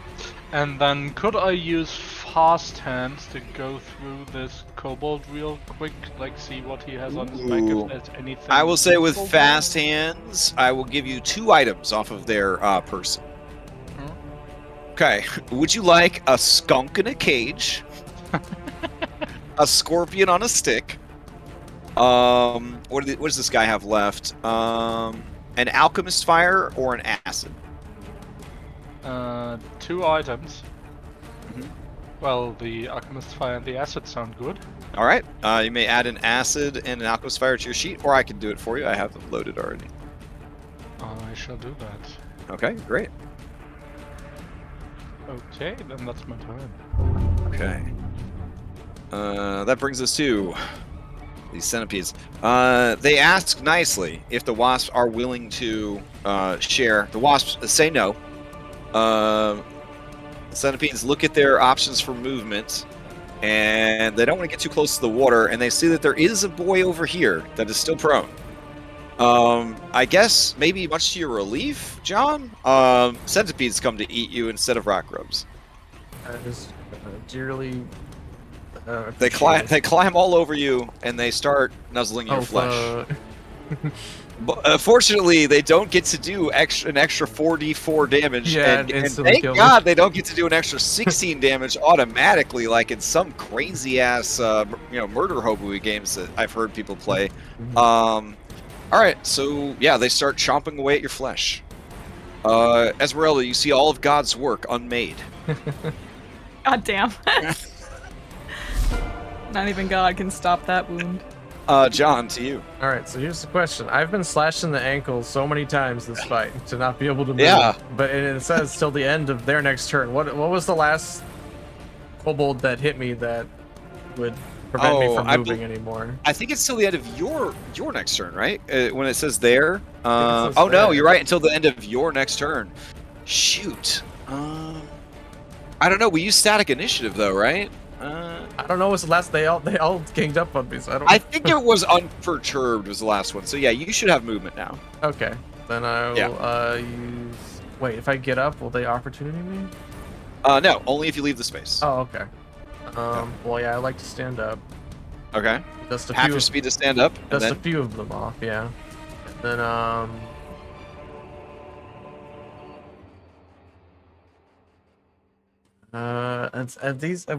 has the centipedes been hurt at all? No, no one is bothered with the centipedes. No one's bothered with the rock reps either. I mean, honestly, out of combat, you could just get away from the rock grubs pretty easily. You guys just constantly keep moving away from them. Okay. Once we get past the water, they probably stop. I'm gonna take the opportunity attack. Okay. I'm gonna gently tiptoe over this guy so not wake him. All right, the centipedes all at once bite hard, trying to puncture your tasty flesh. 15? Yep.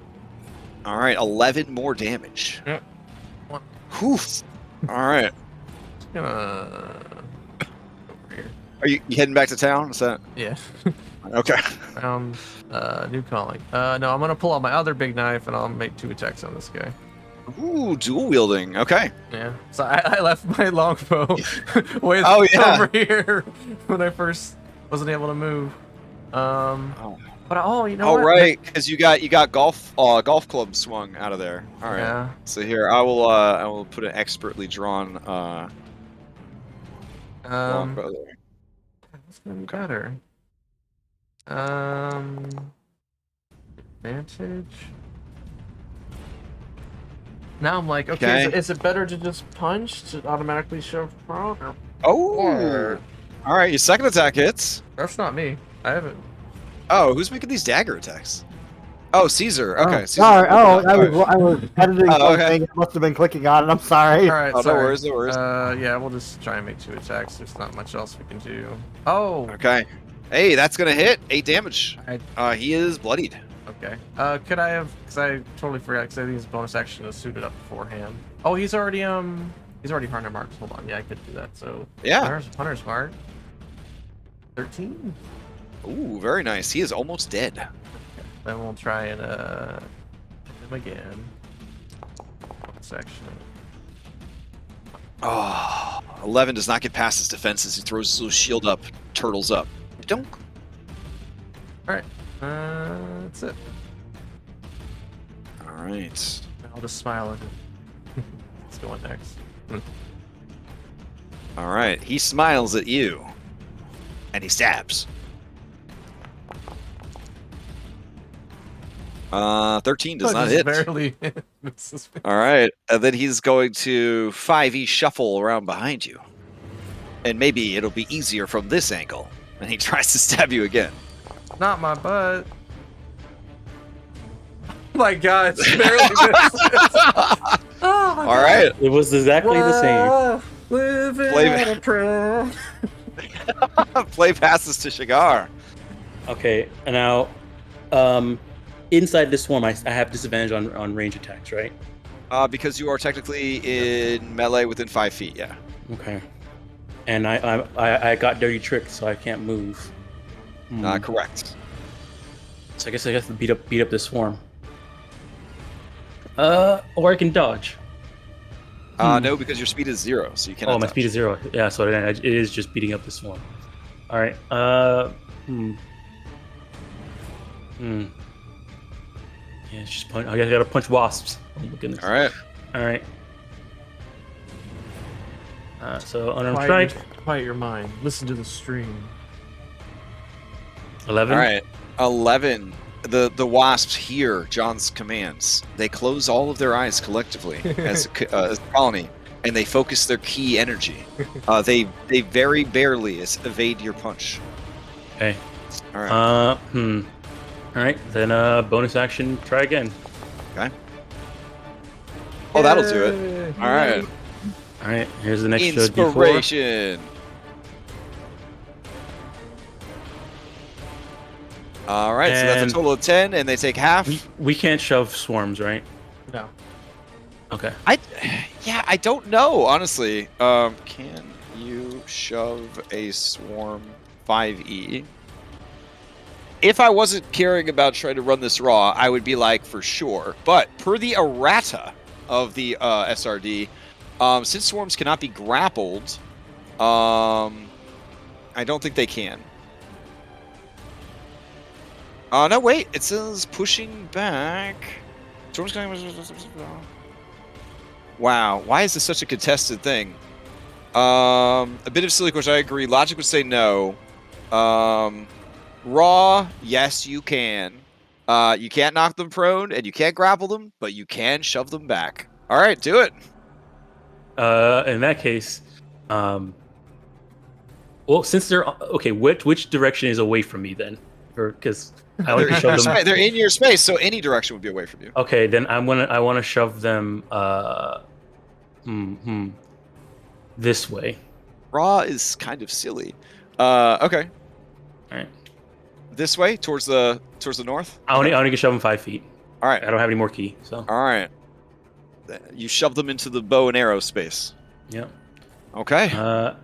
Action, bonus action. That's it. Okay. End my turn. All right. This guy is taking a snooze. Caesar, to you.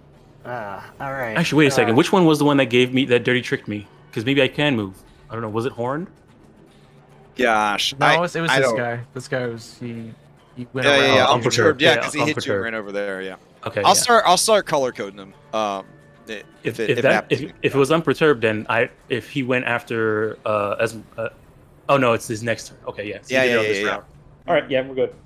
Okay. Caesar runs up to John, pulls out like a satchel, like herbal satchel, and slaps you I know what with that some is. healing. Use the hit die that you would have. Oh, nice. Oh, okay. Yeah. And it should auto reroll if I got a 1, but only one time. So check it out. You took the healer feat to be a healer, but I'm pretty sure, based on how ONE D&D is set up, if you had taken Magic Initiate Divine, you could then cast Healing Word or Cure Wounds first level spell using your Wizrobe spellcasting slots. Yeah. So essentially making yourself into a white mage. Actually, once per long rest, because I am a Ardling. Ardling. That's a weird way to pronounce superior ASMR. I can once per long rest cast Healing Word, and it rolls a 1 nice. from the healer feat. Yeah, I could have taken Healing Word as a ranger because of Magic Initiate. And there you that's go, awesome. John. But I didn't because that's that's not what the SRD ranger means. Oh, okay. That's not what the SRD I ranger means. took I love Goodberry it. instead. All right. And so you got the healing twice, or 2 different sets of healing. There you go. John has never had this much friendship. But I think he's the Caesar's gonna go over here, Thank you, over Toad here, Mother. so a little bit like this, just anything to get away from all the swarms coming our way. And you feel his sticky frog-like hands as he slaps you on the back and moves on. Thank you, fairy toad mother. He has the wings too. That's what I mean. Yeah. That's like when this guy woke up. I made the joke. Oh, that's fantastic. All right. Amazing turn. Play passes to the Rot Grubs. The Rot Grubs look around. There's a sleepy guy right there. That seems like a good target. Blurp. Well, I tasted it Blurp. before. They look over menacingly at the centipedes like, don't you fucking dare. All right, and that is their turn. Play passes to this dude. This dude is going to exit combat. And let everybody know what's coming. All right. So then play passes to the Wasps. All right. So the Wasps are swarm bloodied, which means that they are half as effective now. But that won't stop them, because they're wasps. And they're one of the meanest animals in the animal kingdom. The only animals meaner than wasps are killer whales and then swans. So here we go. It flies back in to attack you.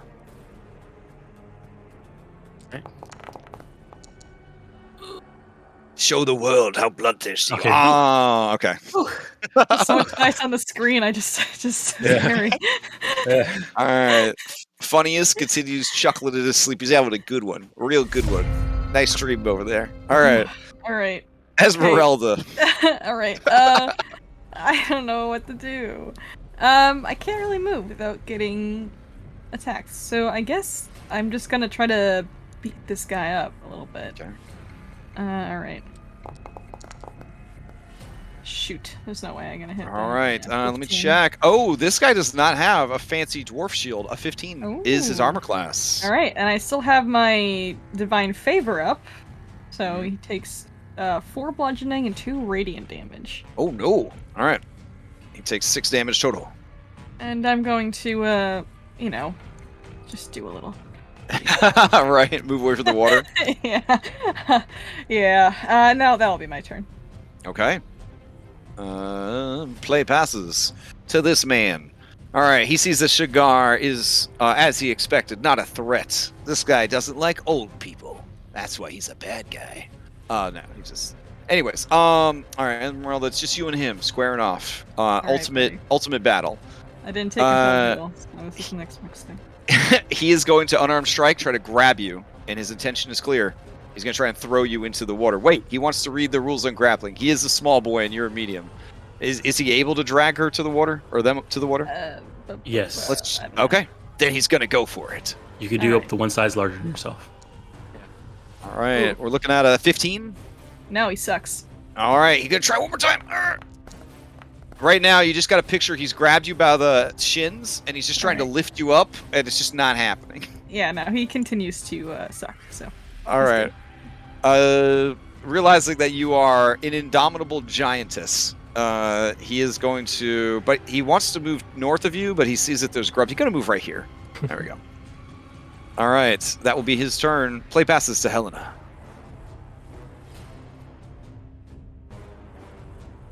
And let's see.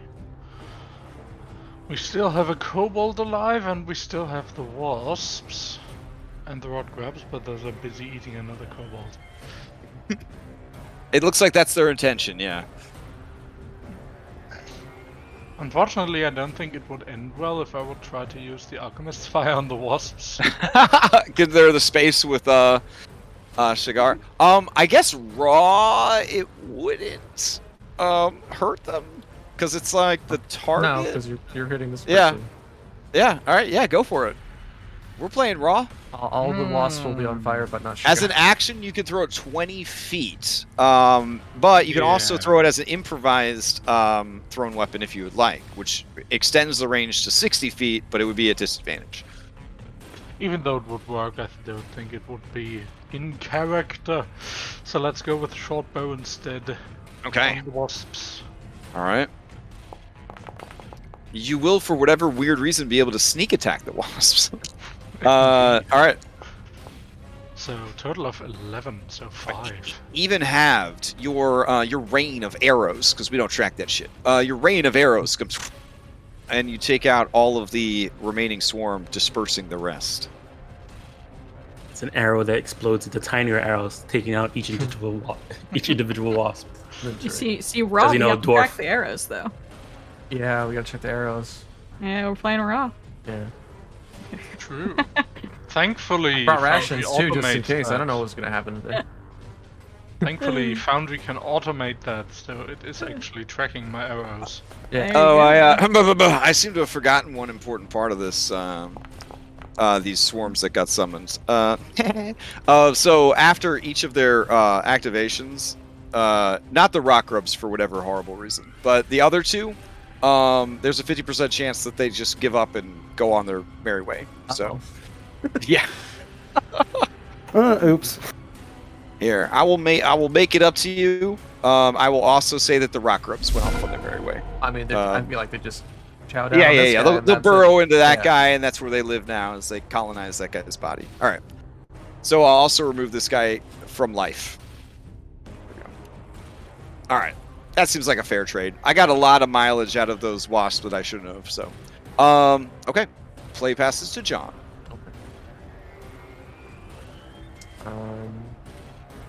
Yeah, this guy is still. He's not long for this world. Yeah. Well, I probably miss him, but. Aw. What? I don't know. Does he seem like he still wants to fight, or is he like? Is he Oh, yeah, shaking yeah. it all? Okay, okay. All right. Yeah, Here's a he's- big knife. These guys have the hearts of dragons. Oh, not anymore. But he did have the heart of a dragon. I guess 6s. I don't know.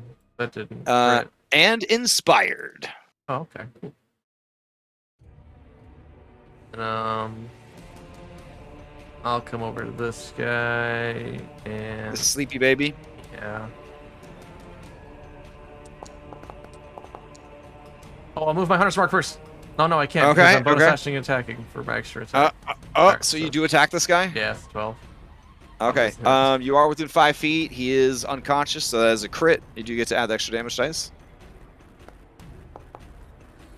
All right. He dies peacefully in his sleep. Well, not peacefully. He has his throat slit, but he dies. All right. I'll peer back into the cave to see how things have shaken out, and I'm done. Okay. Play passes to this boy. He's not in combat anymore. Shigar, you're up. All right, with no more wasps on me, I'm going to throw a boomerang at this guy that's behind Esmeralda. Boomerang.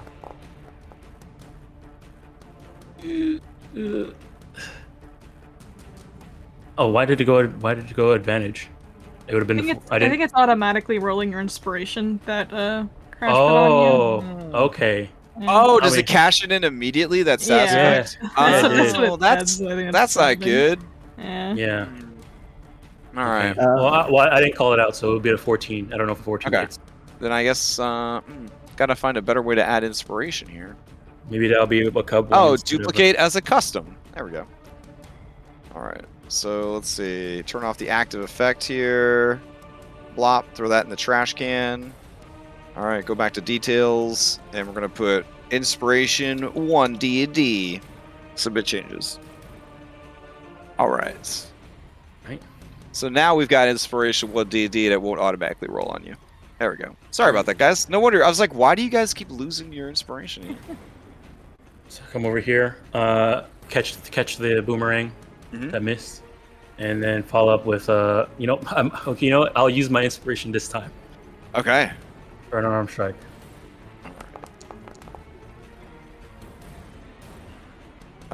16 is enough. You Right. hit them. All right, and then I'll push them 5 feet. Okay. All right. He staggers backwards towards the precarious, fast-rushing stream. And then I'll stand here. Okay. Alright. Caesar, you're up. He just leaps over and powered firebolt on, this dude. Ooh, very nice. Hits this guy for 4. Nope, that's not what I wanted to do. That's cool.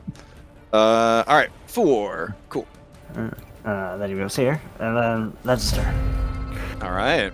I need to have Esmeralda, to you. inspiration as well from the Oh, con I'll save I reapply did. it. Here we go. Yeah, I'm about to use it. So Okay, then I'll take it away. Bloop. I'm gonna try to shove him towards the Okay. stream. Using inspiration. So I just roll a regular attack, an unarmed strike, is what you said, right? So Yep. yeah, an attack that you are proficient with. Attack that I'm proficient with. Okay. Or Oh, I okay. can so I just can literally drag an unarmed strike onto your character sheet if you want. So 20. there you go. 20 definitely hits. What was the goal? To knock him back or to Yep, grapple? shove him back 5 feet, Okay. and I move right down here. Ooh, all right. He sees that he's being bullied, and he doesn't like it. All right. There's the intention, yes, is to bully him. Oh, your D4. Oh, I didn't do damage. I shoved him. Oh. All right. And let's see. You could also have shoved him down if you would prefer to have knocked him prone. Does that No, make- I think pushing him 5 feet is like more of a bully. Oh, so I okay. don't You're kind of push him. showing him. Oh, okay. Yeah, okay. yeah. does that- He closes his eyes and digs deep into his reserves of dragon courage. What's up, that- Red? Does that make a difference for your thing? Is it just when you hit with an attack, you're hitting with an unarmed strike, or you're just changing it to a shove? Do you still get the D4? Ooh, So- that is a so- great question. So Let me read this the way spell. for your For divine favor. your divine divine Yeah. favor. Is it any time you attack, or you have to put on? a weapon? No, it's your weapon attacks deal an extra 1d4 rating Okay, damage. so I on a guess hit. it's not. Oh, a specifically weapon the attack. weapon. Okay, Yes. got it. Yeah. Got it. All right. Yeah. All right. He doesn't like that. He's going to try and grapple you, Esmeralda, and throw you into the river. Yeah, I respect that. All right. He respects that you respect it. Yeah. He Him try says hard. he's Oh my doing god. Yeah, he's doing his best. He takes a deep breath. No, he is a weenie. Oh. He lets out a long sigh, and that's his turn. To you. Actually, you know what? Everybody, he looks around. Everybody's fucking dead, huh?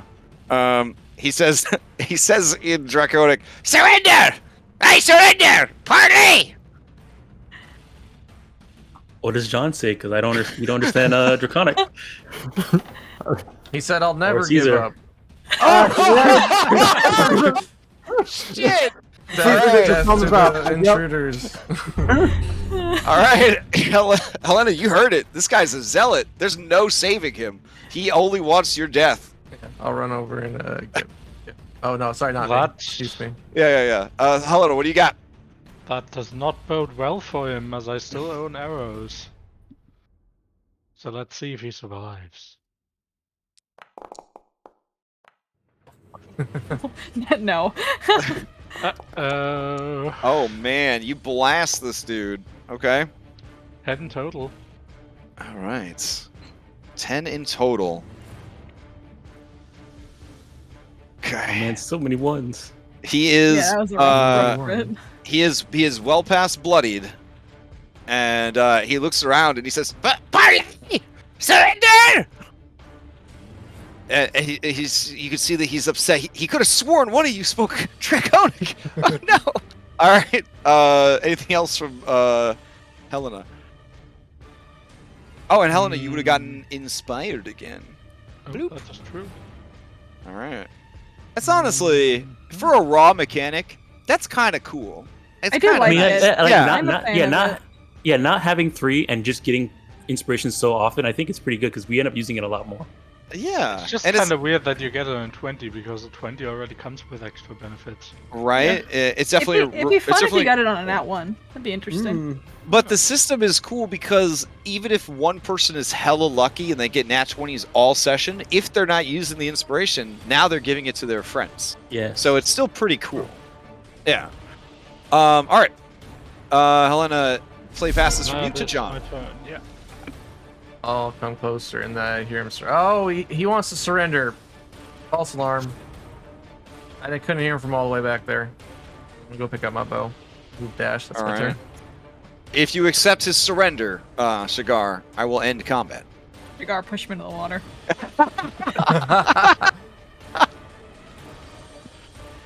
Okay. No. If you successfully push him into the water, I will also end combat. Okay. Let me see here. Okay, there's two things that have to happen here. Okay, I have to get here. I need to hit with this unarmed strike. I'm not inspired, so hopefully this works. We'll see what happens. I'm gonna unarmed strike, grapple him.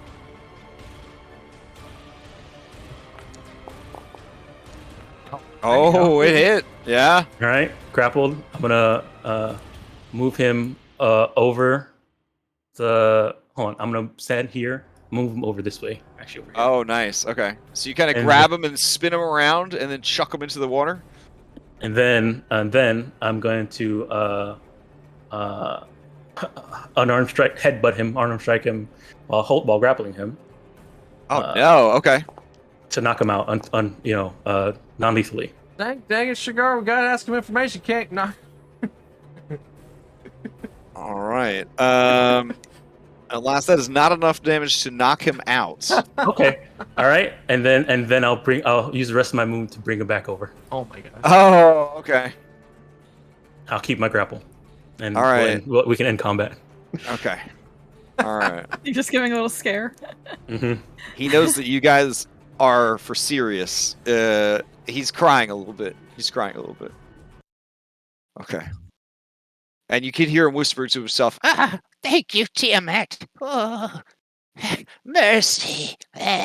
and he kind of looks at all of you, and he sees Caesar, and he just, but then he remembers that he has resistance to fear because he's a dragon shield. He pulls his shit back together.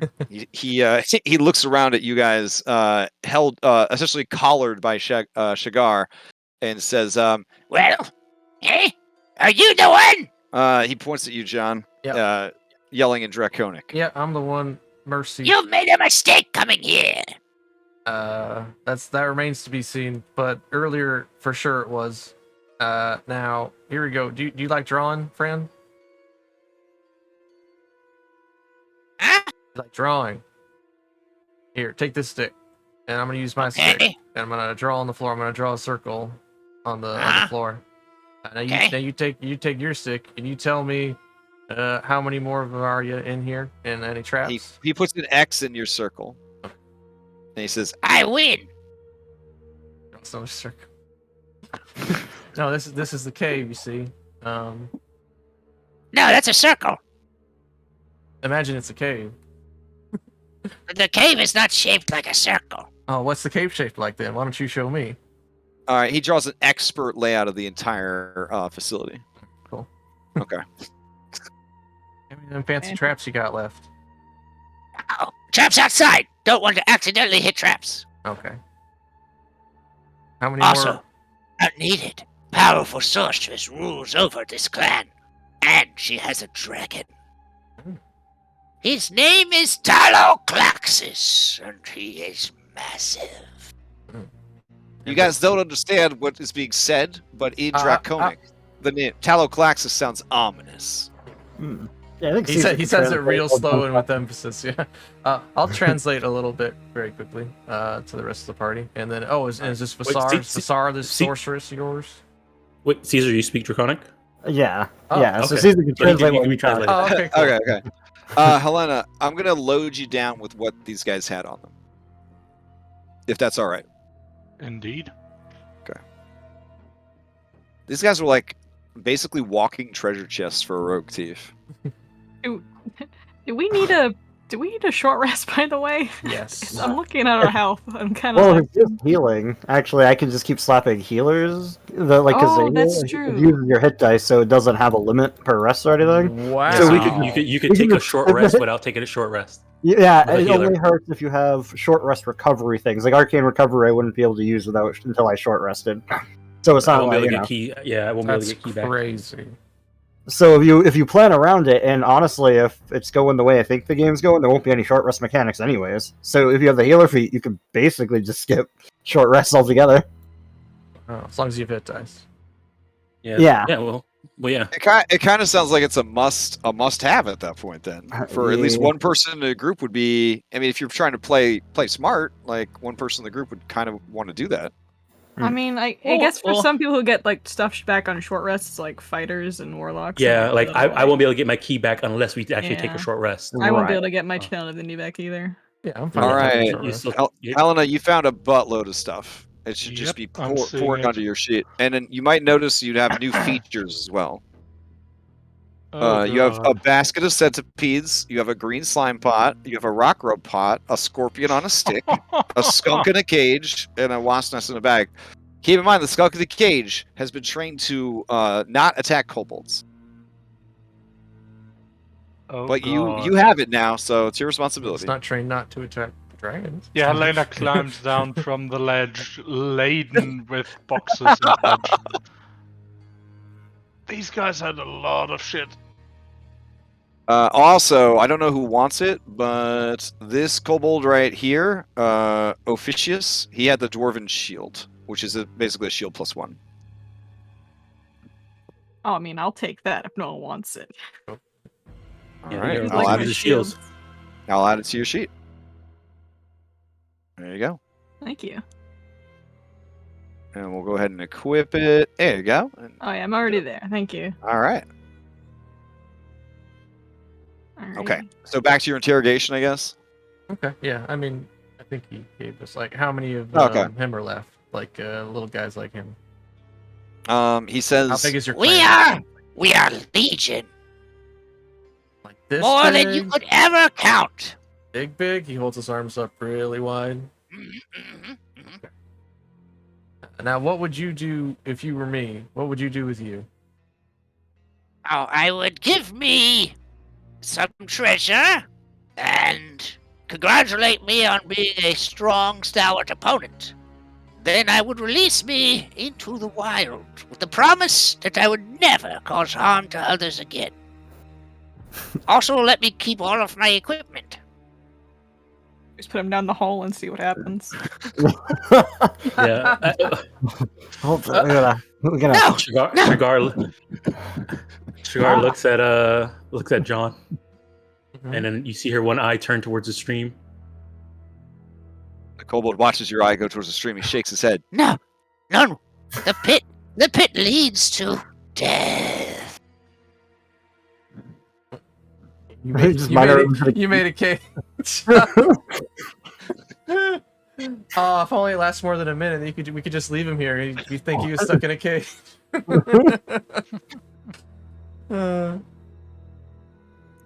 I mean, we did let that other kobold go free. Well, he's still outside, unconscious so- outside. I was giving him a little sidekick when we're done with this bench. Yeah. Hopefully, that's what I'm hoping for. But I don't know. Whatever you guys want to do with this guy. These are fourth age kobolds, so they generally work with and for whomever has proven to be stronger than who they worked for before that. They made a whole series of movies about it called Minions. That's basically the mindset of the 4th edition kobold. Is So we go kill the dragon and the sorcerer lady, and We we have just our have a own guy to carry our stuff for us. Well, so what happened to the lumberjacks?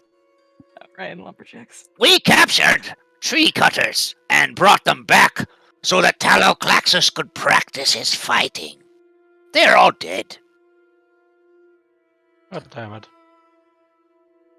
And soon, when Taloclaxus is big enough to smash human houses,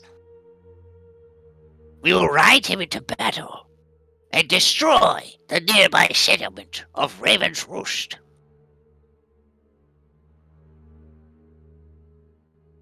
You can see Shigar winding up her headbutt. Yeah, my tune has changed a little bit. Maybe pit is the best course of action here. No, I was talking about the one outside. Whatever we want to do with this guy is up to you guys. I don't. Shots look at her out for what you guys want to do. He doesn't care. one way Wait or a the other. second. Shikar's eye was looking at the lake, at the stream, and then it goes up a little bit and sees a patch of green stuff over there. Wow.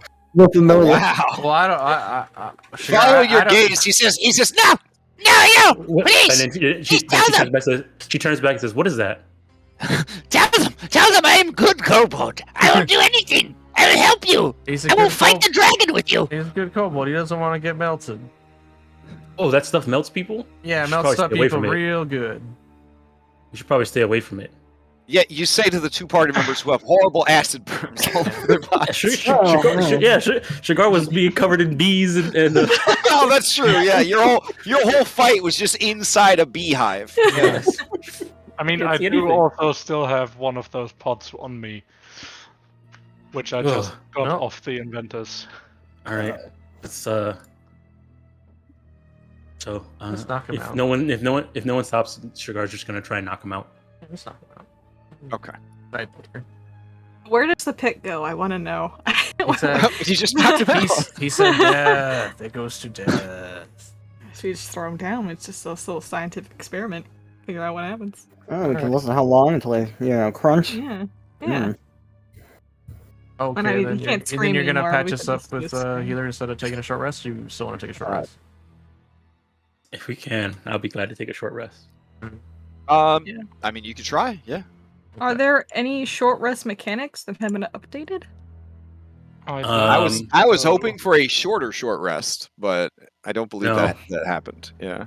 The only short rest things they mentioned was that if you take a long rest and it's interrupted after an hour, you get a short rest. You get comped a short rest. Yeah. Yeah. So nothing new and exciting for us to play with. No. Nah. Does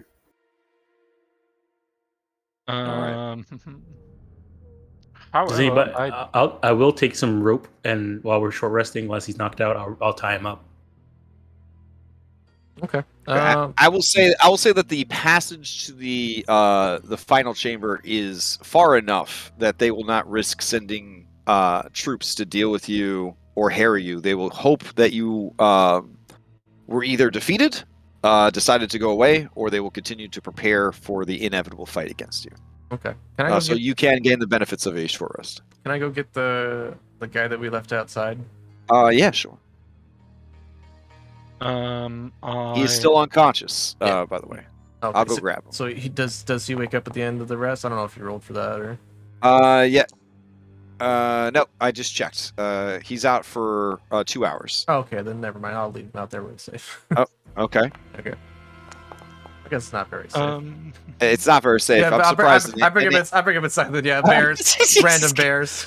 You guys watch as John has the most confusing short rest. He walks outside, he comes back in with a kobold, then he walks back outside with the kobold, then he comes back inside without the kobold, then he goes back outside, and then comes back in with the kobold. Nice. Man's restless. I would have to call it at this point because I was expecting about alright. 4 hours. We are going on 5 now. Yeah, maybe if you guys are able to, Confirms. we could just finish this up next Sunday. Would you guys next Sunday morning, same time? Probably can't do that. Unfortunately not. I have made plans for next Sunday. All right. If you guys want to, we could keep going. Otherwise, we'll just leave it mysteriously unfinished for now. You could just NPC Helena or Alright, somebody I'll- else yeah. would play her. Everybody cool? with Although she doing did that? just get a lot added to complexity thanks to the items. I would just roll a Alright. random I am item up and use for it. whatever we want Yeah, to yeah. do. I'll Yeah, control it. It's fine. Yeah, I'm good to go for like another hour and a half. Okay. All right. Do it. All right. Okay. Let's give it a shot then. Let's give it a shot. Short rested. This was fun. Yeah, I have rested her. She has her HP back. Well then, best of luck for the rest of this. Yeah, enjoy and the rest of your day otherwise, or night. Yeah, wish you a nice evening. Enjoy Night, Orange. your evening. He's all the way in Germany, so Yeah. Yeah. it's late.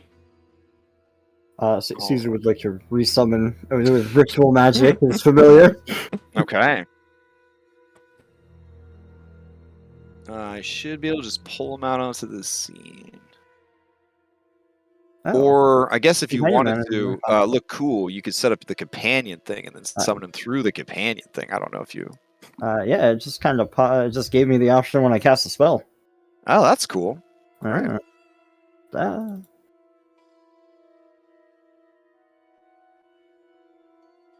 All right. You guys gain the benefits of a short rest, and now what? I think we truck on. Okay. Do you have follow on this server? I should. Let's see. You're going to want to change the hotkey for it, probably. Yeah, it's there. I see it. Okay. Okay. I'll just have her follow you. That's a good idea. All right. I said no more traps inside, so I think we're good. Just a nasty looking hole. Can I click this teleport button? Or should Yeah, I if you wait? you might want to wait till everybody's there, otherwise it'll start I'm- shuffling people back and forth. I'm gonna toss just a pebble, a rock down a hole. See if I hear anything. Okay. Right. It goes for a long time, I mean, we send the owl. and then you hear a sploosh. Okay. Hmm.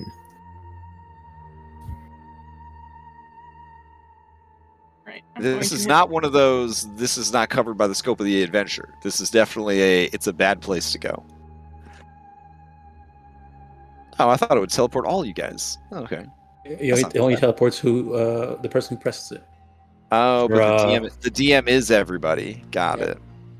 All right. As you enter this area, it is dark, and flavor text begins playing. All right. Fish Let's in see. the pond. All right.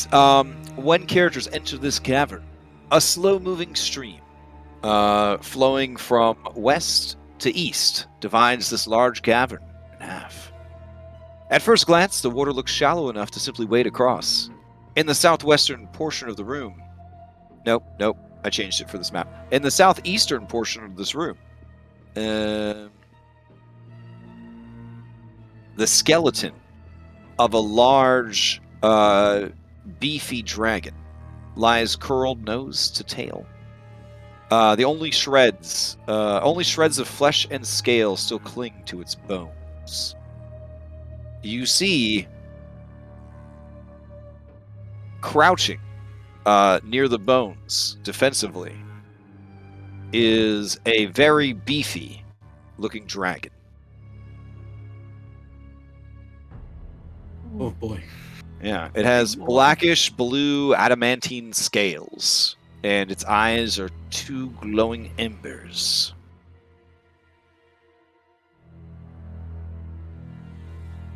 Judging Maybe from he's the friendly. general shape of the dragon bones and the shape of that dragon, anyone with training in nature or medicine, you know that is probably its parent that has died. All right.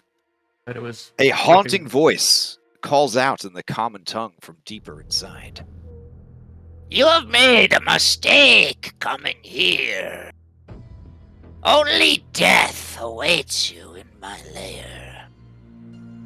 You can leave now and be spared.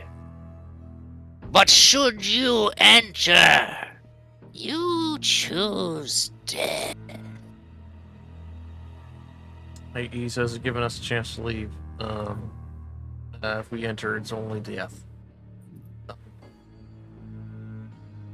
I think they're talking in common. Are they? Yeah, that was a common. Yep. Oh, Yeah. excuse me. I like when you're translating anyways. Though. No, I but your appreciate it anyway. your fluency in Draconic is so good that you didn't even realize it wasn't common, and so you just as a kind of a natural thing, like translate for everybody. That's nice. Well, the lumberjack's already dead. So Yeah, we you came see here to a find pile them. of actually here there is a pile of humanoids, kobolds, goblins, who in this age of magic are also pretty evil, and humans dressed in flannel. Classic lumberjack attire. Yeah, but if we don't take them out, they're just gonna get more lumberjacks. And they said something about attacking the town. Yeah, when it gets bigger. Yeah. That's probably not great either. Yeah, it's not good. Yeah, it's not good. We Can you respectfully tell them? decline to leave. Respectfully. I see. Then you have chosen death. And you hear the clack, clack, clack of her initiative dice. All right.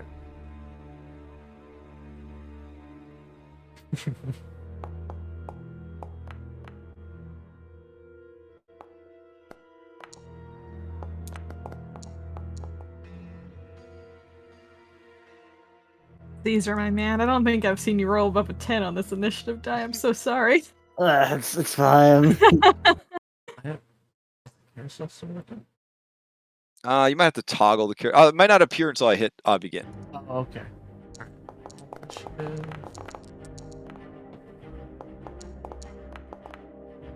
We clear chat before we start. Oh, for sure.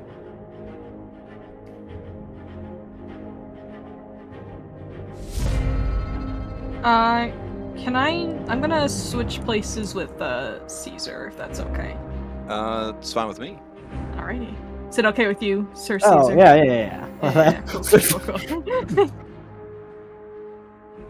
Thumbs up. That's actually really smart on a cleric because Yes. often clerics want to go last to the initiative Yeah. so they can react to what has happened. Yeah, That is why I took the feat, was I wanted to go last most of the time. very slick. All right. Let's see. Where's my carousel? There it is. All right. If you, for whatever reason, you can't find carousel, there's a little carousel at the bottom left of your tools, and then that will make it pop up. Okay. Apparently this random hot pink kobold won initiative. All right. The Oh god. hot pink kobold is going to use a move and a dash to get closer to battle. You hear him splashing through some slow-moving stream. Oh, right. I'm supposed to explain everything in the room to you. Hold on, because 4th edition. So let's see. In this room, there is no illumination. The ceiling is only 20 feet high. There are corpses everywhere. The piles of corpses are difficult terrain. There is a skeleton of a dragon. That is also difficult terrain. There is rubble, which is difficult terrain.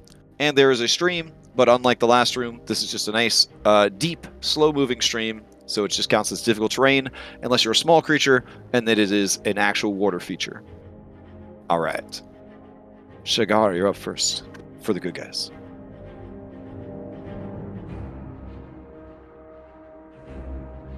Okay, let's see here. I do see that this one right there. So I'm gonna move through my allies to get up right here. I'm still Helena's still following me. Oh, my bad. Yeah. There we go. Right, go up there. 20. Oh, I see this guy right here. All right, what she's gonna do is, let's see. She's going to throw a boomerang at the guy across the tunneler across the thing over there. Okay, this imprudent kobold tunneler. Got it. Yeah. 22 for 5. That is good a hit. Right. He is bloodied. Activate her key and enter patient defense. All right. As you bonk him upside the face, he gets a bloody snoot. Okay. Patient defense. Oh, I like that you like to stomp your foot in the ground. Yeah. Very cool. All right. And then dodge. All right. Play passes to Taloclaxis. As play passes to the adamantine dragon, he lets out a roar, and you expect there to be paragon actions or something, but there's not. There is a screech from deeper in. It's the same voice. This time in Draconic, it says, Go! Kill! It is what you were born to do. and with a sort of almost a trepidation, he begins to move towards you guys, flapping his very adorable wings. It's like the fucking caterpillar from Bug's Life, because his body is so beefy and the wings, it just look completely impractical. Like, how could they possibly keep this guy aloft? He flies across the water, and he lands with a thud. Despite being an oversized medium creature, this thing must weigh about 2,000 pounds. As it lands, it looks at all of you, and it you can see on its face, it doesn't want to do this. Big But boy. it opens its mouth, and it roar, and the roar is thunderous as it comes washing over you. Let's see. Maybe he should hold off on that roar then. Doesn't look like you're gonna catch a lot of people. Well, I already did. There we go. So Shigar and Esmeralda, go ahead and give me Constitution saving throws. Save. Constitution. 17. Okay. All right. All right. 24 thunder damage, a save for half. If you fail by 5 or more, you are also knocked prone. What's the DC? The DC is a 12, Like so neither Rar. of you fail by 5 or more.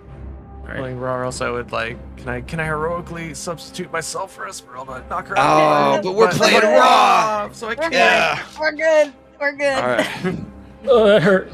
All right. Yeah. When he roars, the whole place just kind of shakes, and you just feel like your bones just kind of like shaking loose from the meat inside your body. Esmeralda and Shigar, it is such a thunderous and powerful roar. He sees the blood trickling from Esmeralda's nose and from Shigar's like eye and ear, and he just looks so ashamed of himself. All right, play passes to Owly. Oh yeah. All Save right. us. Yeah, the owls. They all. Let's go fly. Let's see. Oh wow. Oh, that's because of the difficult terrain. Hold on. Let's give this guy some height.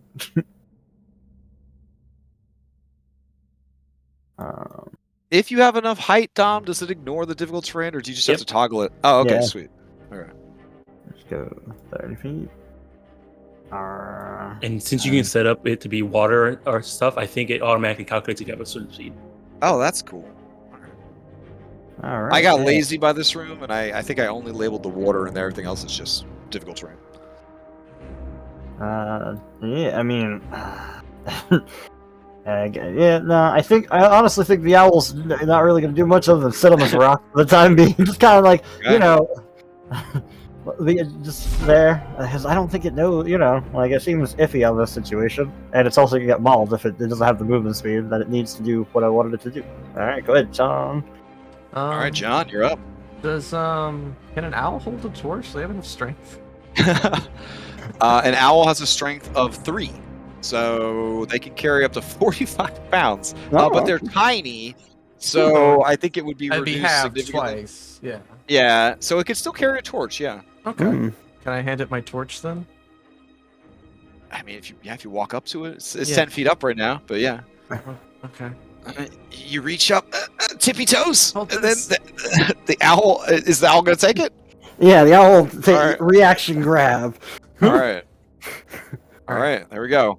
And then he's supposed to remove it. I'll item interaction. I'm gonna pull out a net. I'm gonna throw it on the dragon. Oh, okay. The dragon watches you curiously as you throw the net at it. As you throw the net towards it, it reflexively just kind of like roars, and the reverberations from its roar, the Stop net it. just kind of like loses all And then momentum, flat. just goes plop. Yeah. Okay. All right. That's all I got. What is this It thing, looks John? down at the net, curious. Like it doesn't know 100% what to make of it.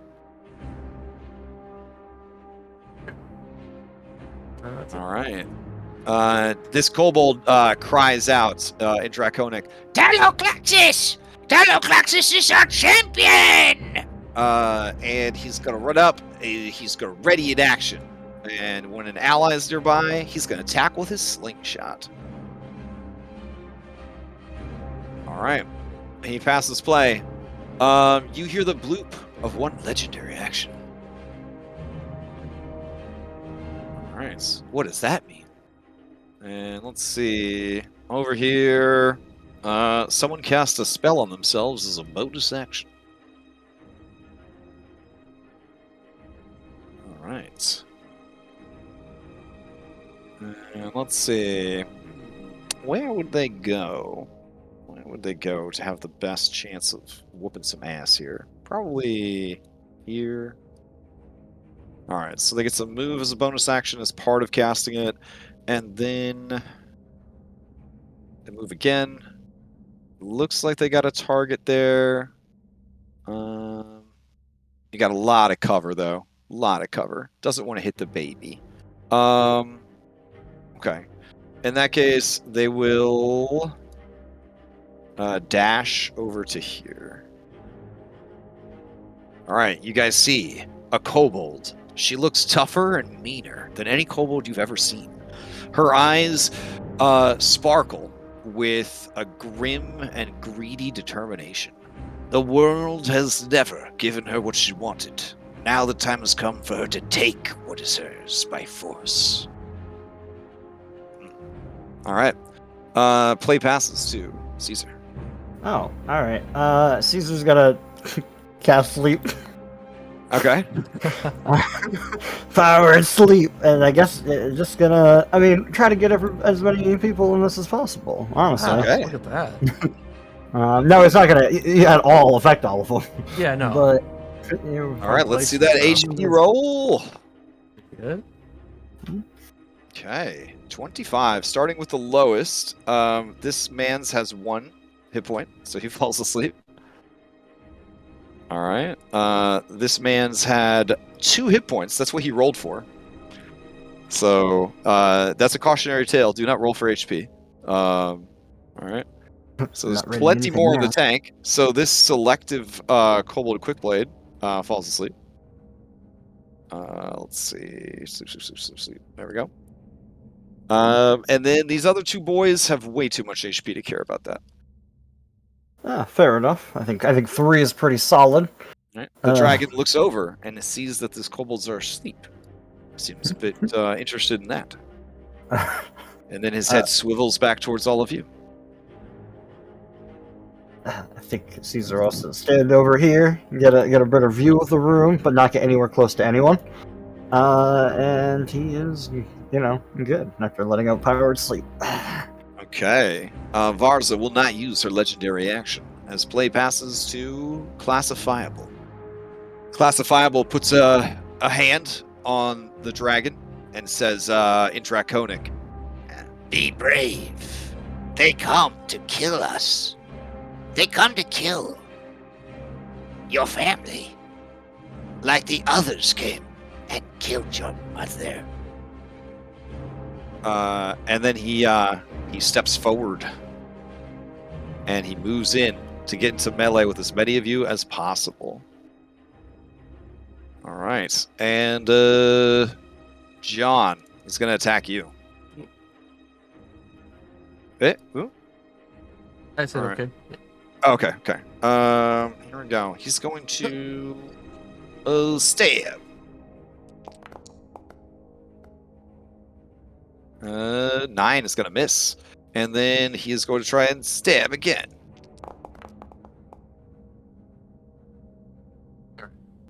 All right, 15. All right, so 5 damage and dirty tricks. Achilles tendon. All right. Since he moved into position, this guy's like, wait, but he's asleep. All right. Play passes. Sleepy boy. Play passes. All right.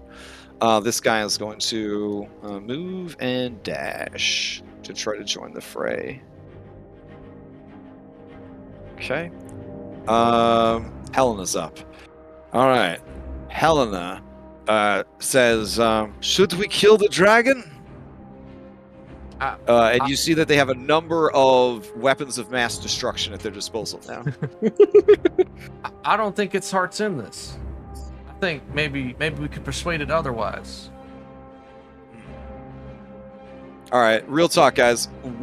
After their ordeal, would they actually try to use the green slime pot, or would they be like, "Nah, this is too dangerous. This is fucking divinity death fog. We're not gonna mess with this. Like, this weapon should never have existed." Yeah, I would encourage against it if I saw them pick it up. All right, then she's gonna, as a item interaction, she's gonna throw an alchemist fire at the dragon shield. Here we go.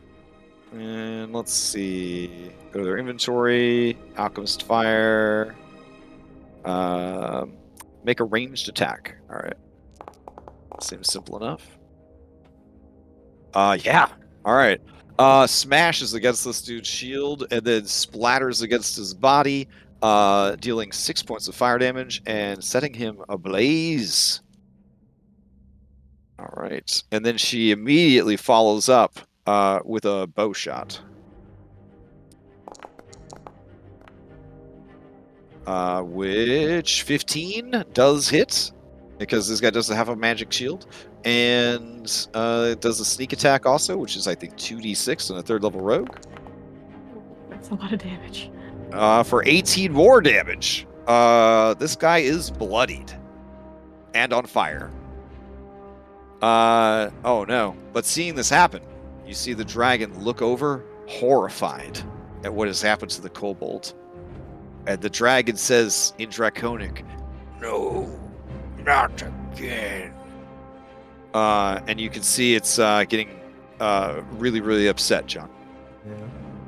I don't know All what right. to do. Play passes to Imprudent, who is asleep, and it passes to Are you really unquantifiable? Oh damn!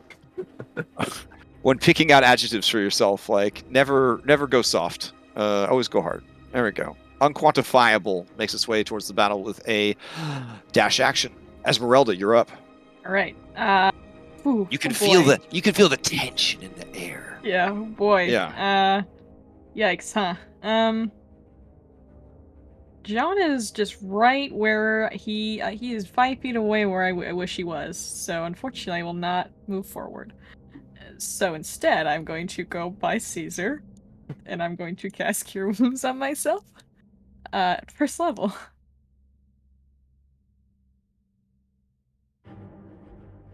Cause ow, that really hurt.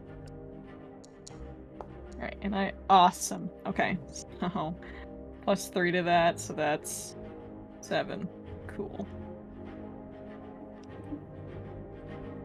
Alright. I can't do anything as a bonus action, so hang on, let me just, how far away am I if I stay over here? No, that should be good. Okay, that's my turn. Okay. Let's see. As play begins to pass over here, Varza does not use her legendary action. Hot Pink Kobold Tunneler is up. Hot Pink Kobold Tunneler is going to move to the edge of the water, see if it can get a line of sight on somebody.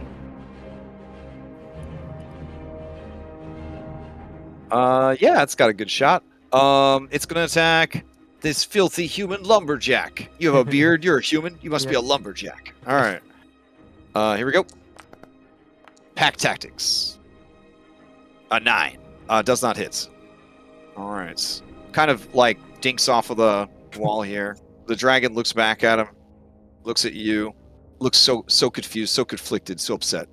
Play passes to Shigar. Right, no longer dodging. Let's see here.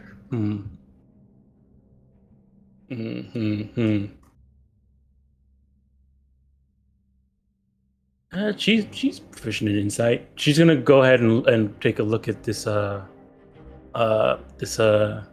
She's never seen this dragon. Dragon that looks like this before. Well, yeah, it's just like the Naturalist Journal said. Adamantium is one of the rarest dragons, but you can attempt an Arcana or a history check to see if you can. I'm not saying if she doesn't know anything about dragons, but more like how he's been acting, and we've gotten the feeling that they don't seem to be really into it. I was gonna say maybe an insight check to see. Oh yeah, sure. Give me an insight check. Yeah.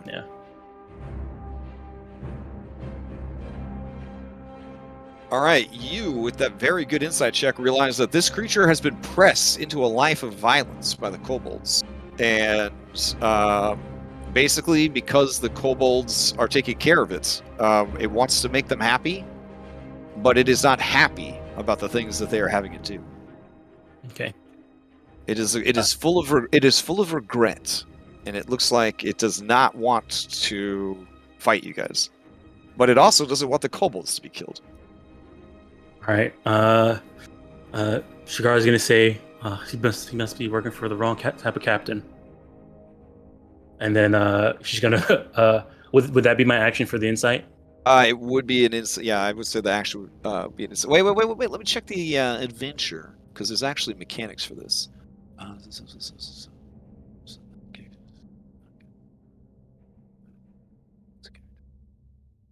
Oh.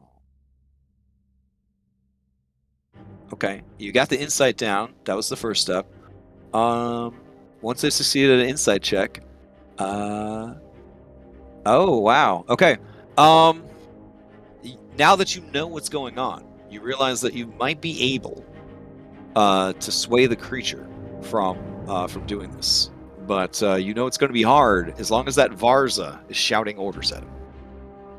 Okay.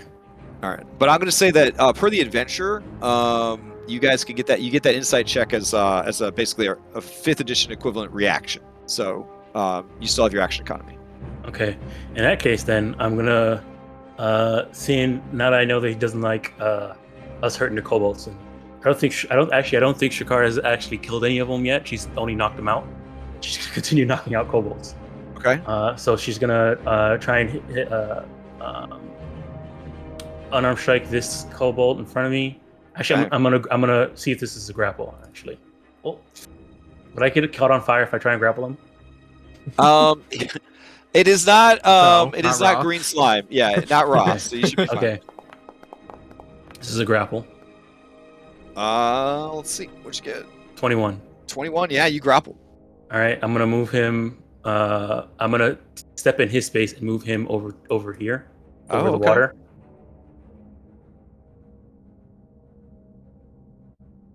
And like dunk him to put him out. And then I'm gonna unarmed strike him again, but this one I'm gonna shove him into the water and do non-lethal damage. Dang. Okay. I don't have inspirations for this, so let's just hopefully it works. 15. Oh, no. All right. Thinking that you only mean harm and violence, the kobold does everything he can to stop you, not realizing that you're just trying to put him out. Yeah. Okay. All right. I didn't spend the key, so I can't do it again. All right, that's it.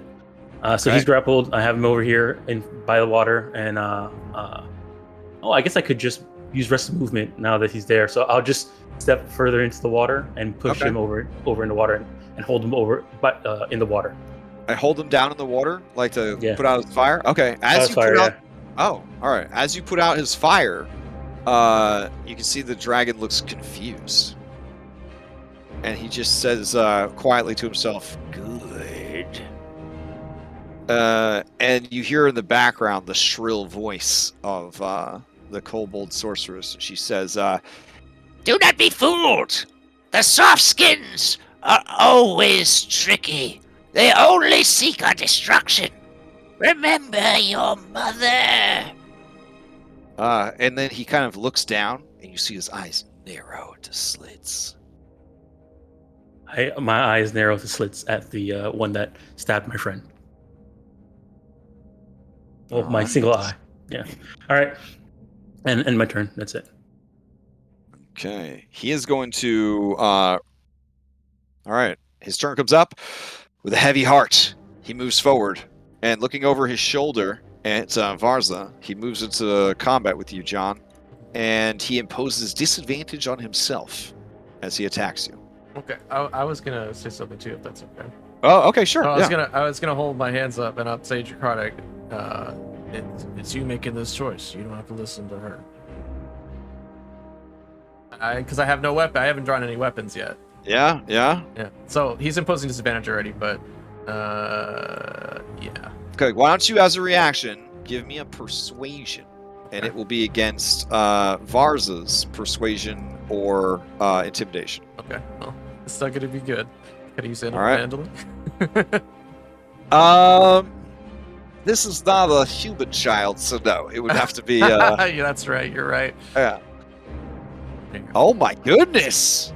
You deliver this in such a peaceful and non-combative way, in such an honest and open sense that the shrill screaming of her is just so much noise. The dragon passes its turn. I don't feel like you've been given a lot of choice in your life, and I'm giving you the choice right now. Owly, you're up. All right. Oh, I will check to see if he gets his breath weapon back then. No, you don't have to. I Cakes. mean, All right, he doesn't. All right. The owl would like to swoop down and cuddle the dragon. Oh my goodness. offering help action for anyone who tries to be friendly with All the right. dragon. Do you set the torch down on the stone ledge before doing this? Yes, actually. That is Okay. yeah, sets the torch down, goes over and All right. cuddles with the dragon to All try to right. make peace with it. Yep. There we go. I will set a don't worry, I'll set a torch up here.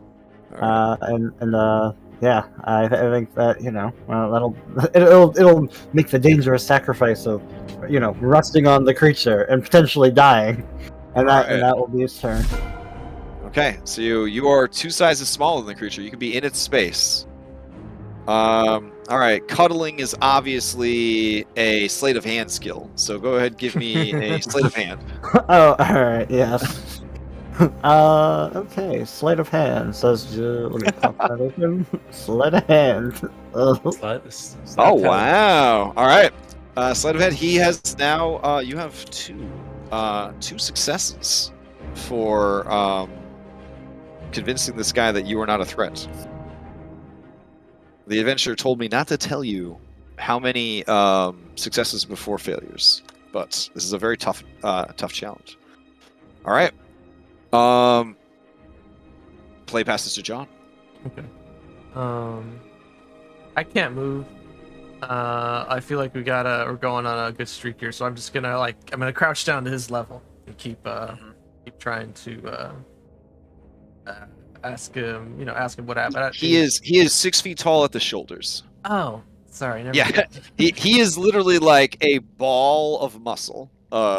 He's just a big ass medium creature. Okay.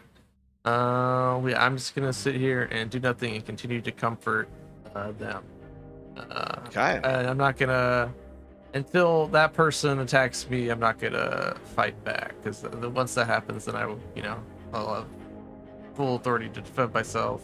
Yada yada yada. But I'm gonna spend my whole turn doing that. I don't know if I can make another All right. persuasion check or something else. Let's see. Have a good berry. Oh, good berry would be pretty nice. All right, you're gonna offer him a good berry. Yeah, offer him a good berry. Okay, since you were offering him a good berry, you could try You seem hungry, friends. Yeah, you could try persuasion again. Go. -1. Ooh. Okay. As you go to hand him the persuasion based good berry, the shrill scream says, Look out! He seeks to poison you! and almost instinctively, the dragon bats your hand away, and the berry just goes psh, psh, psh, and rolls away into the water. And he looks at you, angry. That is a failure. Okay. Can't move, so nothing else I can do. All right. As play is getting ready to pass to Deadly Kobold. What a name. What a name, bro. As play gets ready to pass to Deadly Kobold, Varza is going to cash in her legendary action. And she can use it to dash, dodge, or cast Chromatic Orb. So she produces a diamond carved in the shape of a dragon skull. And you see prismatic energy form all around it. And she sends a concussive blast out of it towards John, the traitorous human. All right, this is a +6. You do have a +2 AC because you're standing behind essentially a Volkswagen Beetle. So here we go. Ooh, ooh. All right, so it hits the stone here, and there's a concussive blast of thunder as it goes off. All right, and she misses. Deadly Kobold is sleepy through his turn. Her turn comes up. Here, legendary. She's going to move into a better position to keep an eye on her Bibby. Right about here is fine. Okay, and she sees all of you, And she is going to ready. She will cast a Scorching Ray. She's going to fire 3 of them off. Here we go. The first 2 will be at John, and 1 will be at Shigar. Here we go. So, casting it. Alright, so John, that hits even with the +2, I think. And then I'll cast these other ones without consuming spell slots. The second one is for John. And then the third one is for Shigar. Right. Alright. Catch the fire and throw it back. I'm about to. I was going to read it and see what it says. I think it's only weapon attacks. Yeah, it says ranged weapons attacks. Yeah. But that would be so cool. Alright. Alright, 6. Then, as a bonus action, instead of using the extra movement from Expeditious Retreat, she is going to use Incite Faith. As a bonus action, she gives all her allies within 50 feet 5 temp HP. And those allies can use their reaction to move half their speed without provoking opportunity attacks. She's like, wait. Yeah, she sees that these guys are all asleep. But hey, they got that 5 temp HP, baby. Alright, so these other ones around the corner, though, they get it. This guy's speed is 0, but he gets that 5 temp HP, and he's happy for it. He's not going to complain about 5 temp HP. Alright, and then the dragon looks at all of your other allies. It looks at you. He doesn't want to move, but I mean, he will take the 5 temp HP. Alright. And then coming from around the corner are half their speed, huh? Okay, so this guy will move here. This guy will move here. And this guy will move, I guess, here. Alright, and not the best use of it, but you know, you got to use these abilities before you lose them. They teach you that in boss school. All right, that is her turn. Play passes to Caesar. Oh, all right. Caesar is just, going to continue the peaceful act of just trying to make creatures unconscious because he sees more coming. So, like every low-level wizard, every spell slot is dedicated to sleep. Hell, I've been there. Low-level bard too. Low-level bard too. Honestly. So he yells out, "Power and sleep!" in Draconic, just yelling out, peace towards its dragon. But Peace! Love! Yeah. Peace, It's love, just about sleep. the wings open up and like little flies fly out and they just swirl around the kobolds, hopefully putting them to sleep. But I should probably roll I always forget it doesn't roll. Yeah. I should have added that. worries, Not the best. Not the best. Okay. Around the corner, you hear somebody hit the hay. He let out a sleepy little as he falls asleep. And let's see. I like how raw. They're just standing there sleeping. They're not even prone. They're just literally just standing there asleep. It's so cool. Anyways, then this guy falls asleep, and I would say if you're willing to risk it, you could roll the fact that you cast sleep into a check to kind of show this guy that you don't mean any harm. Persuasion can be used as many times as you like in this challenge. And then there are other skills that are good as well, but I can't tell you what they are. But some of them have a better chance of success than others. Would Arcana displaying the way the magic is being used, in a passive way, yeah. or be pacified? Give me an Arcana check. All right. Okay. He sees that you meant no harm with the attack. And you feel him shift even more towards non-combat. That's another success. All right. I think that's it. All right. This guy right here falls asleep as well.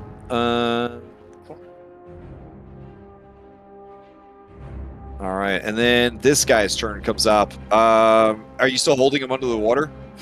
Yeah, still holding him. I never put him under the water. Okay, you dunked him. You dunked him to put him out. Okay. Yeah. He looks around at everybody asleep. He looks at Varza. He looks at all of you guys. He sees that the dragon is not kicking the amount of ass that the dragon should be kicking. And so he is going to say, Daloclaxis, please, don't let them kill us. You are our family, and we are yours. And then he is going to stab at you, Shigar. Alright. Once. Nope. And twice. Oof. Oh. Ooh. All right. There's no allies next to him. And then I guess he gets to save at the end of his turn to try to get out of the grapple. Is that how this works? Okay. Mm-hmm. And that's just a athletics check. It's a strength save. Oh, strength save. Okay, here we go. Yeah. Well, The strength DC roll dex, right? would be. Oof. He did not make. Yeah. The DC would have been a 13. All right. Sleeping, and Helena. All right. Helena looks around. You can tell that Helena. We established at the very beginning of the adventure. Generally follows John's lead. So Helena looks at the dragon, and looks at the different items that they have, and says, "Let's see what else. Got a lot of items here they could offer up." They say, do you want Kitty? And they hold up the skunk. It says, Kitty could be yours, your friend. And then the kind of looks around. Like vicious, right? Like Yeah, the skunk's just like, it hates everything but kobolds. So it's like you hear the shotgun of its butthole getting ready to spray. Realizing that that's probably not the right play. She says, gosh, man, this rogue seems like they're very murder hobo-y. But Yeah. they're gonna walk up to this guy and they're gonna try and do a non-lethal sneak attack. All right, so let's see. They will hit them with the hilt of their sword is the goal. And I don't think this. Did it hit? No. All right. Let's see. I don't think they have proficiency turn on the sword either, but still, it wouldn't have hit. All right. And then that is their turn. Play passes to Sleepy. Play passes to this guy. Unquantifiable is up. Unquantifiable is going to look down at his ally who is asleep. And he's going to look at all these people, and he doesn't want to fight alone. But he does see that there is a person over there that is next to an ally. So he definitely leaps over this guy, and he moves here, and then tries to stab Shigar. Here we go. Pack tactics. All right. Oh. Five takes me out. All right, and then there would have been a sneak attack too, but you know, it's whatevs. All right, so stabs you, and then that drops this guy into the water, which is water for him because him small. All right, so he's now swimming. And then it has mobile, so it gets to move. So it is going to... as it goes to back away... Yeah. It is going to back away and hide behind the dragon. Okay. Play passes to you, Esmeralda. Okay. I am going to move upwards a little bit here. Okay. And get kind of in range. I'm going to channel Divinity, Preserve Life, and I'm going to give Shigar 12, and then I'm going to give myself 3. For that. Alrighty. So that's my action. I can't really do this as a bonus action, so I'm not going to. I don't think there's... I'm trying to think of a wonderful way I can use my athletics to try to convince this dragon to not fight us. A firm handshake, obviously. A firm handshake. You know what? I'll give it a try next time. Okay. So for now, I will. I'm worried that he's gonna get his breath back too. So I'm gonna head back over here. Okay. All right. Play passes. Hot Pink continues to slumber. Shigar, you're back. You're alive, but prone. All right. I'm going to Man, this OP homebrew life cleric. Oh my Yeah, god. I know. I can't get over this. Crazy. I'm gonna Maybe stand they'll back add up. it to the actual game. I don't know. Stand up. I'm gonna turn towards the dragon because I saw John try to give it a good berry. I'm gonna take the good berry that John gave me, and I'm going to go ahead and eat it in front of it. Oh. Oh, That was the okay. thing I was gonna do too. Oh, that's nice. Okay.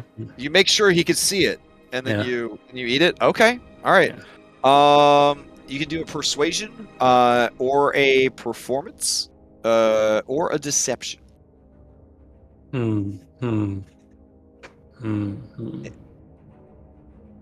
guess we'll try persuasion. They're all gonna be the same, roughly the same. Okay. So we'll go persuasion. All right. All right. Okay. It sees you do that, and it nods. Success. Okay. So that was an action to eat that, and then I'm going to. Let me see here.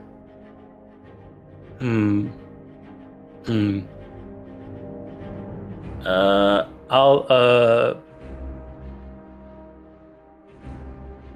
yeah, I'm gonna stand. Well, no, I'm still in things. Yeah, okay. I'll just patient defense here. Okay. All right. Play passes to Taloclaxus. He will roll to see if he gets his breath weapon back. He does not. All right. He is going to non-lethally attack John with disadvantage. There we go. So it's 220s. All right, so he swings on you half-heartedly and misses. Does not deal 17 force damage to you with his claws. And then as he goes to bite you, he does actually bite you. But you can tell that it's like a dog, like, you know, playing rough. Like he grabs you and he gives you like a shake. Yeah. And then he kind of sets you back down. I'm gonna give him a performance check real quick. Oh shit! All right, Vars is gonna do an insight check. Oh, she says, yes, kill them all. We'll never be safe until the soft skins all lie dead beneath our claws. And you can see him wince at his problematic adopted mother. All right, Owly, you're up. All right. Could Owly whoop over to Boss Kobold and attempt to distract the Kobold so she stops yelling towards the dragon? Oof. In a cool game of D&D, yeah, yes. no. In a raw game of D&D, probably no. But you could render the help action against her. Yeah, that's okay. That is an option. So that's probably what's going to be done here, at least. All right. Swoop on over, and then some more feats. So yeah, that kind of just reflects that she's distracted. That kind of thing. All right. All right. Where did that owl go? She's gonna blow that owl up. All right. When you get in her face, she's gonna use her legendary action to blow him up. She starts charging up her chromatic orb diamond.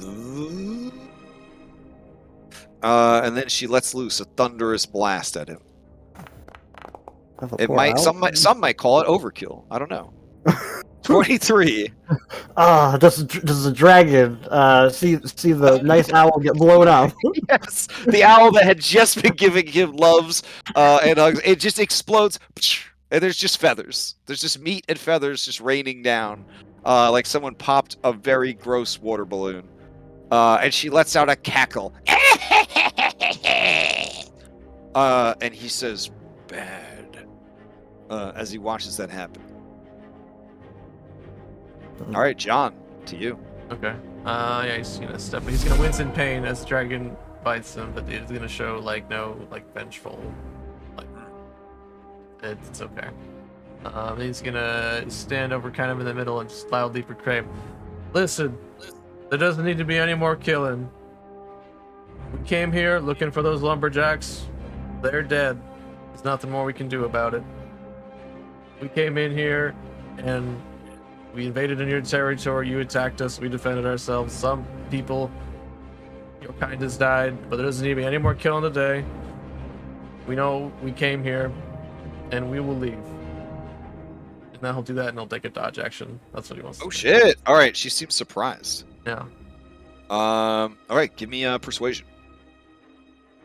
Or a deception. Nah, he's earnest. Oh shit. Okay. The dragon listens to your words. And he reaches out and puts a claw on your shoulder. It is very heavy.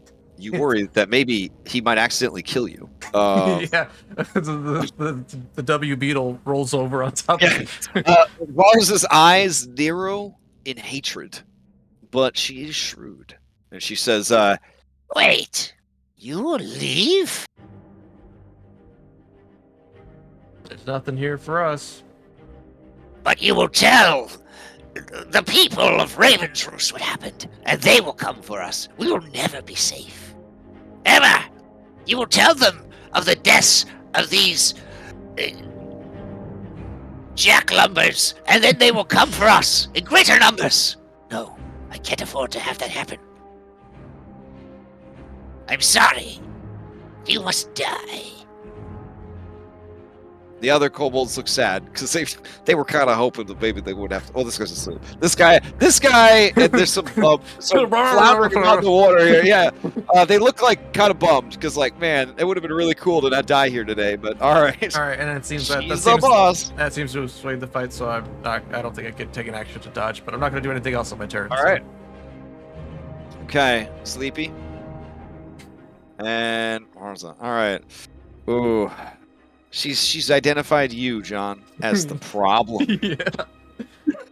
She is going to target you with with Scorching Ray, and it is advantaged because she has an ally next to you. Fact tactics. Here we go. All three for John. 1,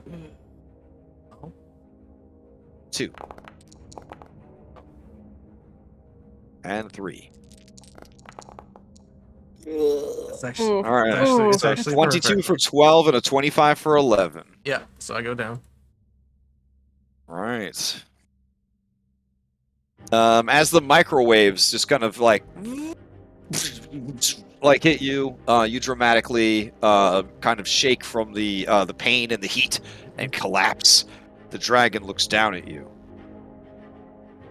and it looks back at her, and it just looks so sad and so confused. She is going to, as a bonus action...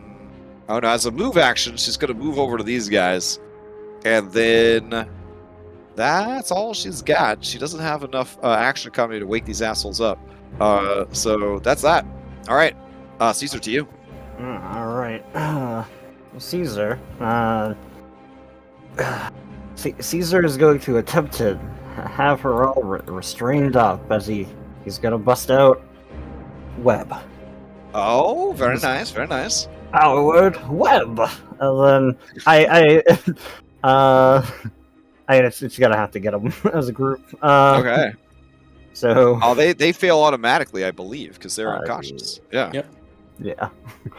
Okay. And yeah, sir. And as the start of her turn, she makes a check or whatever. Okay. And yeah, does the webbing, and I guess, I don't know. I think he's good with his perch here. He's gonna hope that somebody can get John back up because I don't know if John even has hit dice for him to bring him up with later. I still have one of his. Actually, I do have one left because I rolled really well on that one during the short rest, yeah. Oh, and good berries too. That's a thing too. Yeah, I still have the other good bird that he gave me. And I have one already too. This guy, he drags himself back onto the shore. And he sees the dragon. He doesn't want to get hit by the dragon's breath weapon, but he sees there's a lot going on here. He looks back. There's webs. There's people. There's allies. This John guy is obviously dead. He's smoldering on the ground. He's going to turn his attention to Helena, and he's going to attack. Here we go. Spear. And spear. Oh, all right. Second attack hits. There's no criticals for monsters though.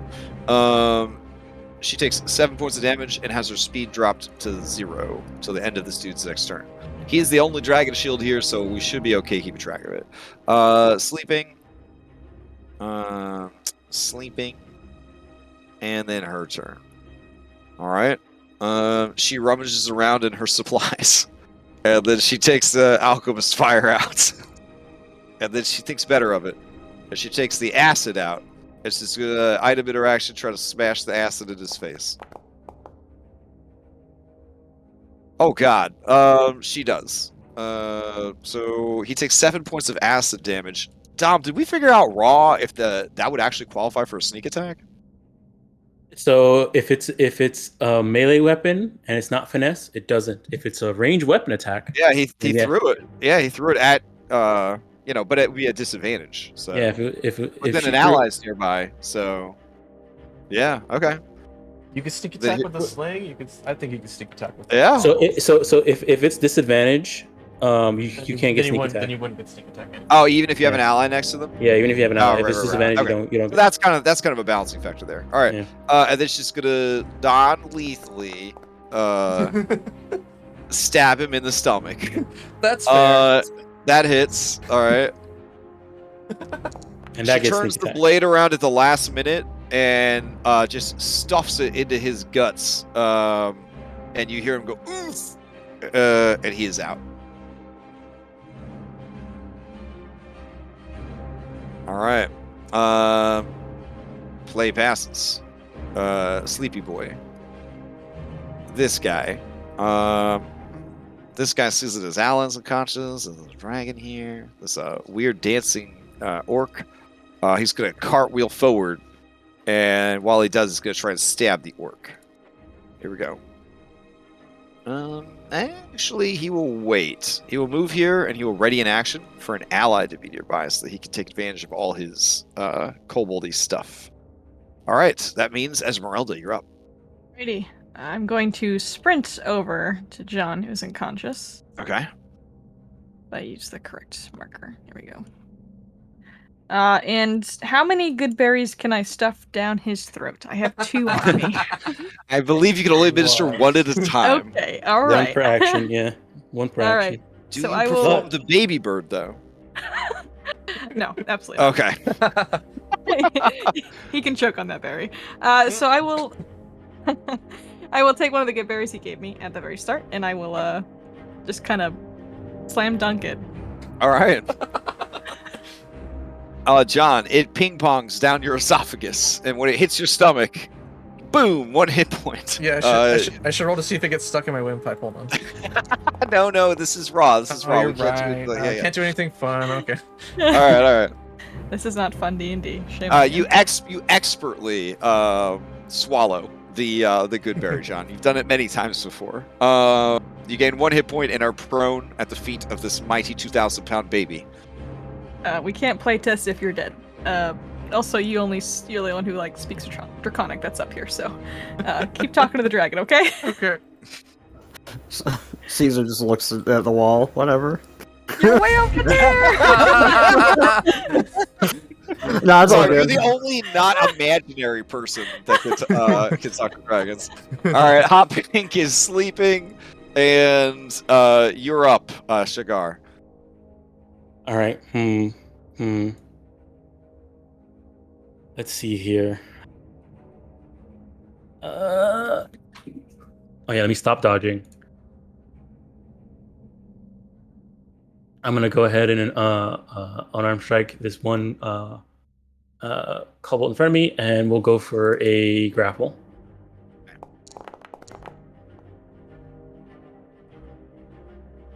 Ooh. This guy in front of you, AC is 12. You grapple him. All right. He's still then- readying his action, though. I'm gonna. I don't know what he was waiting for because all of his allies are asleep. Yeah. Well, Yeah. yeah. I guess he thought the Uh, dragon was still his ally. Technically, it is, but All right, I'll step over to here, and then I'm gonna move him. Ha ha! You fool! Now you are next to his ally. He stabs. All right, all right. Hack tactics. Ha ha! For 4, it hurts. No. Sneak attack. That's 9. 9. Ugh. And then I'm going to. How deep is this water? 3 feet. Okay, 3 feet. I'm gonna step into the water with him, and I'm gonna move him to here, Okay. and then I'm gonna try and unarm strike him one more time, Into the web. All right. and then push him into Nice, the web. nice. All right. All right. His AC is a 12. All right. Then you throw him into the web. He takes 7 damage and is pushed into the web. All right. He is bloodied and tossed into the web. All right, and then I'm gonna step back out of the water, All right. and that's my turn. A beautiful Oh. turn. I'll step 1 step away from the dragon. Okay. The dragon checks for his breath weapon. He gets it back. Ooh, I mean, you don't have to. You can turn He it looks around. over. He looks over at Varza, and he looks at all of you. One of you may use your reaction to try to outdo her to determine where this breath weapon ends up. Who has the best persuasion? None of us are charisma What- characters. John has had the best. The best rapport with it so far, yeah. I'll use inspiration. Yeah, I Oh, still okay. have a -1. All right. If no one Wait, else, does anyone else have better than that? Caesar said you had some. I have a +0, I thought. Oh, okay. Well, All right. Who's I'll gonna do it? I'll do it. This is All right. Here we go. She's going to intimidate the creature into service. Oh. All right. All right, here we go. You got- Advantage. Okay.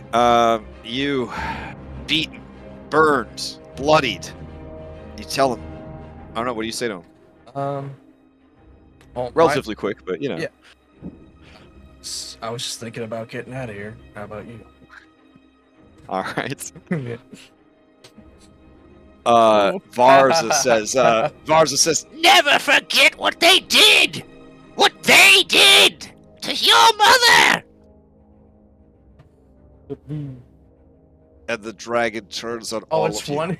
A nat 20. Oh, that's how it goes. No. And he is going to bellow forth another ferocious roar. Here we go. Oh, can he hit everyone except for Caesar? Yeah, I'm pretty Oh, sure. rough. All right, let's 15 see. cone. Oh no, you guys are very close on him with the cone, so he has to be a little choosy about it. I guess he'll go this way. He went down. Yeah, so I think he could hit John. Is it a 30 or 15? It says 15. It's yeah. Oh no, sorry. I copied it over from a what is it? It's all Hellhound. Yeah. So it's a 30. Let's see. Yeah, he would do that. There we go. To catch the 3 of you. And I guess unfortunately hit this guy who's knocked out. All right, he's that upset. There's a nat 20, threatening and scaring him. Okay. Damn. All right. A 14 is enough. You make the save. Oh, thank A Christ. 7 is not. You take full damage. Right next to it. Yeah, that makes sense. That makes sense. Checks out. This guy who is down and out but shouldn't be killed by this will make the save. He has resistance to thunder as a dragon shield. So wow, good for him. Okay, he'll be all right. And then let's see. I got to roll for orange. All right, here we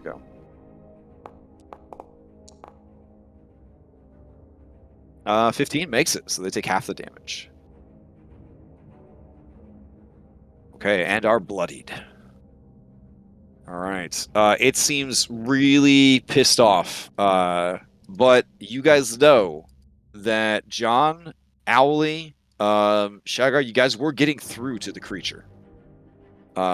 Caesar, you know that it is right at the brink. It could go one way or the other at this point. Play passes to John, who's dying on the ground.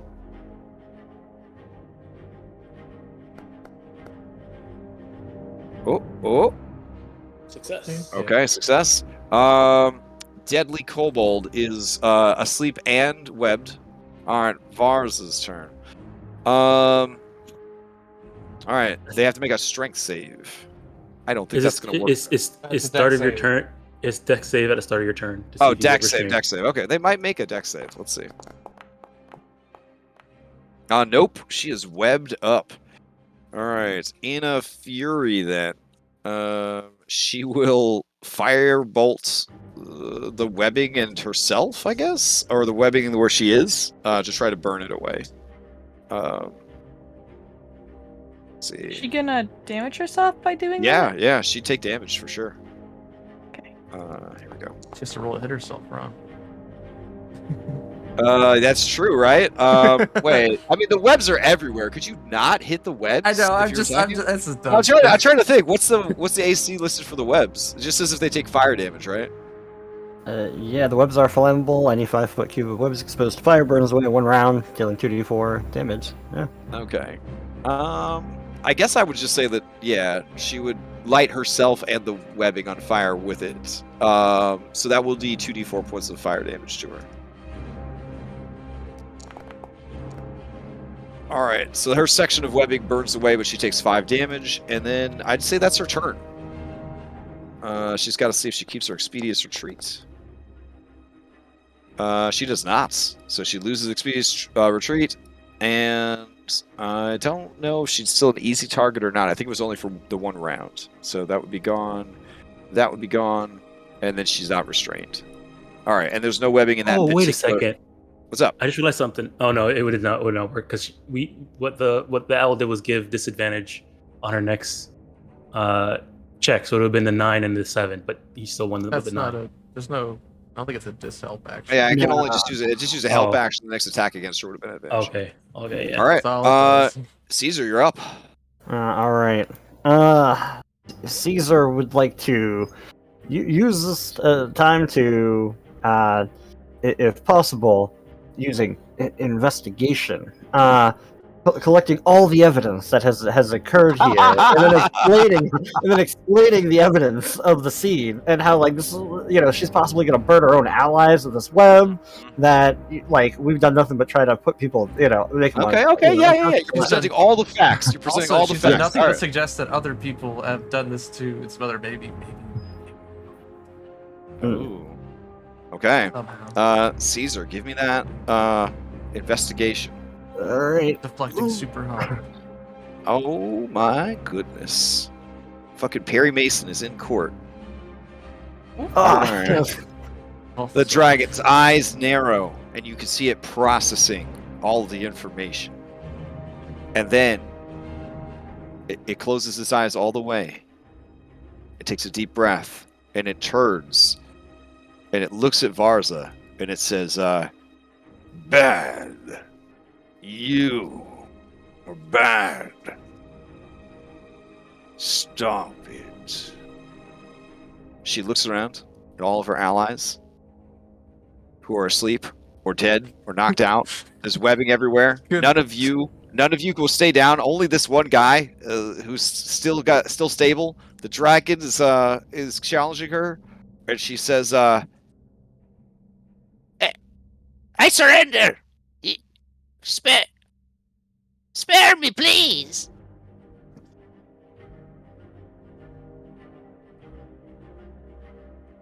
I will leave. I will leave. I will take my clan, and we will go far from human lands, deep into the forest. We'll never to return.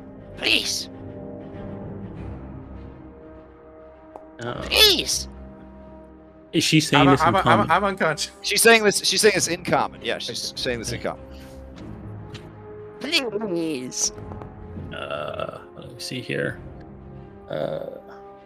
That's for John. I feel like Shakar would Nice, nice. nice. Shakar would really say anything. The dragon looks at all of you and her, waiting to see what happens.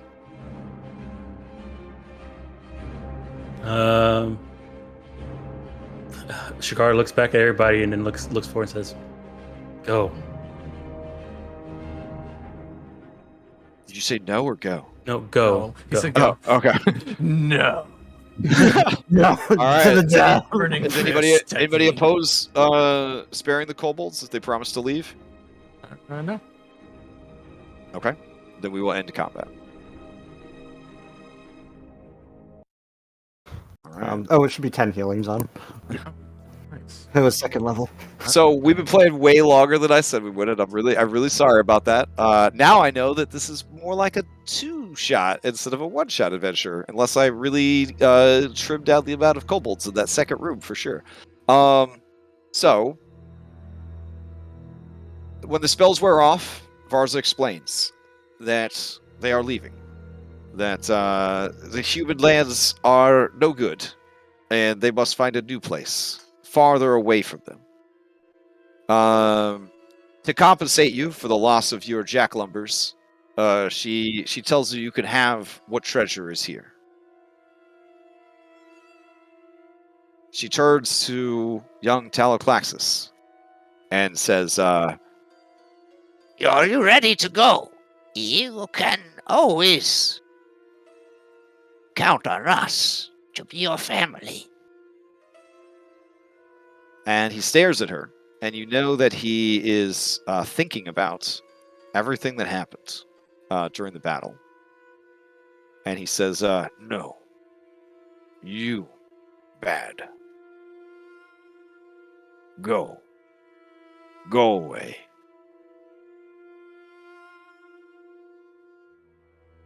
And with a look of sadness and malice on her face, she says, You may grow to regret your decision. The soft skins are evil and greedy. You will never find a place amongst them. But know that we will always wait for you in the woods. A safe home will always wait for you, child. and then they head out.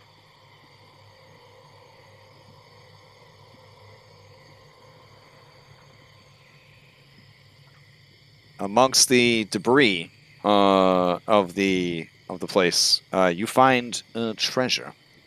I mean, it's a 1-shot, but sure, I'll tell you. You find 450 copper pieces, 100 silver pieces, 30 gold pieces, and 3 hematite gemstones worth 10 gold pieces each. Additionally, hidden amongst the treasure is a potion of healing and a map that claims that it leads to treasure.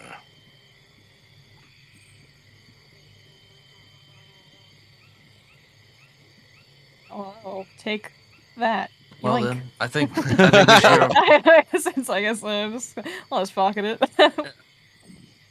Well, Pressure, you say? give a portion of that to the lumberjacks' families. Oh And, yeah, we can do that too. Yeah. What are you thinking about, Taloclaxis? Where are you gonna go?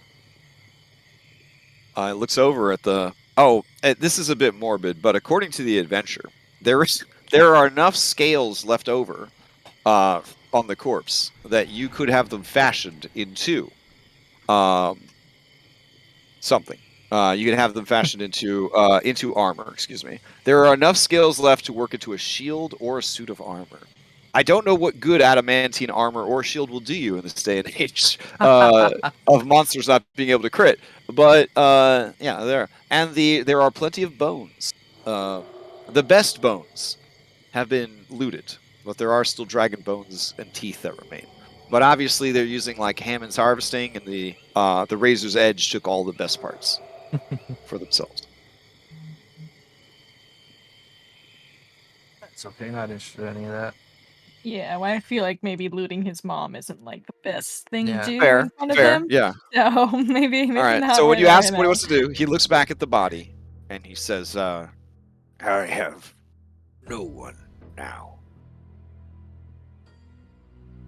I have lived in darkness, but now I must go and try to find a way into light. Do you want to come hang out with us? He looks at all of you. And he says, are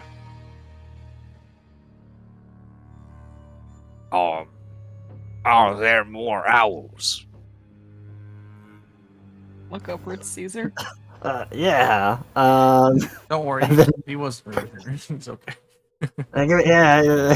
Give me 10 minutes. Owls soft. John, good.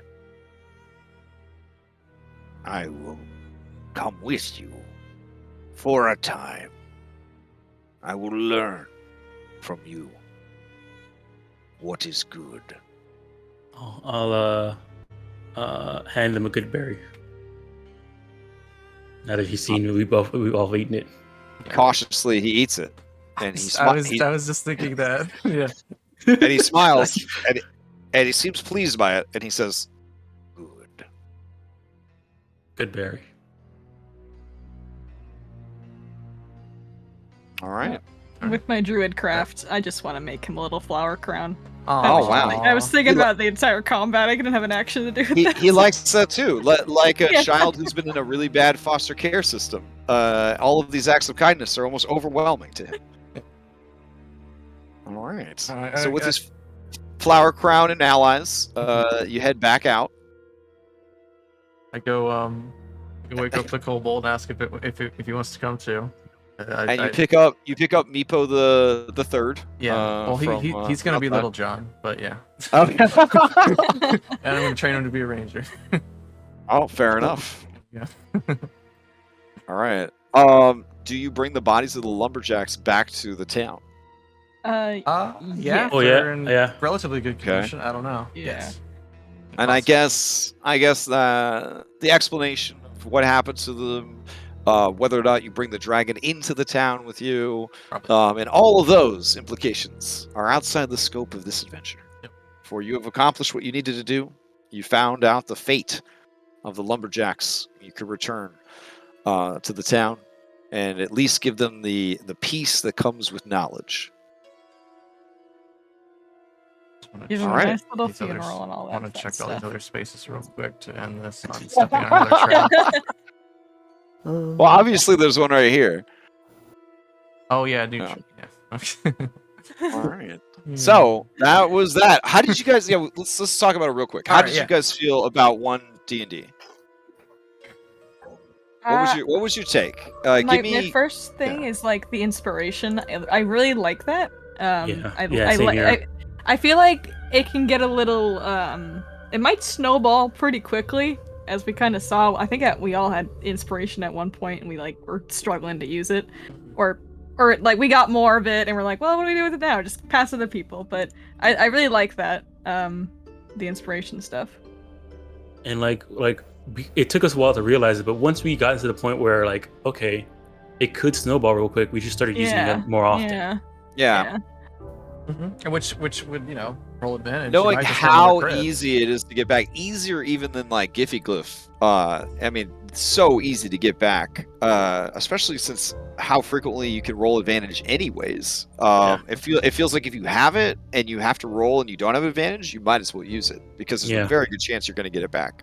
Yeah. Yeah. And Also, you lose it on a rest, right? You lose it on on long you don't rest. spend it. On long rest. Yeah. Yeah. I Unless also like unless that you're a humans human. get it. Yeah, Yeah, I so like basically that just- humans get it. Yeah, just makes it the humans always start with one in the day, Yeah. and then It's a great representation of the human tenacity that people try to kind of homebrew in to try to capture. Yeah. We have a human tenacity basically for non-variant humans where they could pick that as if you fail you can kind of re-roll a check or whatever. So I kind of also keeps feel that like theme. regular human, as it is now, is kind of boring. It's good, but it's boring. So I feel like the inspiration they get at the long rest adds something to them. Yeah. in a vacuum where there's no other way to generate inspiration. There's no raw way in the regular game. There's no way to get inspiration except from the DM. So. Right, and they're definitely trying to move away from that, just like A5E and Giphy did, because there are a lot of groups where the DM just doesn't use it. Yeah, or they forget, or they they got a lot of stuff to Well, do with. Yeah, they don't remember to use it, or they use it essentially as social engineering, right? Like, you're doing things that I like. You brought me pizza. You remembered that I love Cadbury cream eggs. They're giving out inspiration for like those kind of reasons instead of like equitably, right? This system, it lets the dice decide. It lets mechanics decide, just like A5E does, and just like Gifiglos does. So I think that's the right direction. It just makes Nat 20s more exciting. It does. I don't think you need to auto succeed on a Nat 20 if you're getting inspiration out of it anyways. Do you know what I'm saying? Mm-hmm. I know that it's like the number one favorite house rule in the entire world in the history of mankind. It's like a Nat 20 always succeeds and a Nat 1 always fails. But it's one thing I guess I don't know. We kind of didn't test it at all really that much here because there was never a time where we got a Nat 1. But we would. Well, you guys got a lot of Nat 1s. I was gonna say. Yeah, but you would have still succeeded, right? You're too low in level to benefit from that. Yeah. It's only really punishing to high level characters. That rule is really only punishing to high level characters. Mm-hmm. Which is, it's not the majority of. Right. Yeah. So I don't know. That's probably why it's such a common rule because no one really plays that high, and so you never get to. But let me tell you, when Red Hand of Doom switched over to Skills of War, right away they were like, whoa, this sucks. And as a group, they were like, they voted the rule out. They were like, we don't want to fail on a 1 because we worked hard to get this strong. It doesn't make sense for us to fail on a 1. Yeah, that's dumb. I'm still in the boat of attacks and saves, fine. Skills, no. Yeah. And at this level range, there was really no way to see how that works because it's not like I sent bad guys against you or DCs against you that you wouldn't have been able to reach with a Nat 20 anyways. So really that's only impactful, in my opinion, at higher levels of play, or if your low level people are shooting for the moon and you're letting them. You know what I'm saying? Like if you're allowing rolls on stuff that they probably shouldn't be able to do anyways, it's just kind of silly. So hey, I want to jump up this 40-story this mountain. Yeah. Single jump. Can I roll in athletics? Well, no, that's the thing. It's like you're not supposed to let them roll for stuff that should be right. So there's no like confusion there. Here's a good rule of thumb that was always in place for people that use this was only allow the roll if you want it to actually happen. Because let me tell you, if you allow the roll on something that you're like they'll never make it, that's the one they're always going to make. They're always going to make it. Like you just need to say, I'm sorry, it's just outside of your ability to do. And that's a hard thing as a DM because for many years there was this whole school of thought that like just say yes. But much like raising children, just say yes isn't a good way of being an authority figure.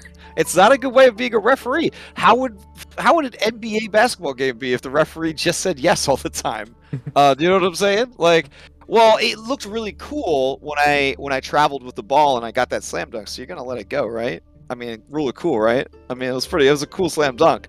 Yeah, but you didn't follow the rules that we all agreed upon. You know what I'm saying? Like, yeah, like just say yes is.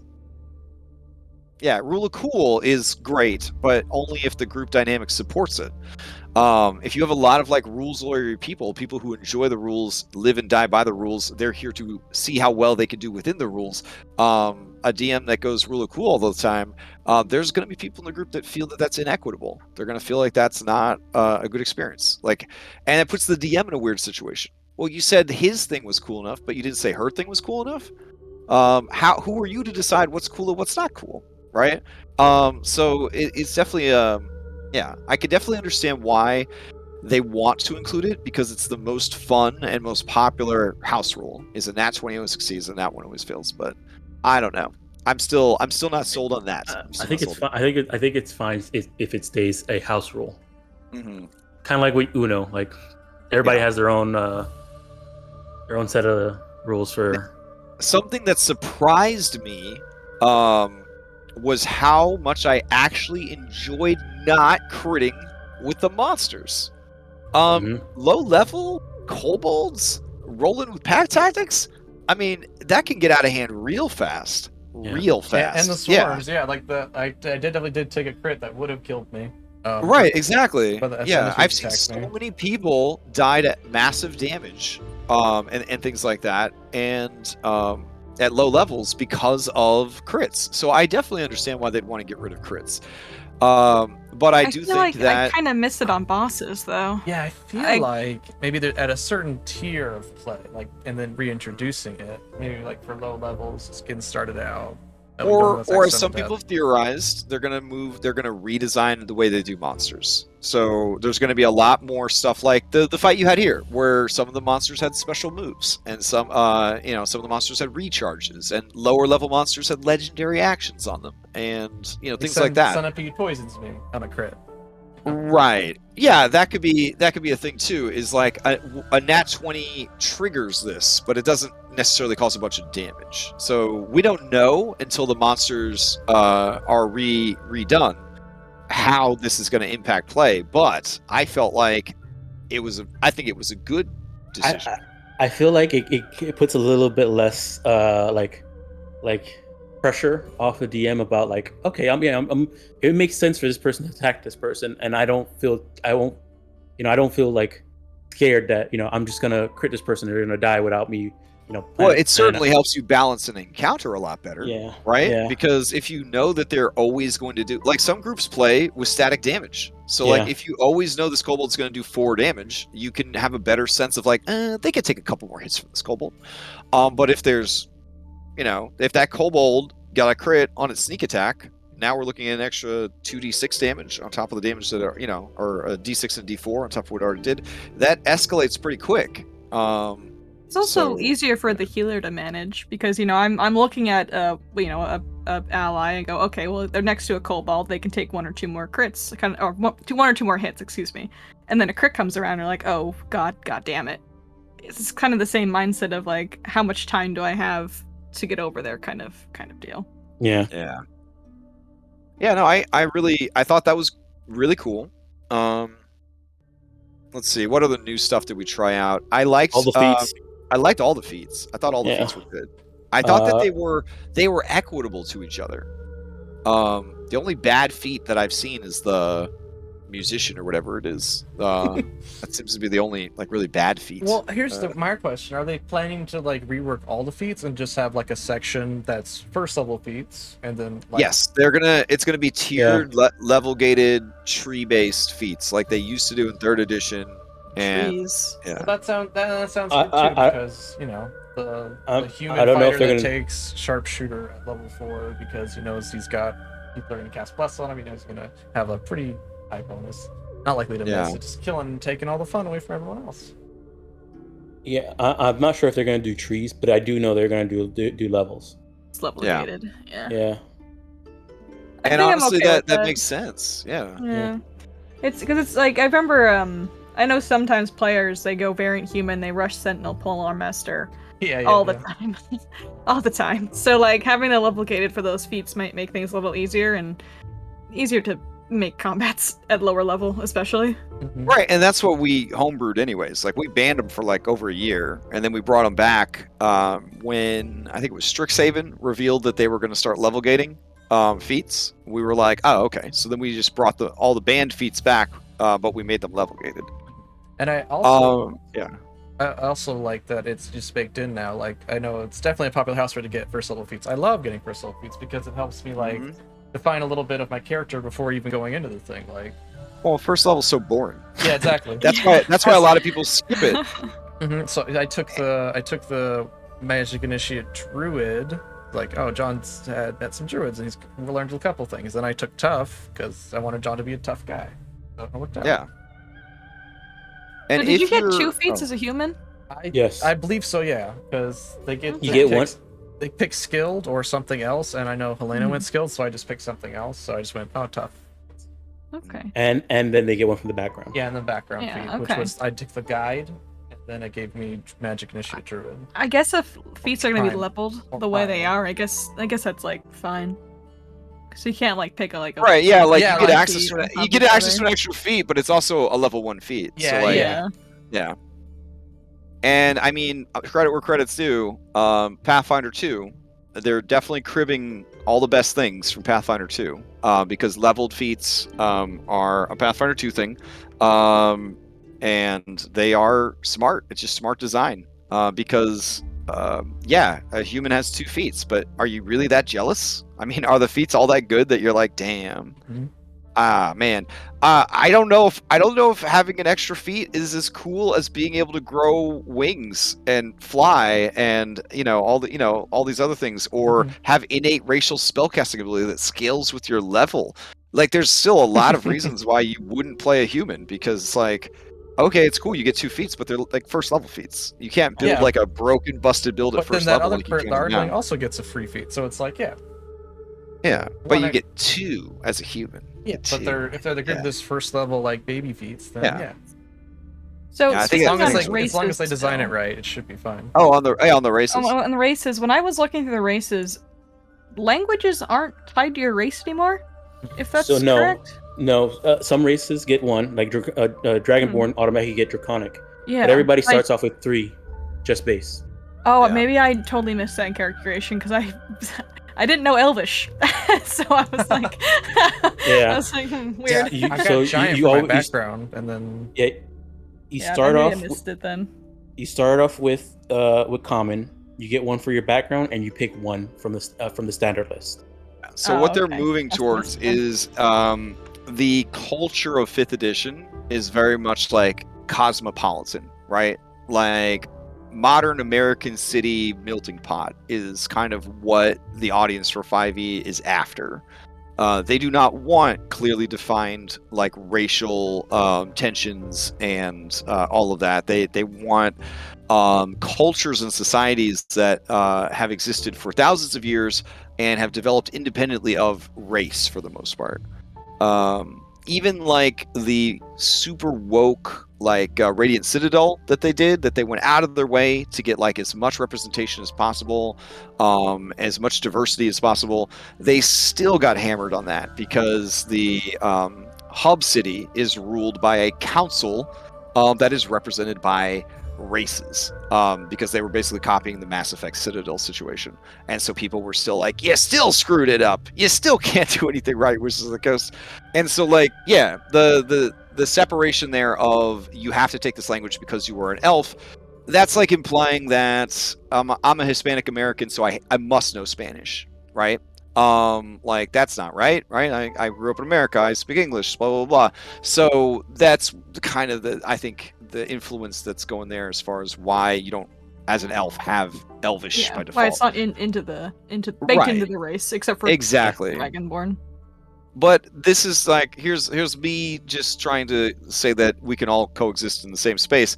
If your campaign setting is set in an age of magic or is just built around cultural and racial tensions and things like that, and your group is totally okay with that, you might say, like all elves in the setting, or the majority of elves in the setting, are insular, and they all try to stay to themselves. You would need to give me a very good excuse or a very good reason of why you did not grow up among elves, and why you wouldn't know Elven as a starting language, and all that of course comes down to good communication within a group and advertising for your game and all that. But I understand the decision that was made and why they made it, and to stay in good favor with the majority of the 5th edition audience, I do think it was a smart decision on their part to divorce that sort of language from character. So but good thing to kind of shout out, because I don't think a lot of people even realize that Dragonborn get that language as a bonus language, as a racial feature, and that race and language are not tied together anymore. Mm-hmm. Yeah. I realized I didn't use any of my orc stuff. I was gonna say I was waiting for you to like charge at people, and like adrenaline. I kept using my bonus action on punching. Oh yeah, that makes sense. Yeah, their attack. Well, and honestly, you were never too far away from anything, because these were relatively small maps. They're all 20 by 30s. So. And as a monk, I have the extra movement, so I never had to dash early. Yeah. But doesn't it give you like temp HP too? It does. That's cool. I liked removing the critical hit damage dice bonus from orcs. I think that was a smart move, because it definitely was kind of metagaming people into wanting to play barbarians and rogues and paladins with their orcs, because it's such a waste to play an orc with something that doesn't get weapon crit bonuses. So I thought that was actually a smart design choice as well. I feel like they're doing that with feats as well. It feels like before the changes, the healer feat anyway seemed to be very aimed at one kind of character. Yeah, But- rogue thief. Yeah. Yeah. But now with the change, they added you can roll hit die, or not hit die, but you can re-roll healing dice. Spells, yeah. Yeah, which is really cool. That's awesome. Like Yeah. that's a feature in one of the sorcerer subclasses. Like that's not a very common thing. I think it's pretty neat. And adding to that is the fact that eventually any caster could have access to healing if you wanted them to, right? You could build around that to, have a white mage wizard and having the healer feat and getting access to those spells. It's just a natural thing that makes sense. I like that a lot. It gives a lot of flexibility to building without pigeonholing it, right? Without making you feel like I have to build this way. This is the meta way to build my character. So. I feel like that's the direction they're going. They're making all the races, all the feats just accessible to any kind of character and be useful and stuff like that. And I like it's a shame they didn't completely copy Pathfinder 2 on certain things and say that like anyone could be like a tiefling essentially, because you just apply like the tiefling template to anything. I guess they did in sort of a lazy way with the whole like you can come from any lineage you could imagine, but you still have to just take like one set of stats. Well, I think the reason why they did that is to keep it simple. Oh, for sure, yeah. But I do like that. I do like that you could say, yeah, I'm a gnome tiefling, and like I look like a gnome, but I have all these like tiefling abilities, and like that's kind of cool in my opinion. I think that's a really really simple way to do it, but it gives people the ability. So all these people that are like, I hate Ardlings, cause look at them. I'm not gonna play that ugly thing. That's ridiculous. It's like, cool, be a half Ardling, and so you could be any sexy thing you want. You could be a sexy little elf and have all the Ardling's abilities. There you go. Now you have your beautiful non-standard angel. Biblically inaccurate in every way. Sexy elf body, frog head. Exactly. Yeah. All kinds. So I do think that it's definitely the simplest solution to appease everybody. It just says, hey, sure. You want to be a dragonborn? You want to look like a dragon, but you hate the dragonborn abilities? Be a half dragonborn. Now you're a dragonborn, but you have dwarf abilities. There you go. Shut up. I'm really interested in to see what they're gonna do with the other races when they probably go through and change them as well, if they even get changes. But definitely interesting to see. They've already changed a few of them. Like I know Asmare got a change in Morkainen's Guide of whatever the new one. Monsters of the Multiverse. Multiverse. Yeah. I was kind of like unsure about all those changes, but now that I see that they're basically like they did that so it would match with what they're doing with ONE D&D, the decisions in Mordenkainen's make a lot more sense. Yeah. The only thing I would like them to take another look at, because I do like that they've changed like the grappling condition. It's not just your speed zeros. I like that they clarified a lot of things, and that now they've like just baked in you can do it as an opportunity attack as long as you do an unarmed strike. But sometimes for low level play, you definitely sometimes you have a better athletics score, right? So I'd like there to be some clarification if they're going to combine it or just change it into this new thing. I think as it stands right now, we kind of hit upon the balance there, right? Raw, we allow homebrew that you can use an opportunity attack to do a grapple, which is now covered officially in the rules because you just use your opportunity attack to make an unarmed strike and grapple somebody. But at no point did they say we've changed the way athletics works. So you could still technically use athletics to bull rush, to shove, to grapple as well, but it's not as efficient action economy wise. So if you have extra attack, if you're a monk, if you're a monster with multi-attack, you're not going to waste your whole action doing an athletics. You're just going to use an unarmed strike to do it. So with the addition of being able to grapple as an opportunity attack, is that like kind of everyone has a sentinel now? Like a mini version of it? In a way, it does put a lot more crowd control back into the hands of everybody. Yeah. But keep in mind that whenever you do that, unless you have Tavern Brawler, every time you unarmed strike to grapple, it doesn't do any damage. It's just a grapple. Yeah, it's true. It won't do damage. Think about this. Unarmed strike can be anything, right? Yeah. You can trip somebody with your foot, right? So like, but you can't grapple unless you have a hand free. Free. Yeah. All right, but listen to me. I'm a dwarf. I got a shield and I got a mace, and somebody's moving away from me. I know that they're going to go and ring that alarm. I know that they're going to go attack my friend who's on the ground. I just body check them with my opportunity attack and knock them prone. Well, now they just lost half their speed. Not as good as grappling them. It still slows them down enough that maybe they don't reach what they were trying to reach. But you don't have to drop your weapons, you know? But you don't have to drop your weapons and stuff. It's so versatile. It's so good. I can't get over how much I really like that change. Such a small change, but it mechanically, we got to see it over and over and over again today in effect, and it was really cool. I always made fun of how the grappling condition, and now I can't anymore. So really, it's a loss. Yeah, because a lot of fights, I'll be on this side, and people will be on that side. We just run at each other, and then that's it. There's no more movement. Yeah. It's just until one of us falls down. But now, we were going around each other, trying to push each other into streams and whatnot. And yeah. Also, this also because, this is based on a 4th edition adventure, so it had lots of cool terrain and stuff like that to interact with. But as a dungeon master, your party is beat to shit, but for some reason, you still rolled for that random encounter. And the 2 owlbears showed up, and they're going to claw bite everyone to death.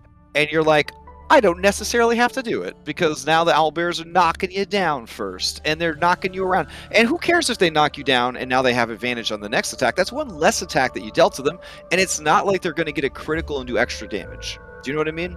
So, you can make it feel more, authentic, right? So this owlbear, of course, you're going to have it run up, swipe to knock you down first, because that's how bear do, right? You want to knock you down, and then he wants to maul you. And so maybe he pisses away his first 2 attacks that could have done a shitload of damage just knocking you to the ground. And then he starts biting you and trying to deal with it. Or maybe he knocks you down, and then he grapples you with his bite, and then he swipes you. So now you are prone and grappled, but you didn't take 3 hits from an owlbear. But he did make 3 attacks, so it still seems but he like, did make so it gives the DM some opportunity, some flexibility to make the encounter harder or easier, however they want to do it. It's just so good. It's so good, and it gives monsters battlefield control, because you try to get away from the owlbear, and the owlbear swipes at you with its claw and says, and it grapples you. You didn't take a huge hit from the owlbear, but you didn't get away from it. Monsters and that's can do that too. So. Yeah, that's what's really cool about it. I just think it blew my mind today how one simple change to unarmed strike could so dramatically impact the game. I'm really impressed with it. I really hope that they don't listen to all these haters out there that are like, we don't need to change it, everything's great, and they fill out the survey and they lie and say that they play tested it. You didn't play test it. You theory tested it. That's not the same thing. Theory testing is not the same as actually playing it. I learned so much today that theory testing would not have shown me. Yeah. All right. Was there anything that from the new stuff that you guys were like, this is dumb? Why are we doing this? Did anything stand out as why would we use this rule? Why would we change to this? Most of the stuff that I was like, this is dumb, was rules that are usually homebrew and fixed anyway in the regular game, if that makes sense. So it's nothing. Were they SRD? Yeah, were they SRD stuff? They were SRD stuff. It wasn't ONE D&D stuff. Most of the ONE D&D stuff, I either was neutral on or I liked much better. Yeah, same here. Sweet.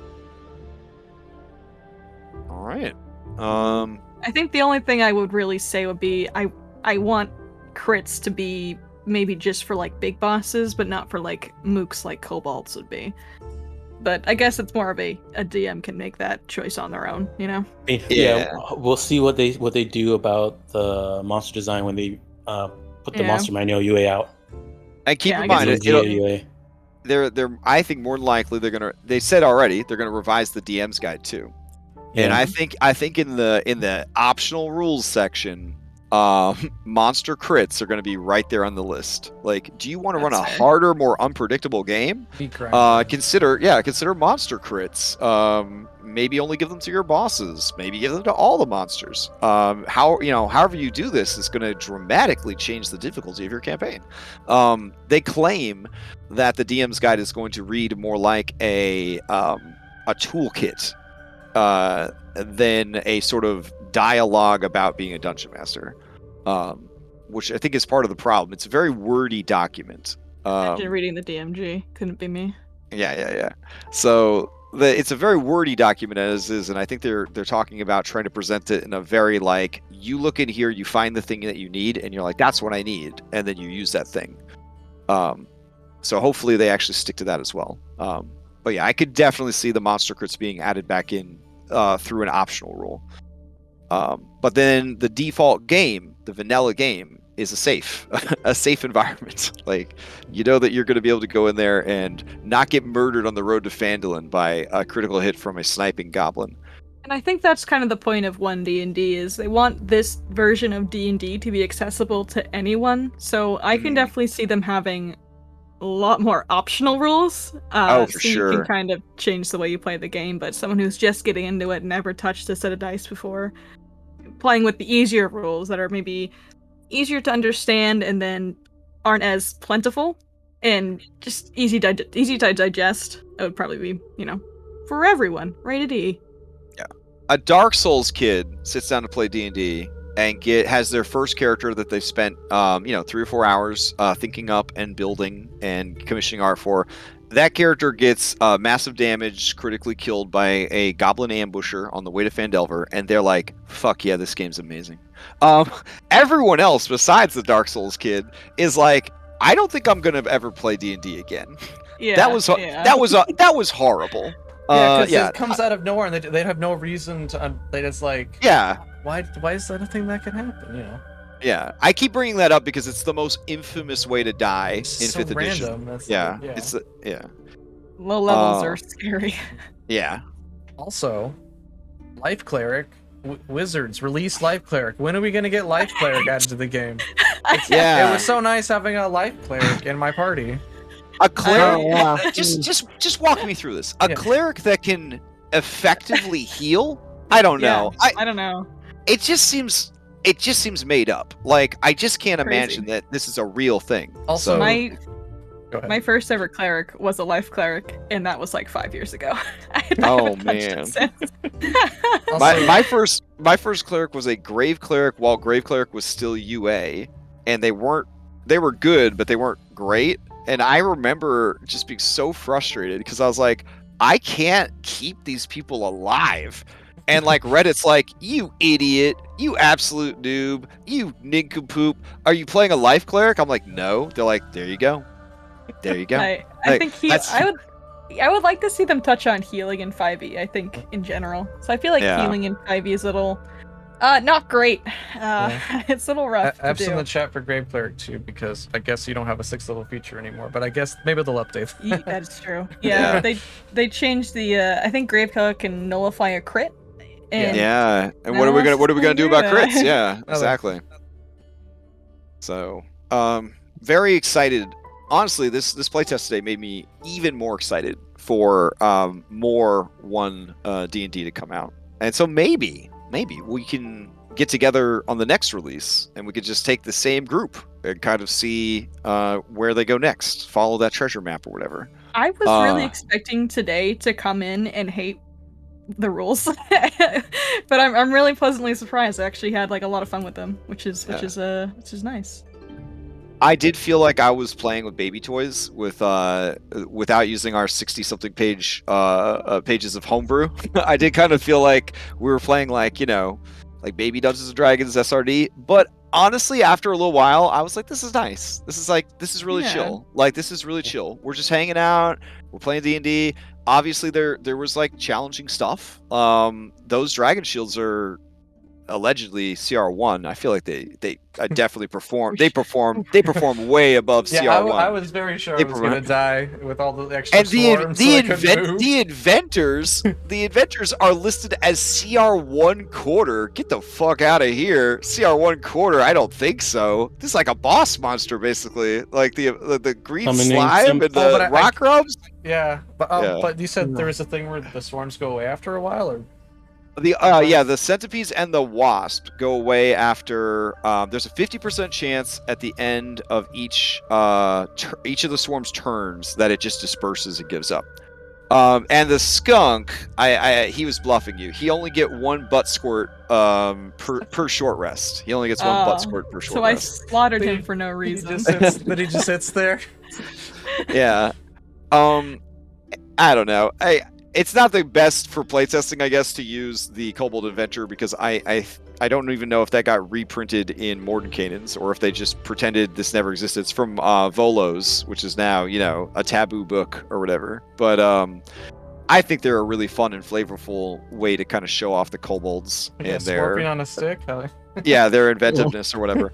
But allegedly, when you build a monster, if it has summoning capabilities, you have to factor those summoning capabilities into your CR. And there ain't no way if you're summoning swarms and green slime and rot grubs, there's no way that you are a CR 1/4. So I'm very sorry. That encounter was way over tuned for you guys. All right, we got that. Yeah. But Yeah. don't worry, SRD Ranger. That's So true. I felt yeah. OP. I make 2 attacks. That's true. Yeah. Between SRD Ranger and SRD Life Cleric, unstoppable. Purely. Absolutely. Primeval awareness. If we ever thought like we made it like mid to the wrong cave, I know where that dragon's at. I think I had a subclass. I don't know. You think you had a subclass? Yeah, it says you were. I don't know. What were you? no, it's a You had to be Evoker. a Evoker. You were- You had to be a Evoker. Yeah. Okay. You're a fairy Got a bit of godmother. stuff You're just coming putting up. everyone Yeah, to yeah. sleep with your fairy The- wings flying. Yeah. around. Yeah, I mean, Owl you don't assistant. need it when you get sleep. Maybe your allies think that you're a hallucination because anytime the conversation goes in a bad direction, you just put people to sleep. Like, That sounds a little problematic. I don't know. I mean, you tuck them into bed at least. It's not too bad, but yeah.